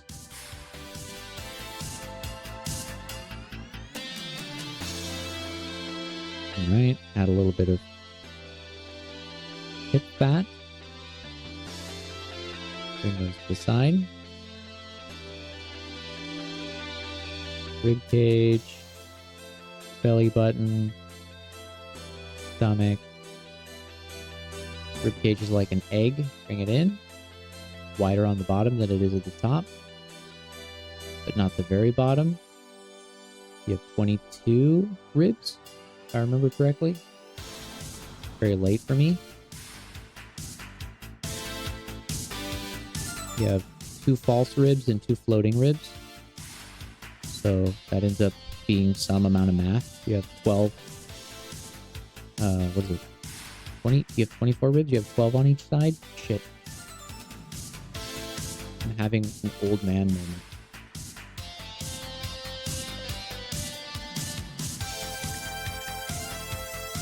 Pretty sure it's 24. Right. You have 12 on each side. So yeah.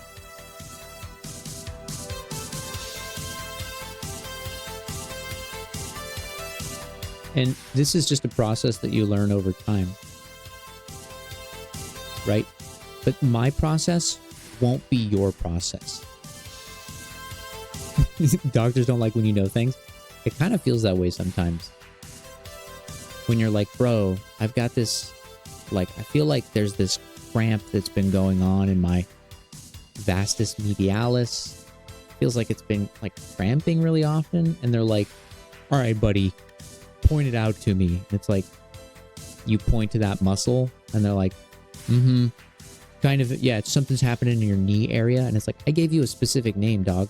Like, you can talk to me about this muscle. It's okay. No, I don't want to confuse you. Okay, whatever, dude. Yeah, you're self-diagnosing. You're not helping the situation. Just tell me what you feel. Like, okay, bud. Let me tell you in terms you can understand. My leggy hurt. Make it stop. I have an ouchie on my knee. Is that more your speed?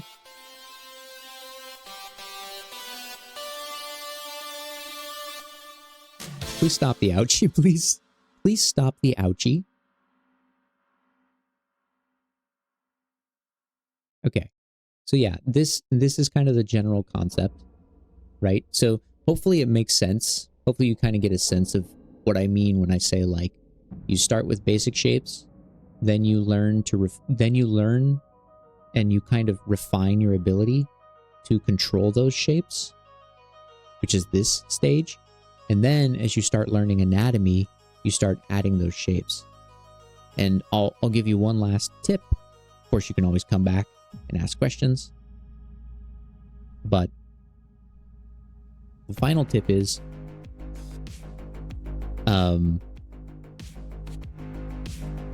when I was learning anatomy, this is going to make some people cringe, but I don't care. This is how I roll. I don't do things the way I'm told because, I don't know. Maybe I'm just dumb. But it's what I do. A lot of people say you should do studies. And I think you should. But if you're going to do a study, just study the whole body. So, when I do my sculptures and I want to practice something, every time I practice something, I practice the whole body. So I would add the arms next, and I would add the legs next, and then I would add hands and feet. And this is exactly how this girl came about. Right? If I merge visible,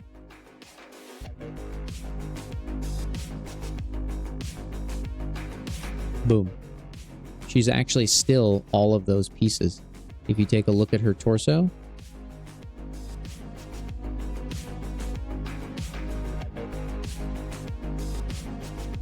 looks familiar, doesn't it?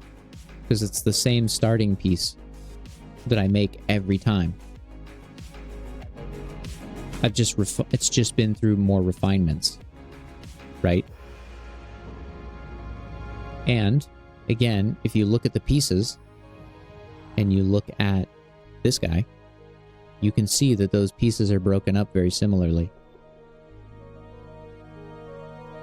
This is how I work, but whenever I make a character, I start with the head, then I make the neck, the torso, sometimes the legs, sometimes the arms, it depends.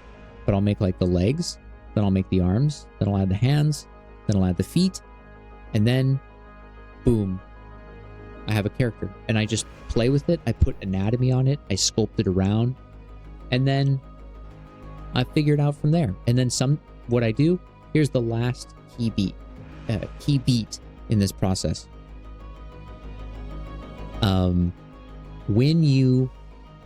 When you finish a character, when you reach a point where you're like, okay, I'm ready to just start fresh and start a new character, ask yourself, what part of the model gave you the most trouble?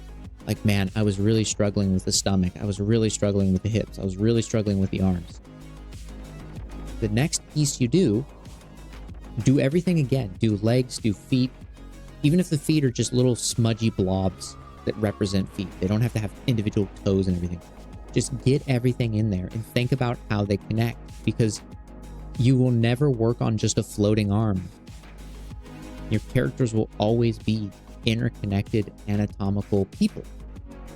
So get it all in there and then do the anatomy.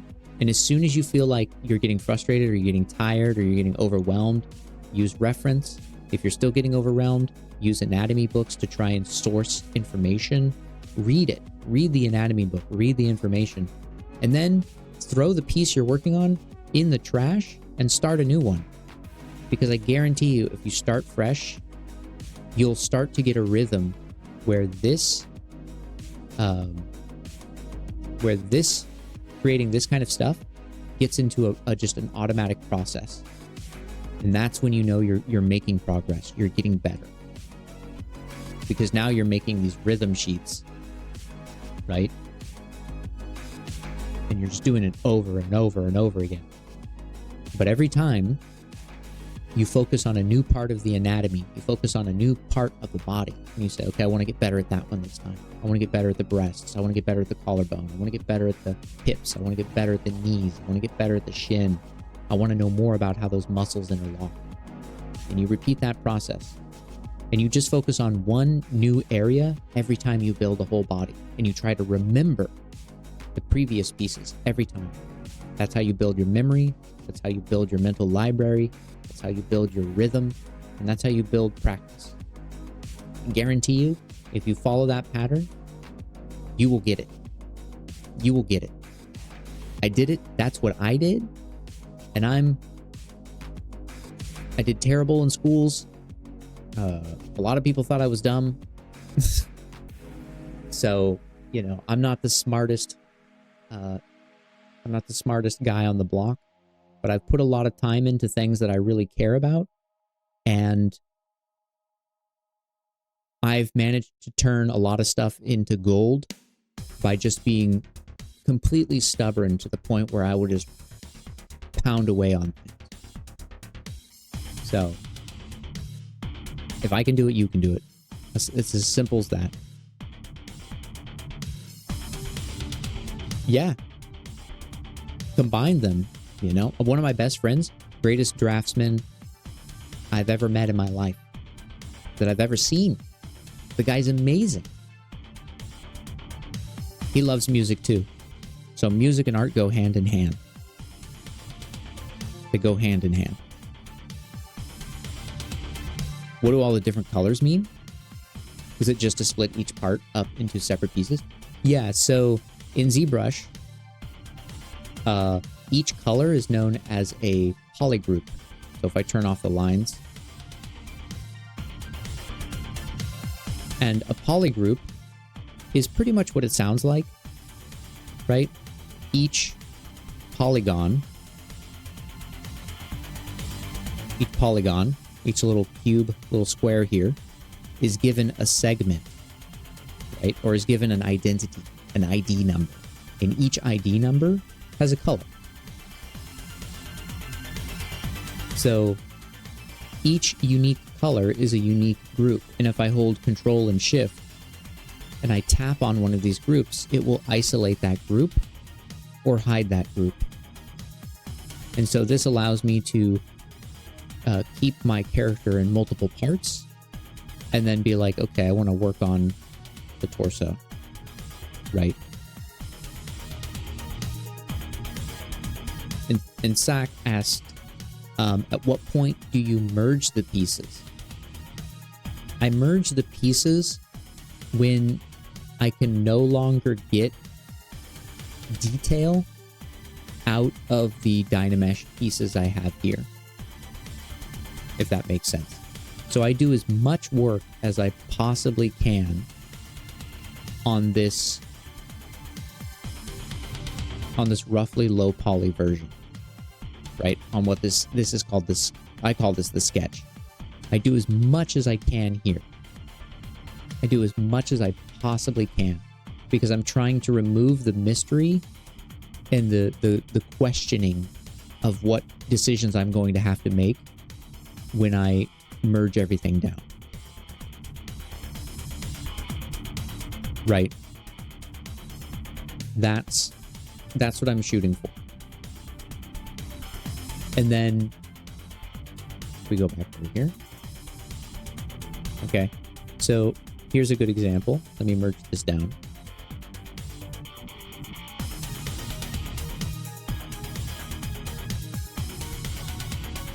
Here are all the, let's shift parts again. Okay. Here's all the parts of this mermaid. You can see each arm is separate. The torso is one piece. The hips are a piece. The tail's a piece. Each breast is its own piece. The head is unique. And then there's the hands. These kind of just amorphous blobs that will be replaced later. So I did all this work. I did all the sketch up to this point. And then I was like, I just want to sculpt and kind of bring this to conclusion. And you can see how much detail I've got into the sketch. And then if we switch over to the actual one, here it is. Right. Turn that off. Be a little easier to see. Turn those off.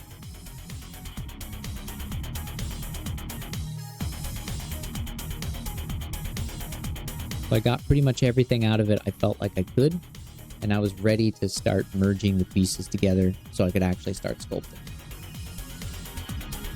But I'll be honest, people ask that question all the time. That's a very popular question to ask. How do I know when to merge everything together? It's different for every artist, and it's an instinct that you develop that you know. But I'll give you the best shorthand for making that decision, right? The shorthand for making that decision is there are no more major edits that I feel like I'm going to need to make. And major edits are things like, oh, I want to I want to stretch the body out, you know? Or I want to repose the arms, actually. I don't like where they are. I want to change these.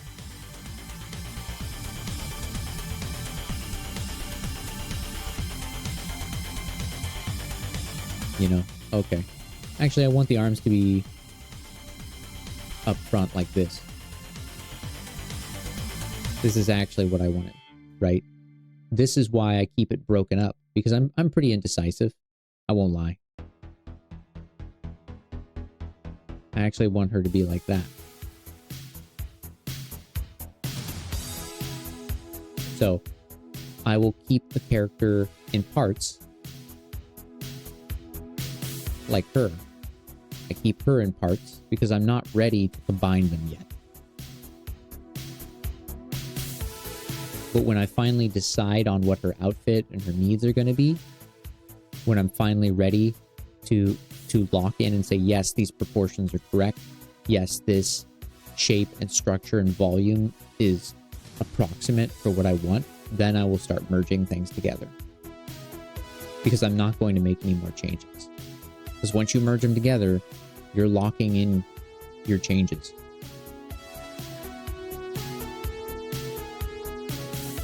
I noodle fighter. It's true.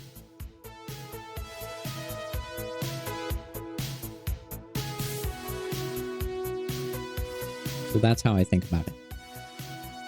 But if I'm just sketching, like this mermaid isn't for anything other than myself.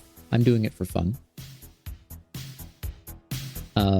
If I'm just doing something for fun, eventually I will get like tired of noodling and I'll want to do a little bit of detail work. I'll want to have some fun. So I'll just merge everything together because none of it really matters. It's not like this is for a client or some personal project other than the Discord community. We're doing Mermaid. So we are about to run up on the end of Mermaid here. And I was like, I would like to have a mermaid.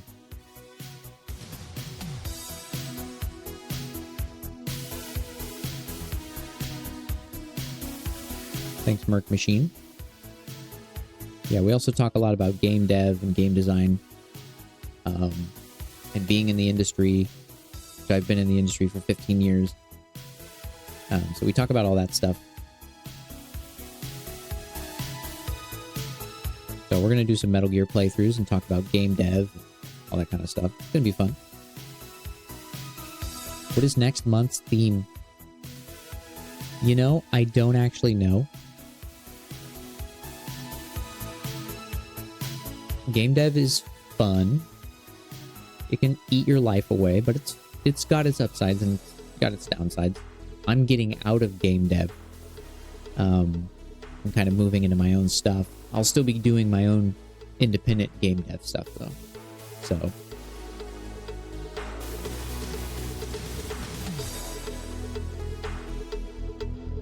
let me check.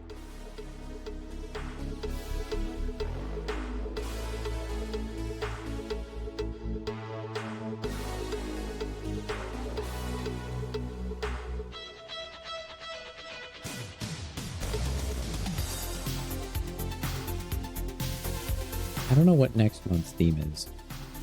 Vic had a from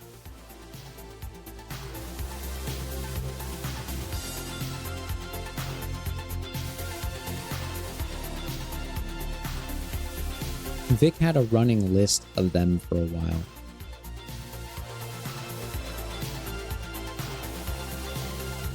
Let me see if I can find it really fast. He had a running list. A couple things he had. Suggestions for events, I found it. Yokai Month. PlayStation character event, so kind of like our Nintendo event. Animated movie event. So your favorite animated movie character. Obscure waifu. Random waifu characters. We had a Secret Santa thing. A body horror event. I kind of want to do that. I don't know if we'll do that probably in Spooktober. Manga and anime. Area 51 event. That's more my speed, but yeah.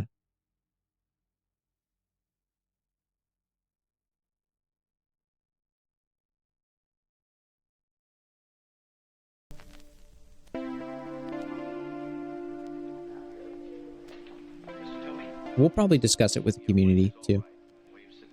We'll get the homies involved. I don't like to make unilateral decisions.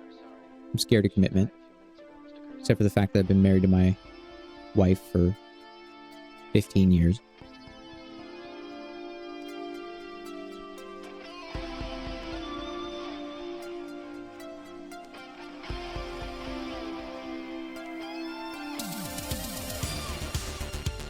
Game dev long-term goal.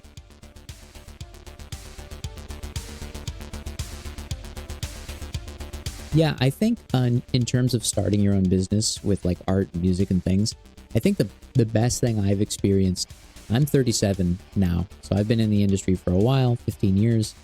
I've been doing this stuff for like 18 plus years, 20 years. I started when I was a kid. I started sculpting when I was a kid. Then I went to school for it, and then I ended up in games.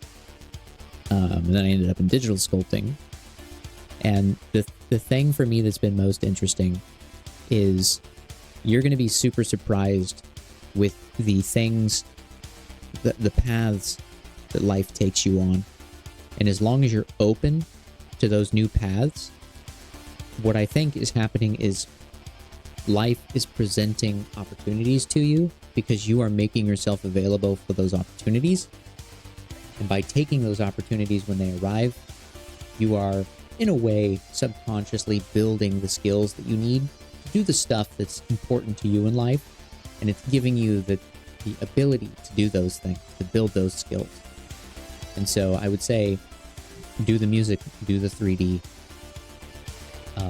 find ways to collaborate those two things, because I've been making games and making 3D art and programming and working for studios and doing all this kind of stuff for a long time. And I'm sitting here drenched in skills that allow me to make my own games, that allow me to make my own garage kits and miniatures and all this stuff that I have fun building in my home and playing with and making. And I love when other people create, and now I have all the skills to do it myself and more. And I think, well, everything's kind of led me down this path, and this is all stuff that I love. You know, that's how I got involved. So I say it is exciting, you know. I'm curious how rigging models even works. I've only ever done the basics in Unity.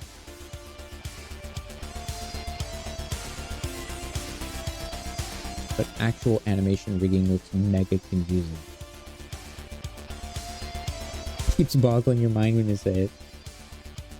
Well, I'm glad.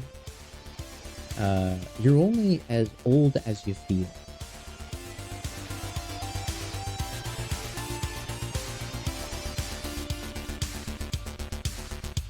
Yeah, I don't feel 37.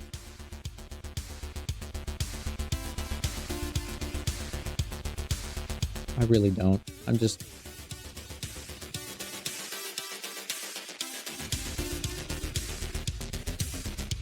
here to have fun and make art. Make a death wish. Because a death wish always comes true. Damn true. Get to love it.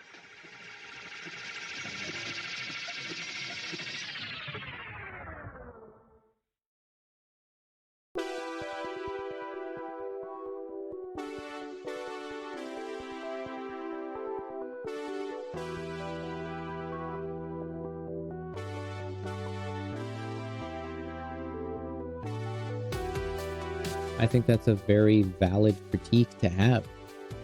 Jesus. I really do. I agree with you. I think American cultures, there's a reason why people love Japan. There's a reason why people love Europe. There's a reason why people love, you know, the Asiatic.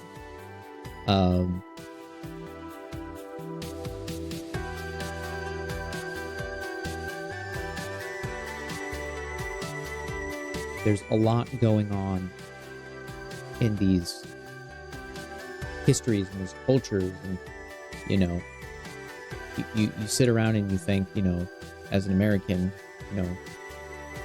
I don't really have yokai. I don't really have castles. I don't really have the same kind of depth or breadth of history.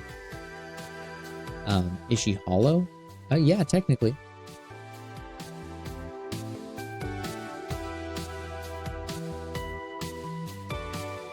Technically, she's hollow.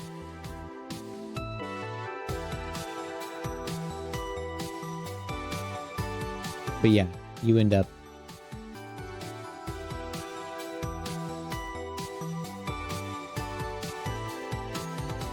wanting for that, and then I think that's culture is what people add to it, what people find missing that they want to bring into it, part of culture. And I would say, the only thing that kept me going in Raccoon City, my love of Booba forever. Truly. Hey, it's Joe Rogan. I'd just like to say Booba forever. Thanks, Joe. Appreciate you stopping in. Big True, by the way. All the homies love Booba. But I would say this. J.R.R. Tolkien.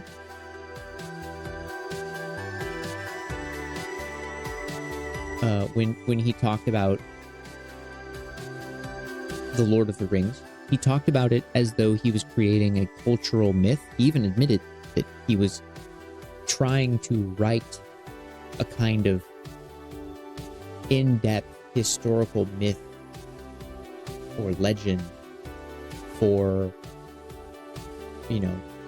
for British culture. He wanted to create something that was as impactful as Gilgamesh, that had the same breadth and depth as those kinds of stories. And it just didn't exist. Not in the capacity that he felt satisfied with.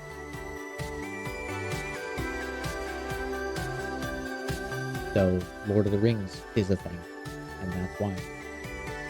So, a lot of people find their own personal culture lacking, and they see other things that they love, or interested, or inspired by. That's the beauty of art. You can make it better. You can. But it will take a lot of work.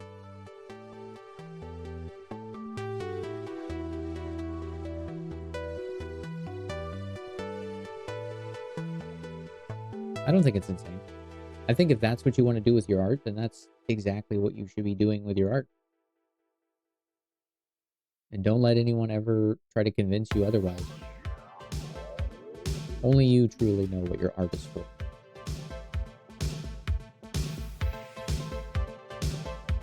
And I have no qualms about saying that my interest in art is my interest in where I find subjects.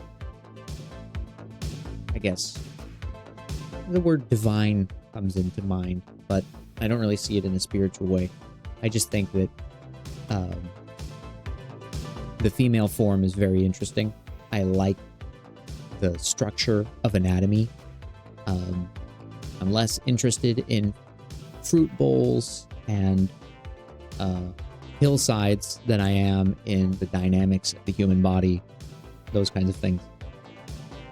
So, I make characters, I make women, and yeah, it's just what I do. And I could feel ashamed about it, but I just don't have the fucking energy. I just don't have the time. I don't care. I don't care what people think in the long run. I just want to make things that I like, that I think are cool, that I enjoy, because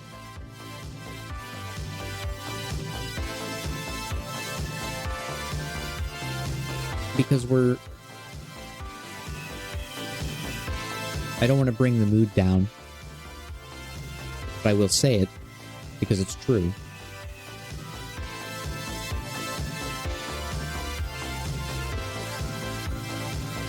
I'm slightly older now. I don't know how old everyone is in here, but I'm slightly older. I'm not old, but I'm slightly older, obviously, 37. And you start to think about things, what you've done, what you're going to do, that kind of stuff. And I have a friend who put it very succinctly when we were talking about the stuff that I wanted to do and being brave about my job ending and how I'm going to leave my job and start my own business and make my own art and sell stuff. It's a big undertaking. It's scary, but fuck it. I'm going to do it. And he told me this one day. We were talking about how limited time we have as people, as humans, as being alive. And he said, you are going to die someday, and it's sooner than you think.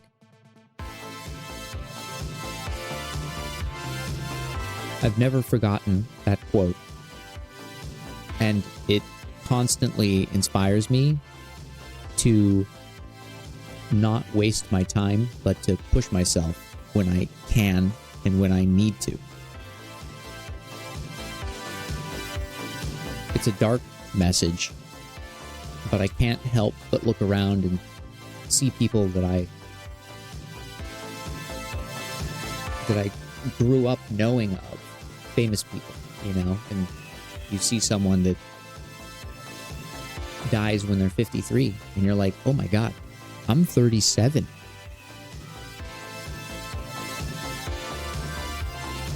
Right? You start to kind of think about those things. I need to get my shit together, dude.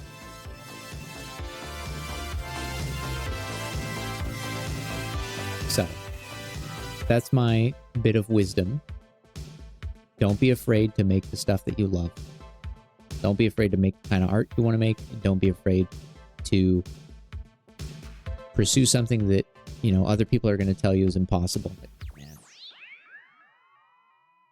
don't try and change the world, dude. Just do something to make a profit and then buy Gucci clothes and whatever, you know, whatever. That's all horseshit. Don't listen to those people.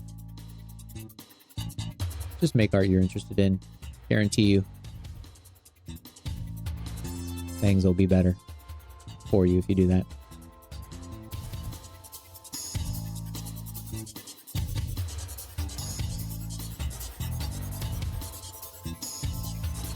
Merging nature and technology, kind of cyberpunk, but hard lean into solar punk, so cyber people and animals. Yeah, I love that kind of stuff. That's awesome.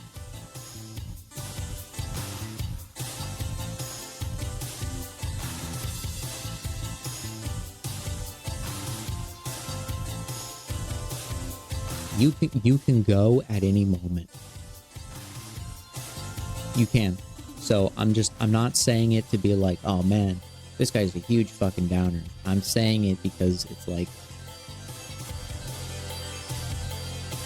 please just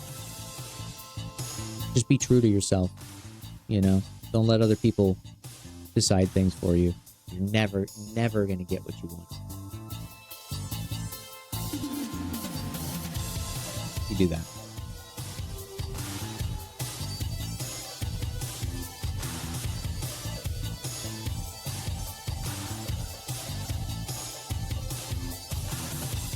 Make cool stuff, get all the cats, dominate the world. Yeah, classic. Classic. Thank you. Hey, a Prime sub. Did you know Amazon Prime account holders can sub to any Twitch channel for free? That's right. God. Just connect your Amazon account with your Twitch account and sub using Amazon Prime at no cost to you, and it supports Merc. Go on, give it a shot, bub. Damn. Who knew? Thank you very much for the Prime sub. Much appreciated. Welcome in. If you would like to join the Discord and hang out, you're more than welcome to. No pressure, obviously. You're always welcome to Big Chill. Yeah, we hang out, we chat, we have wildly intellectual discussions every now and then sometimes it devolves into just madness. So, you know, like any Twitch stream. But you're always welcome to hang out, ask questions, and big chill. Yeah, it's like I say all the time, I've never met a lurker I didn't like, so feel free to just absorb and vibe. You had a friend die at 19. Yeah. Yeah, that's wild. I had a friend die in college. He died in a motorcycle accident. And yeah, it was crazy. And then the other thing that happened was a couple this was, I want to say 3 years ago. Another friend of mine died in a motorcycle accident. Don't ride motorcycles. That's what I'm trying to... That's what this is really all about. That's what I'm trying to say. Don't fucking ride a motorcycle. Yeah.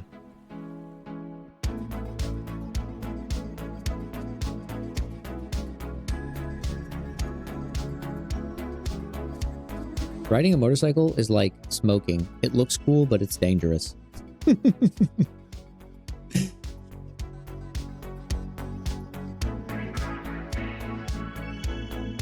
Look, all I know is my mommy said I couldn't ride a motorcycle because she'd be scared. And I don't want my mom to worry.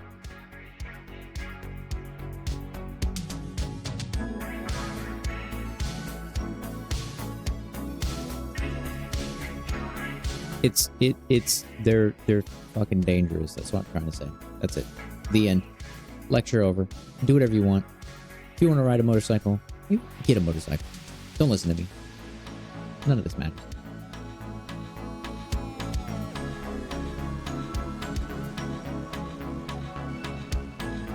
Honestly, I think more people would be riding motorcycles if moms would just lighten up. But I also think there would be more... I honestly think the motorcycle accident incident would be much higher if moms didn't have as much say. You feel me?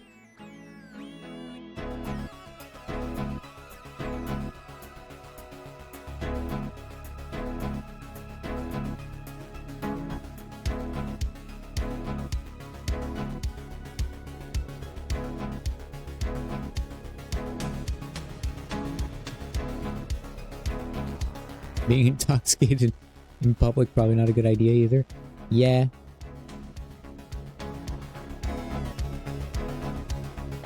We're covering a lot of ground tonight. A lot of ground tonight, folks. I'm not big on alcohol, personally. We've had this discussion. I'm high on life, baby. That's why I'm up at... Jesus Christ, it's 4:30 in the morning. Holy shit.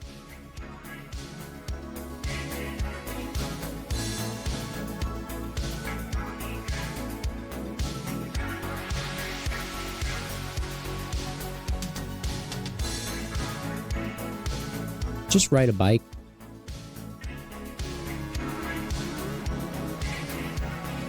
Bikes are like just as cool as motorcycles. It's been proven. It's been proven.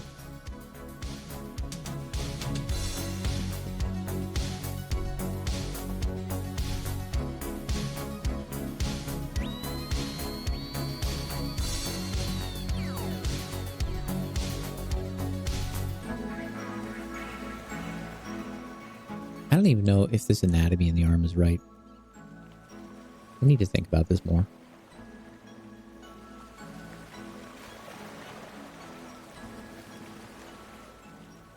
How does it look on her? I know it's right on her. Comes up. Bicep. Deltoid. coracobrachialis or brachialis tricep. This just goes between those two. So if you pulled her arm back, they'd all smoosh together like this.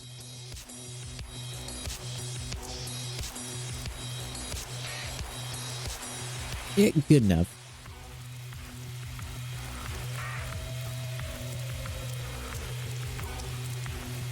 Not into drugs, alcohol, bikes, public places, or open waters. Also, spiders are evil.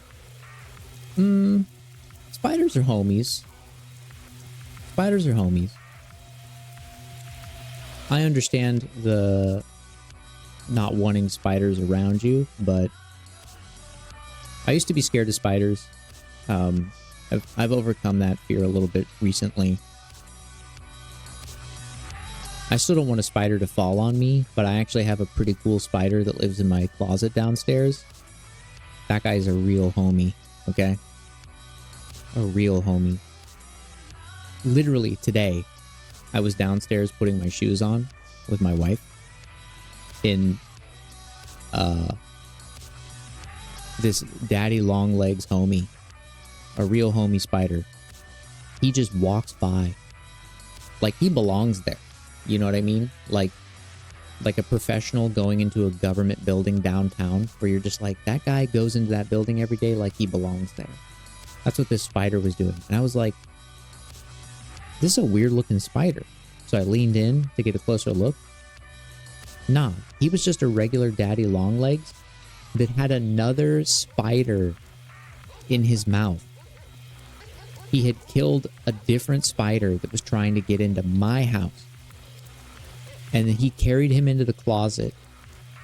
And I was like, you live here now. You live with me. You are part of my house. You're in the tribe. This homie's downstairs eating all the spiders that are trying to get in through my front door. He's playing for Team Merc, okay?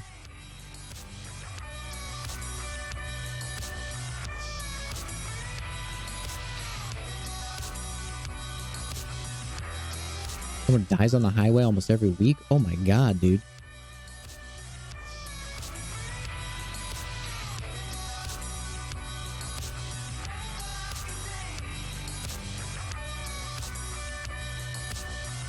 That's fucking intense.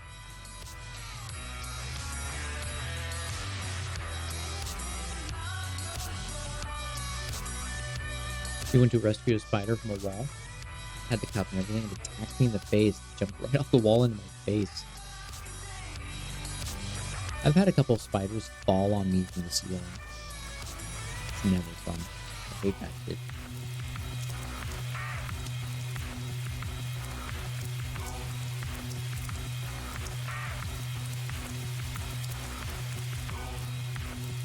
Hey Ian, have a good one. Thanks for hanging out. I'll catch you next time. We'll be back tomorrow. I'm here every day. Almost every day.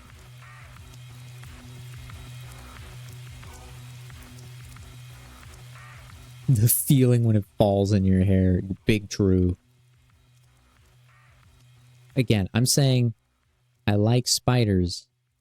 I like what they do. I don't have a personal beef. Okay, I'm not beefing with spiders, but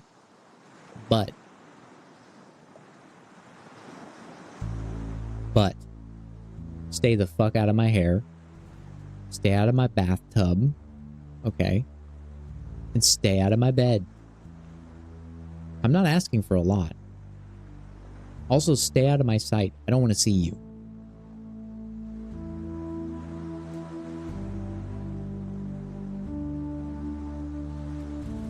Y'all hear about the spiders in Australia that, like, attacked a man? Are you aware of this?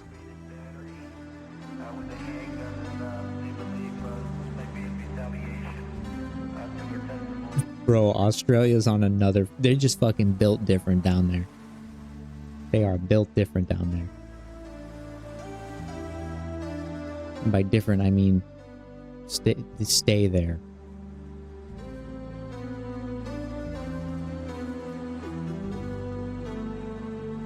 Hold on. I recognize this song. We listened to this one already. Yeah, we listened to a little tunage.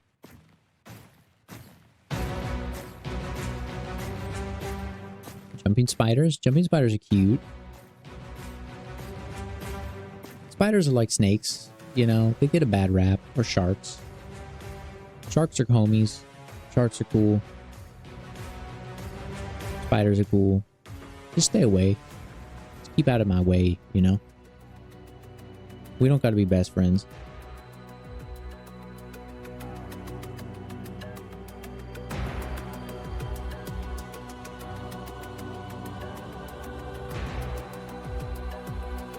Spider in your helmet? Jeez, man. I would have just crashed immediately.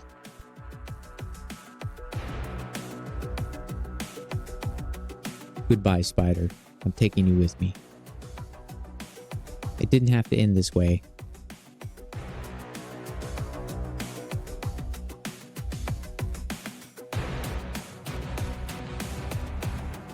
The sharks are homies, dude. Just stay out of the fucking ocean. The same way bears are homies. You don't see me going into fucking the forest goofing around. That's for bears.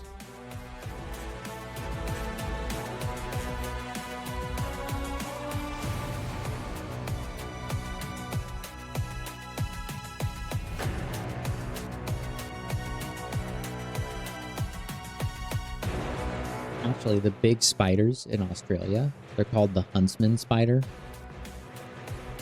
They are, they're actually really cool.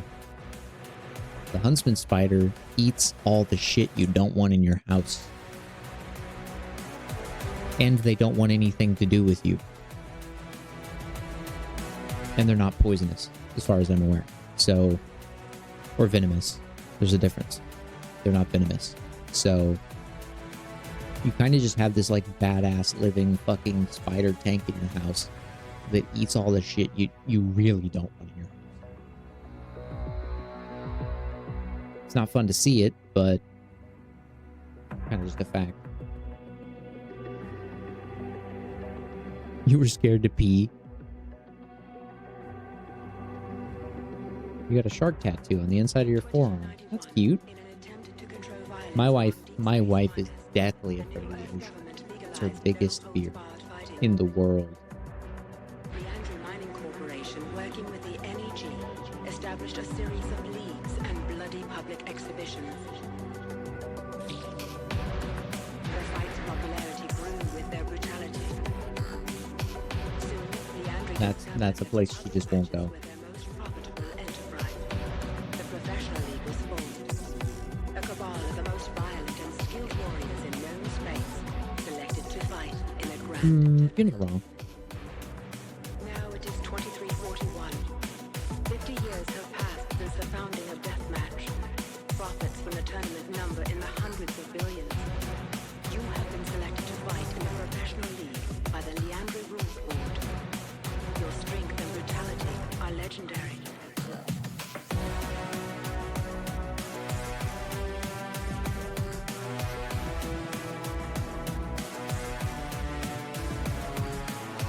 The time has come to prove you are the best. To crush your enemies. To win the tournament.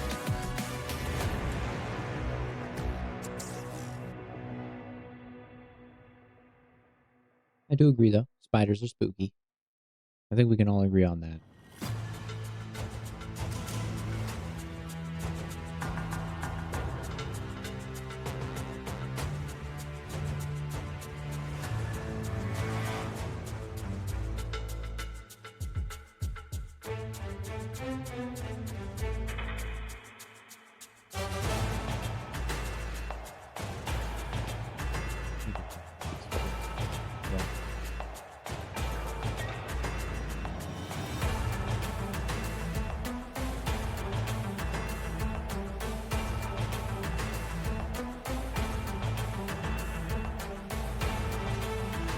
You thought you had a bee in your headset because of that.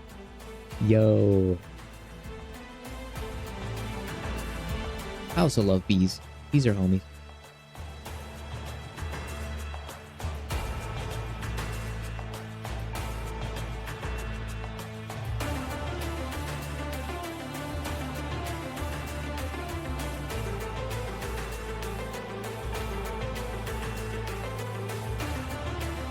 Sharks are cool.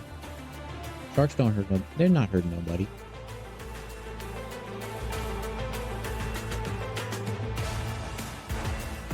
I mean, literally, the more people get bit by dogs than get killed by sharks. More people are killed by dogs than get killed by sharks.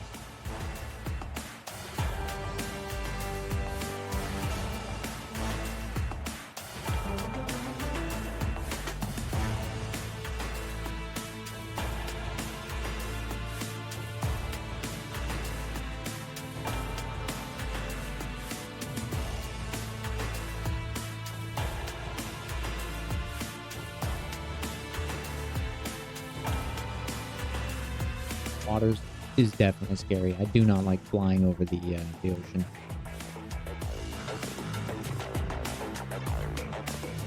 Yeah. Dog is more likely to kill you than a shark.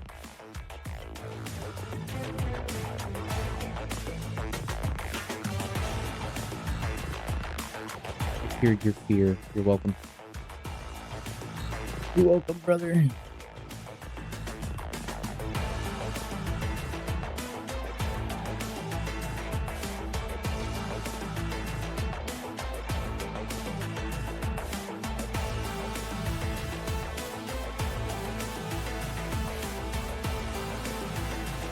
Probably use reference to feeling it's too big. Oh my god, yeah. Mosquitoes absolutely kill way more than sharks. That's what I'm saying. Like, sharks are homies, dude. They're not out to get you. You just happen to be, like, at the wrong place at the wrong time, and sharks have really bad eyesight. That's why they put everything in their mouth. Just stay out of their way. There are more cows. You're more likely to be exposed to a cow than a horse. And cows also kick.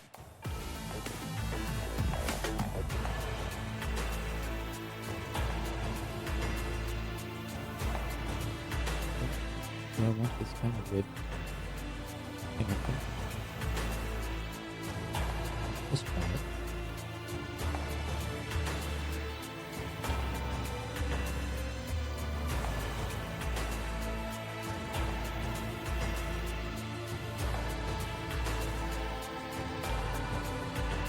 Yeah.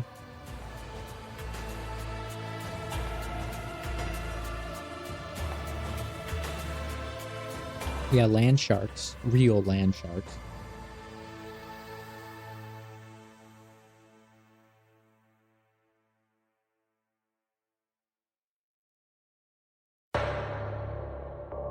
Sounds good. Lurk away.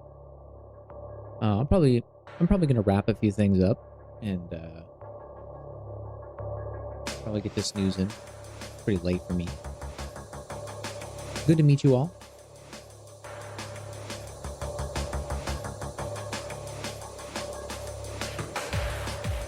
I was just reading that out loud. This is how tired I am. It's nice to meet you too. Feel free to come by and hang out anytime. You're always welcome.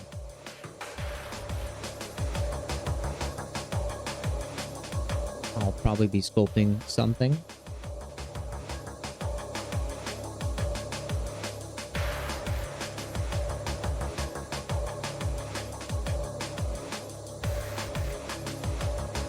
You're very welcome. You are very welcome.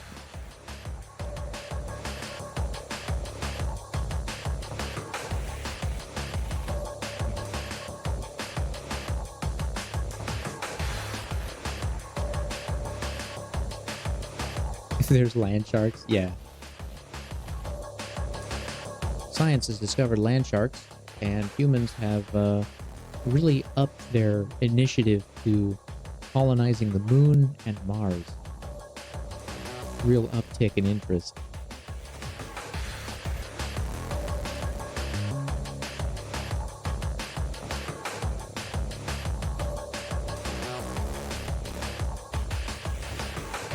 Was she moving the car to her driveway? About to move my car back to my driveway.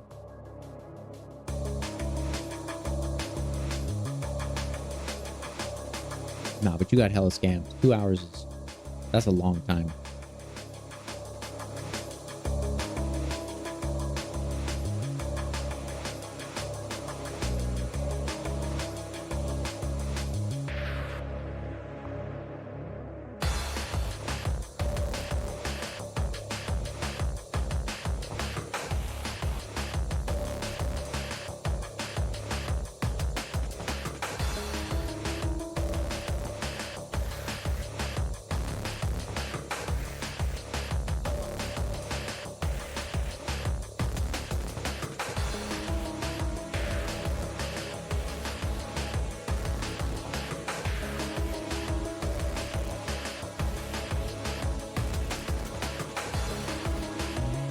Merc, go the fuck to sleep.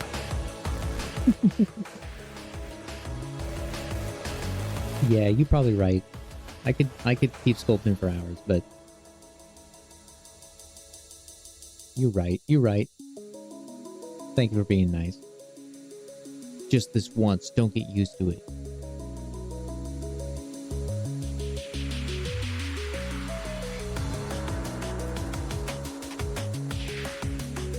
As I keep sculpting.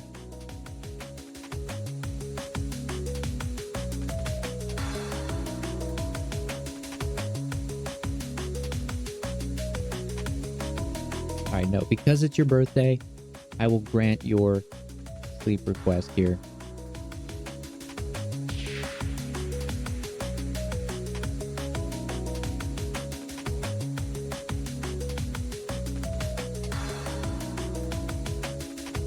That sounds like fun, though. Jesus. That sounds like fun. Some time with the friends, searching for mythical creatures.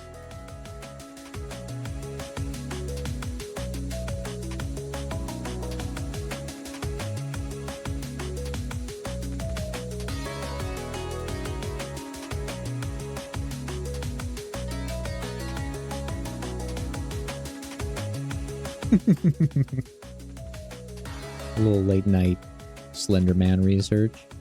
That's fun. Then have nightmares.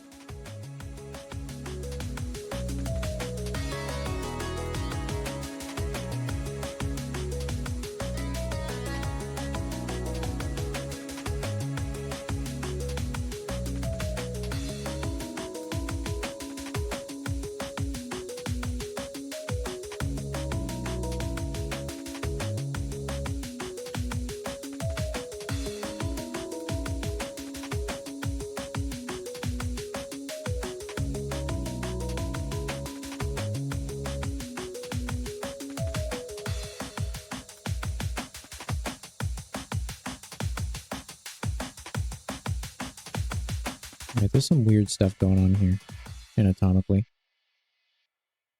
I'm gonna wash some of these things away because they need to be redone.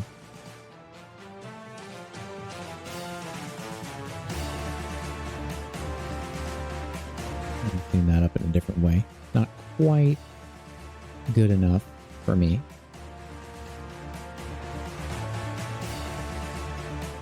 Let's bring that in. Alright, put the booba back on.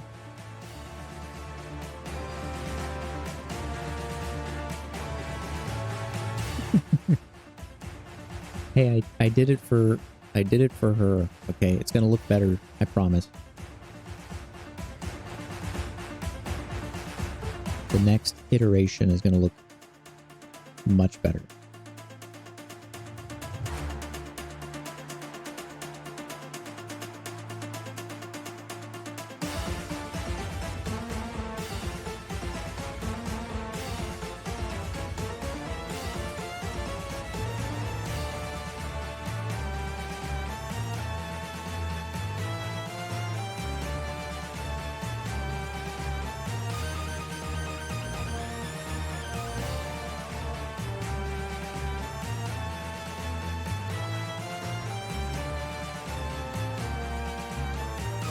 Yeah, I know. I know. All right. But you cashed in. You cashed in a go to bed.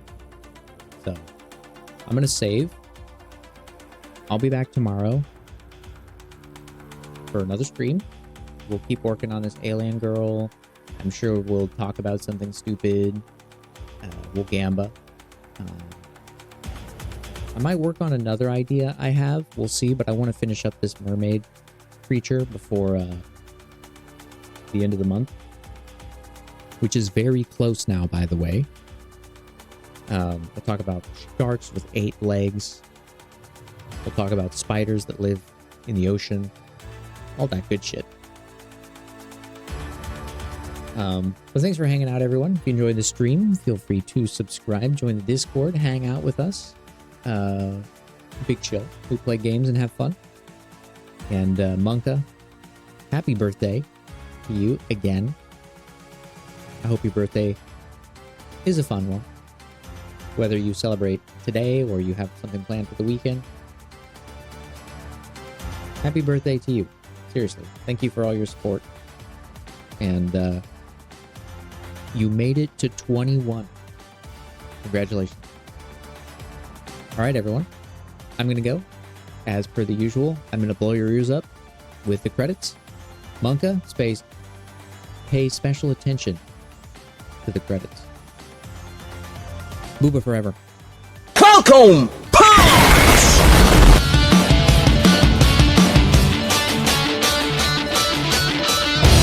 In this world, you've got to be strong.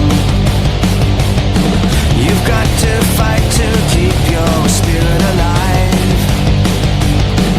And you might feel like there is nothing left to go forward and fight for. But it's a fight that keeps us ready and on guard. Even I can feel the power. When I think of you, I see no fear, feel no pain. Forever he will be my hero. Better believe he knows the way, not just on the false nights.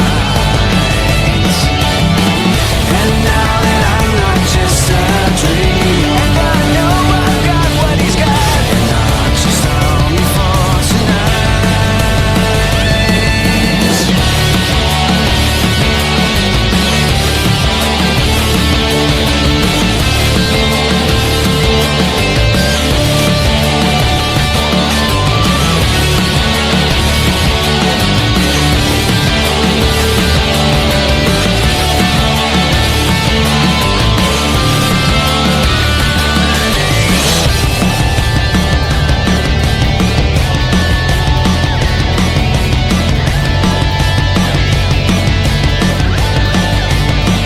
Joe Rogan here, I have nothing but shit takes, but here's one I think you can get behind. Booba forever. Booba forever! He's not just any merc. During the Virtuous mission, his codename was Booba Forever. Booba forever.